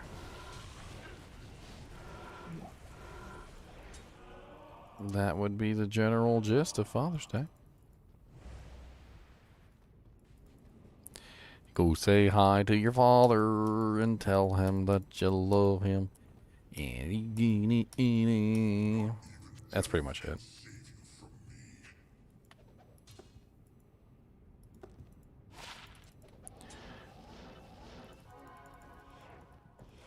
It stressed you out? The game stressed you out? That's never a good thing. You don't want games to stress you out.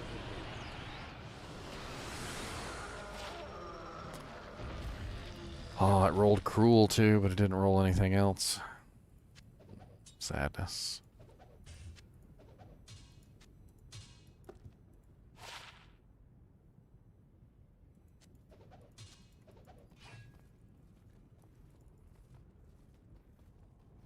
Gear fear? Gear fear? What do you mean losing your equipment?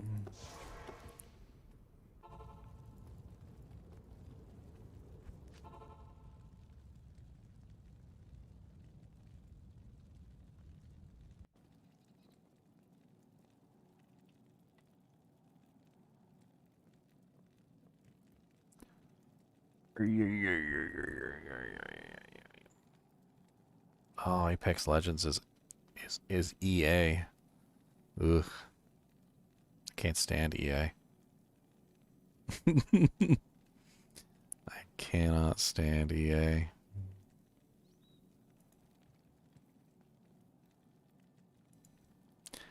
Especially their Origin launcher. Dear God, that Origin launcher is awful. Apex is on Steam though too. Oh, I know. That was the first thing I checked. That was the first thing I checked, sir. Yeah, I used to play Apex, but I got so tired of it.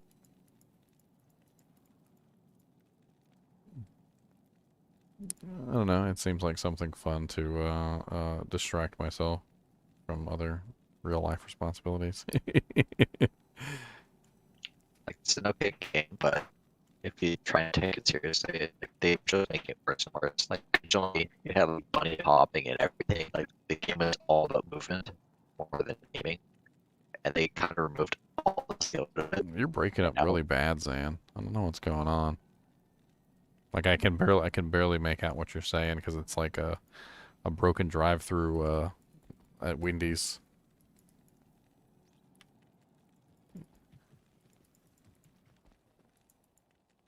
I think I kind of made out something about like movement seems to be the most important thing. Can you hear me now? Yeah, that's clear. Yeah, my mic is removable, so it might be a bit loose. Yeah, you sound fine now. No distortion. But yeah, originally the game is all about movement skill, and now it's just they changed so much. I think one of the newer characters they even had like wall hacks built in or something. Yeah, it's pretty common because like it's actually a pretty genius way, in my opinion, to deal with wall hackers in general. Is if wall hack is built into the game, well, guess what? What advantage do you have exactly, sir? It's already in the game. There's a similar game that I played that actually had that. It was what was it called? Natural Selection 2. Natural Selection 2 has built-in wall hacks, basically. It's like you have to build it. It's a motion sensor detector thing. But basically you build the motion sensor and it basically shows you where people are through the walls. Another thing, it has like a light aim assist on it.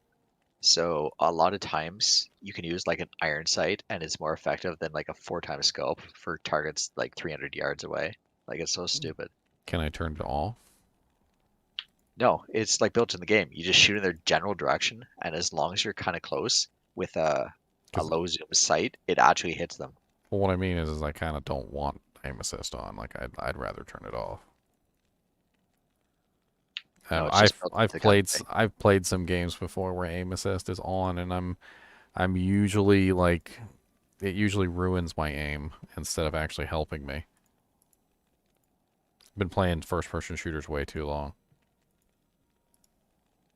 You would have a problem on PC. If you use a controller, it's automatically aim assist.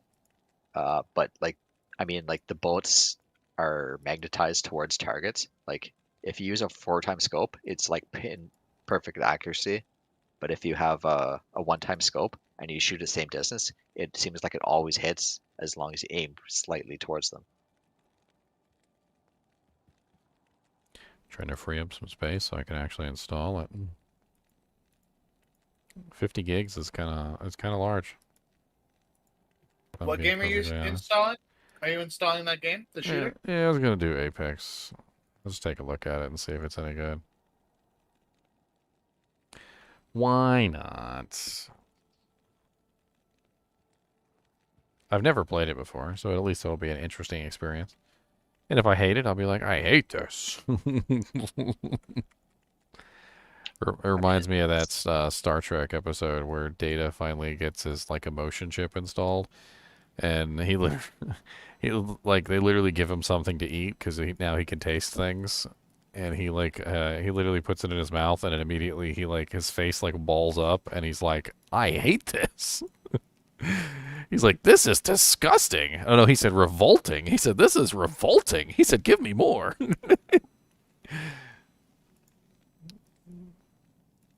Because of course, he was he was excited just to even be able to taste anything, let alone, something revolting.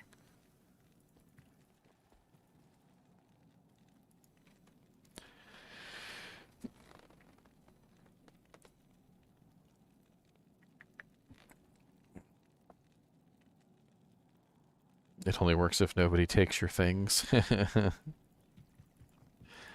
I actually had a EVE Online. It was a game of EVE Online where that happened. You basically you took your ship out and your character had all these skill points.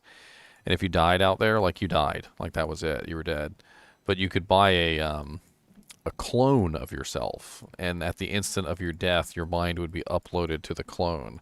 But depending on how much money you spent on your clone, whether it was a crappy clone, you could actually lose skill points and basically go backwards. And sometimes it could be pretty devastating to lose some of those skill points, because it could really screw you over, really, really screw you over.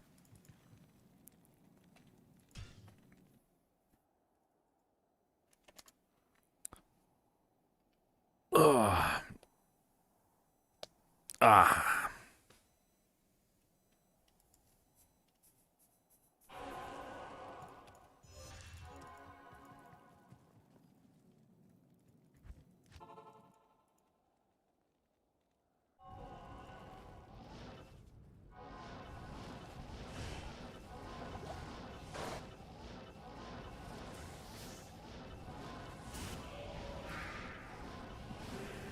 So what's the basic rundown of the game structure in Apex? Is it pretty much identical to Fortnite, or they just throw everybody in a big giant pit and whoever comes out the victor? It's kind of like PUBG. Is it team based? Yeah, 3-player. So 3-player teams.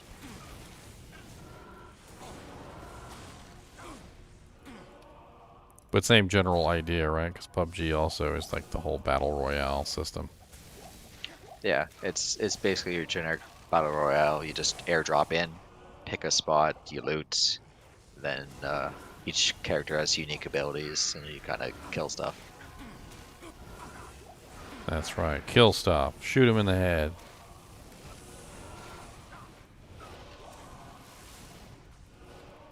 Shoot him in, shoot him in, shoot him in the head. Shoot him in, shoot him in, shoot him in the head.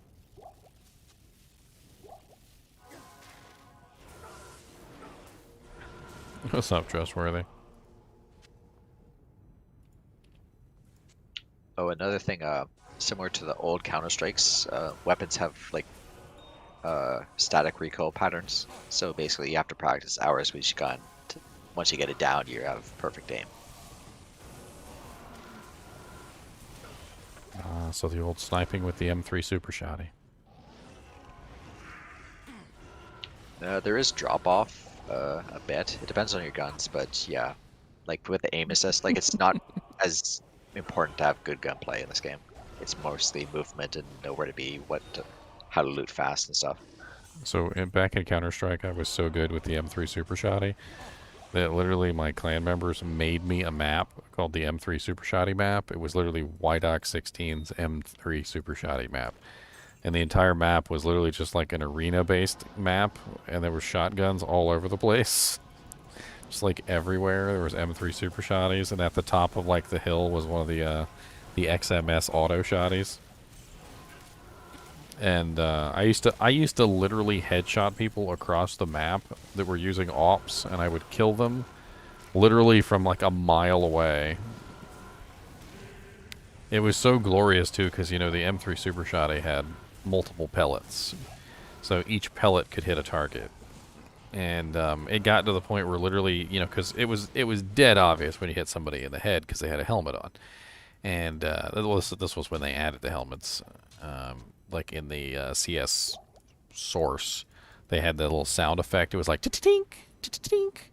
Like you could literally hit somebody with a shotgun to the point where you would hear it go like tink, like because you would hit them in the head with like every single pellet, and it was glorious. I killed so many people from so far away with a shotgun, and they would literally just like rage in chat afterward because, you know, they were like a mile off with a frickin' scout or an AWP, and there's no way I should have been able to kill them, but it was just funny. I loved using that gun. But how good are you with the Deagle? Because when I played, that was basically the best gun in the game for like the first 2 years of Apex. I would destroy Deagle users with the M3 Super Shotty. Well, basically, that's what the best gun in Apex was. It was called the Wingman, and it was basically a Deagle, and you could snipe with it, and it was just stupid. Yeah, I never really liked using the Deagle as much as the Super Shotty. The Super Shotty was cheaper, which I think was one of the reasons why I preferred it. I think the Super Shotty was 2,300, and the Deagle was 2,700. I don't know if I'm remembering correctly. But like in the beginning of the game, you could very easily get the shotgun over the Deagle.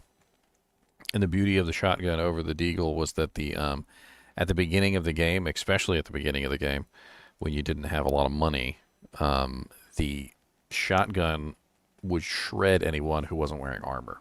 So if you didn't have armor and a helmet, like I could absolutely demolish your entire group. Whereas the Deagle could maybe kill one person, the shotgun, literally, if you got the shells right, could literally kill 2 or even 3 people in 1 or 2 shells, and it was absolutely glorious. Once people had their armor on, it was less effective, just simply because the shotgun definitely did lose a lot of its penetration power. They took the M3 Super Shotty away, though. It's not in Global Offensive, and that made me very mad. They added in some other shotgun instead of the M3 Super Shotty. I don't really know why.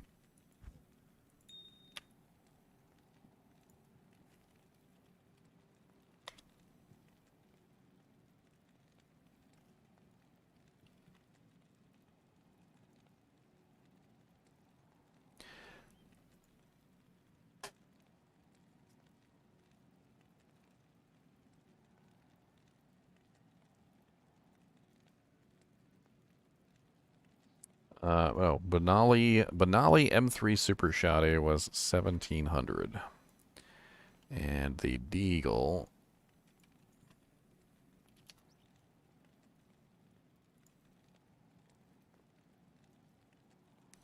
Yeah, so I did test it. I do need 272 dex at level 89, even with my amulet. Seems like a lot. And that's with the Triangle's Wing? No, that's with the Spirit Monarch.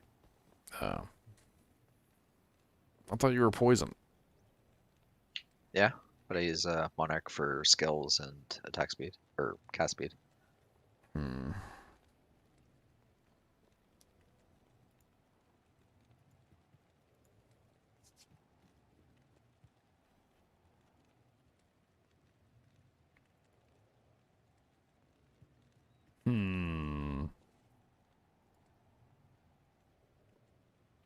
And if I go to the best shield, like a ward or the Aegis, I only need 263, but that's probably not worth. I mean, you're using the spirit shield, so I mean, it's really not a lot of options there. It's 4 sockets, and you can't really put that in a lot of things.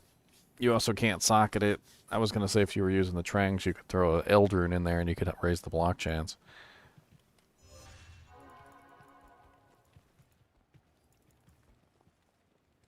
If it's going max block, I would use the homunculus. Well, you're a poison necro. That's not using Trangs is a pretty big detriment. It's like negative, what is that, negative 23% on Trangs. That 3-piece, the negative comes specifically from the shield. Yeah, you get the 25% on the shield, but then you have to use the belt, and that can be Arax.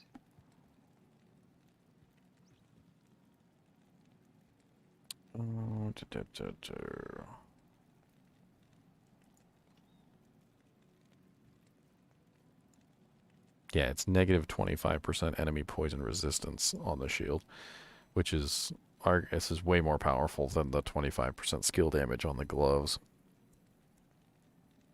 That's why poison necros almost always invariably use Trang's claws, Trang's wing, and Trang's belt, because the 3-piece with the 25% poison skill damage on the gloves and the negative 25% on the shield is just way too good to pass up. Especially if you combine it with Death's Web, and then you end up with, what is Death's Web, 60%? So 70, 80. So negative 85% to all poison. And then you throw the lower resist curse on there too, and they end up negative 100%, which is how the poison does so much damage. I mean, it's pretty massive. You can also put a poison facet in the wing as well and bring it up to negative 30.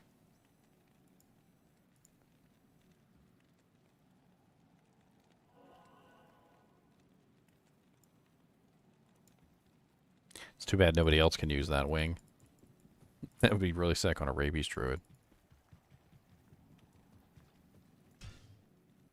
Yeah, with a monarch, I'm at negative 110 poison res.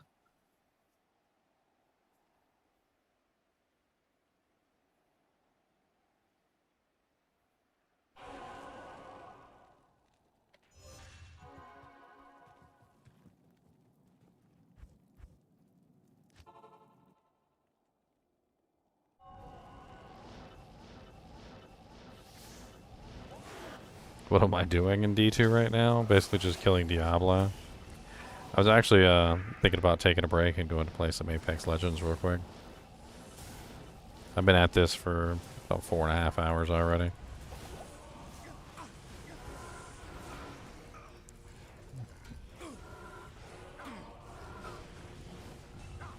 Oh, aren't you ridiculous? Then you're dead. You're ridiculous dead. How about that?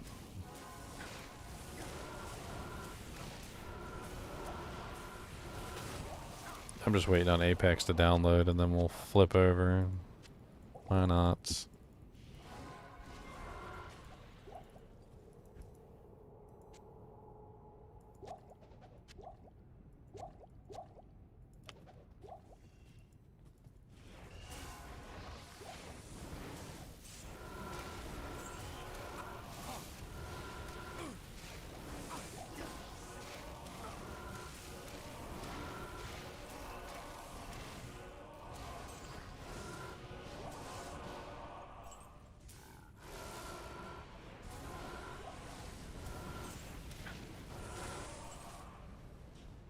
You using Bramble on that guy? No, a big move, of course. What, big money? Gotta have teleport.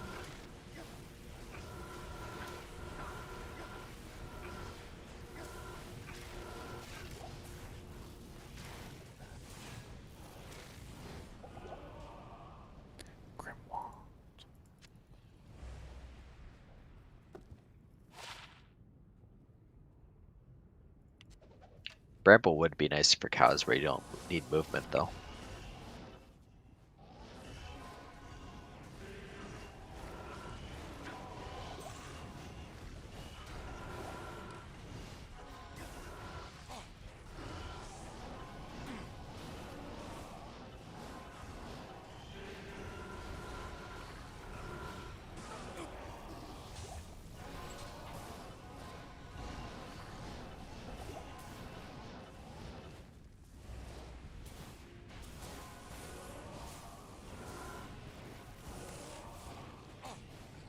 And shotgun is very rhythmic.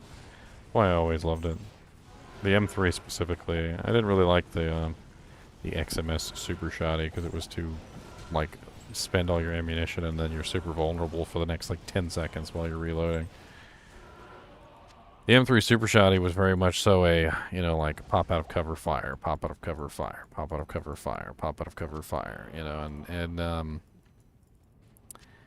and if you were good with the aim, you could like take out somebody like almost every single shot. No, Apex does have some pretty nice shotguns. I don't know what their balance is right now. They change stuff there all the time. Well, when it comes to shotguns, it's either overpowered as all get out or literally shoots paper confetti. Like, there doesn't ever seem to be any in between. I think Counter-Strike was the only game that, like, let the shotgun just be the shotgun. Because it actually fired physical pellets, and you could see it. Like, if you shot the wall, you could see each pellet. And each pellet had, like, a split of the damage. And so if you didn't hit a target with all the pellets, you didn't do all the damage. A very interesting thing about the shotgun in Counter-Strike, even Counter-Strike Global Offensive, I don't know if a lot of people know this, but if a person has armor, the back of the person is less damage than the front of the person. Especially in regards to low penetration value weapons like a shotgun. So if you shoot somebody in the back with a shotgun in Counter-Strike, they basically have what's known as a metal back plate. It must be built into the coating or whatever, because if you have a person and you stand them there and you just fire a point blank shot directly into the back of a person, and then you have that another person standing there and you turn them around and fire that same shot point blank into their front, the front shot does exceedingly more damage than the back shot. In fact, you can shoot somebody in the back 2 or 3 times sometimes in Counter-Strike and still not kill them with a shotgun. But if you shoot them in the front, you'll kill them almost every single time. It's something weird about the way the armor works in Counter-Strike. Little nuances that you pick up after playing the game for like 20 years. Another thing about Apex is they have weapon upgrades that they rotate in with the seasons. So I don't know what's in right now, but sometimes they'll make the gun just completely overpowered, so you could have the shotgun handgun Mozambique. Like sometimes the upgrade does bonus damage when they have no shields left, so you can just one-shot people if they have no armor up.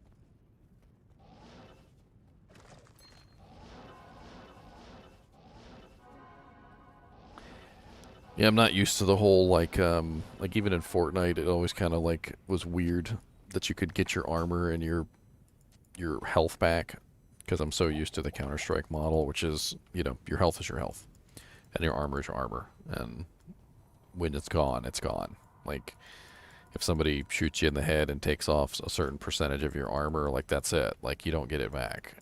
And the whole like being able to like drink potions and like restore your shields and bandage yourself up over in corners, like it's like completely the opposite way that you play Counter-Strike. Counter-Strike, yeah. It was like a you know a survival of the fittest kind of a situation. Min-maxing your resources. Even your ammunition would run out in that game, and then once your ammunition ran out, you could either pick up another weapon or try and stab somebody with a knife.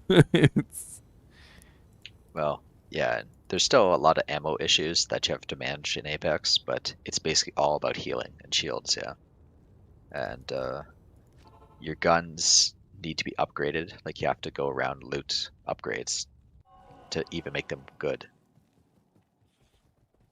I mean, are we talking about to the point where like a person who has unupgraded weapons has no chance against somebody who has upgraded weapons?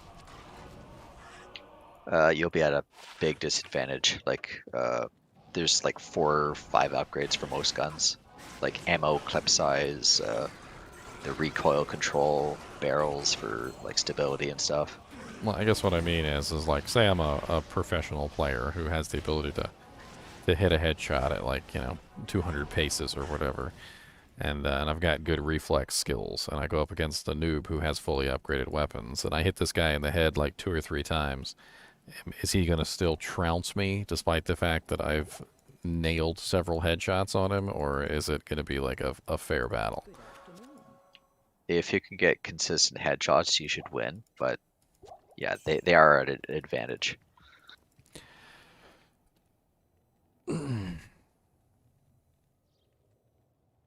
The shield should be a much better game right now, but before, like, you could have like starting 100 HP, and other people could have like 200 HP if you haven't found your armors.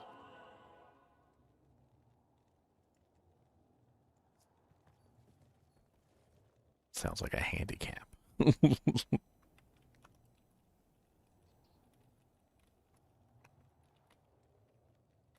But again, like, I haven't kept up with the game. I'm sure they made a lot more improvements, but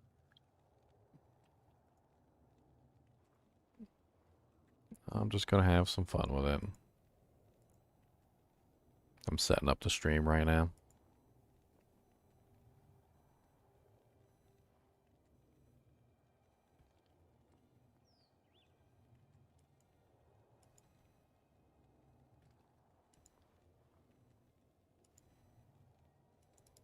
It's been a little while since I've played a first-person shooter. Might actually be a good thing because, quite honestly, I'm sure that the reflexes and muscle memory that I had built up for Counter-Strike Global Offensive and 1.6 and whatnot are probably not transferable to this game. Different shot patterns, different, whatnot.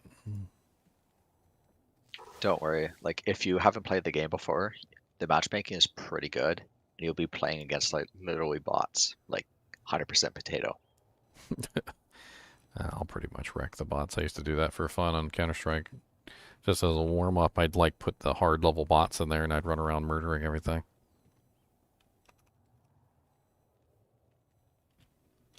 No, you'll get players, but like you'll question how they installed the game. No, I mean I've seen some newer games, like when you first play, like the first 5 games that you play, they all automatically put you up against bots.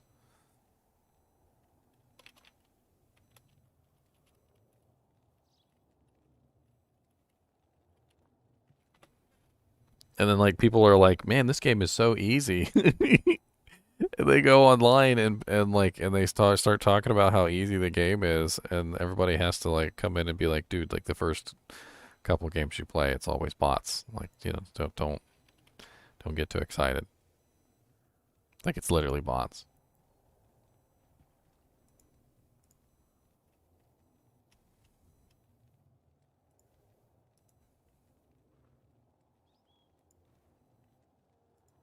And yeah, if you are playing the game new, avoid grouping with people that have played quite a bit, because it will up your rating, and then you'll get like decent opponents very quickly before you even learn how to play.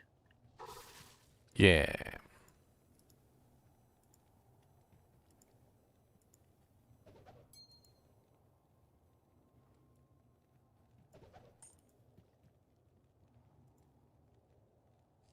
I got a seal club first.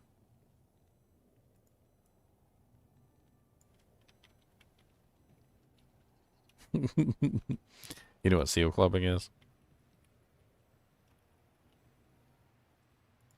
For like gaming? Yeah.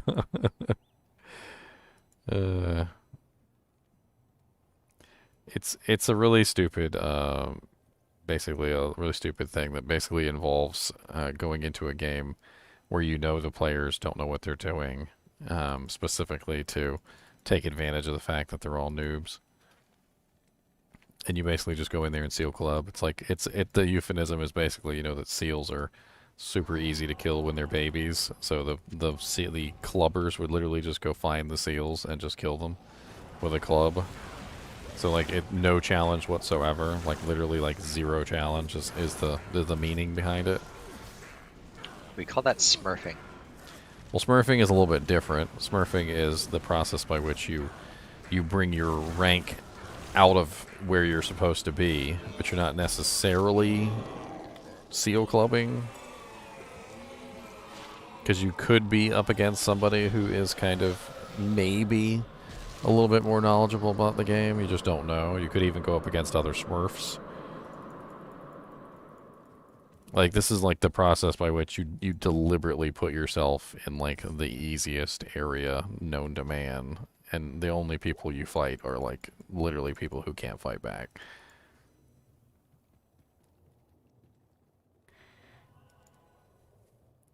Yeah. The game has pretty good auto magic making. Like anyone that tries to Smurf, like within 10 to 15 games, they'll be placed into Smurf queue too.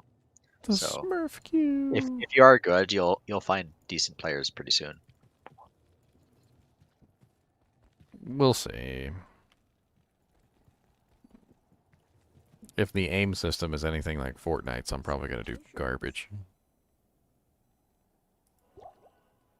I still remember this time I was on Fortnite. I had a sniper rifle, and I was like way back, and this guy had one of the trashiest like SMGs in the game. Like, I remember firing this thing earlier, and like the spread on it was like god awful. And this dude literally like full auto sniped me with the SMG from like the other side of the map. Like, can you imagine you've got an SMG that like literally is not even supposed to go like 200 yards? Like when you fire it, and even if it does, like the bullets spread out to like be the size of the moon, and this dude's just like, and every single hit fire, like lands directly on you. And I know it was the auto aim system, because the dude was literally jumping up and down while he was firing, and every single bullet he fired was hitting me. Yeah, Apex is kind of like that. Like SMGs are still some of the best guns in the game, but it's more like in your face. Like you want to get as close as possible because Well, yeah, if you're firing an SMG, you want to get as close as possible because the recoil and the fire rate are both ridiculous. So like if you can fire your entire clip in like 10 seconds, or even less than that, let's say 5 seconds, and the recoil is awful, but you're like right behind the person, there's a very good chance you're gonna actually hit them with every single bullet, and it does a lot of damage. I used to do that with the TMP and the MAC-10 and Counter-Strike Global Offensive, but you wouldn't see me sniping people with a TMP. Like, that's not how it works. I think they changed it from the TMP and Global Offensive. It was something else now. It's what did they change it to? Can't even remember. Well, it's just because you can heal so easily. Like you have a health pool and then you have a shield pool, and then there's individual items for restoring those. So if you snipe people, if you don't get them knocked down, like they're just gonna heal. So you have to get in their face and like actually put them down.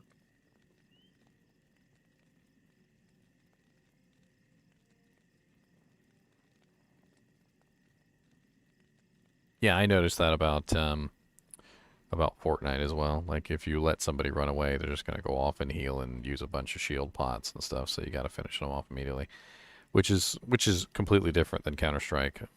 With Counter-Strike, obviously, like we were talking about earlier, you can't heal, you can't get more armor. So a shot is a shot is a shot. So if I hit you, that's it.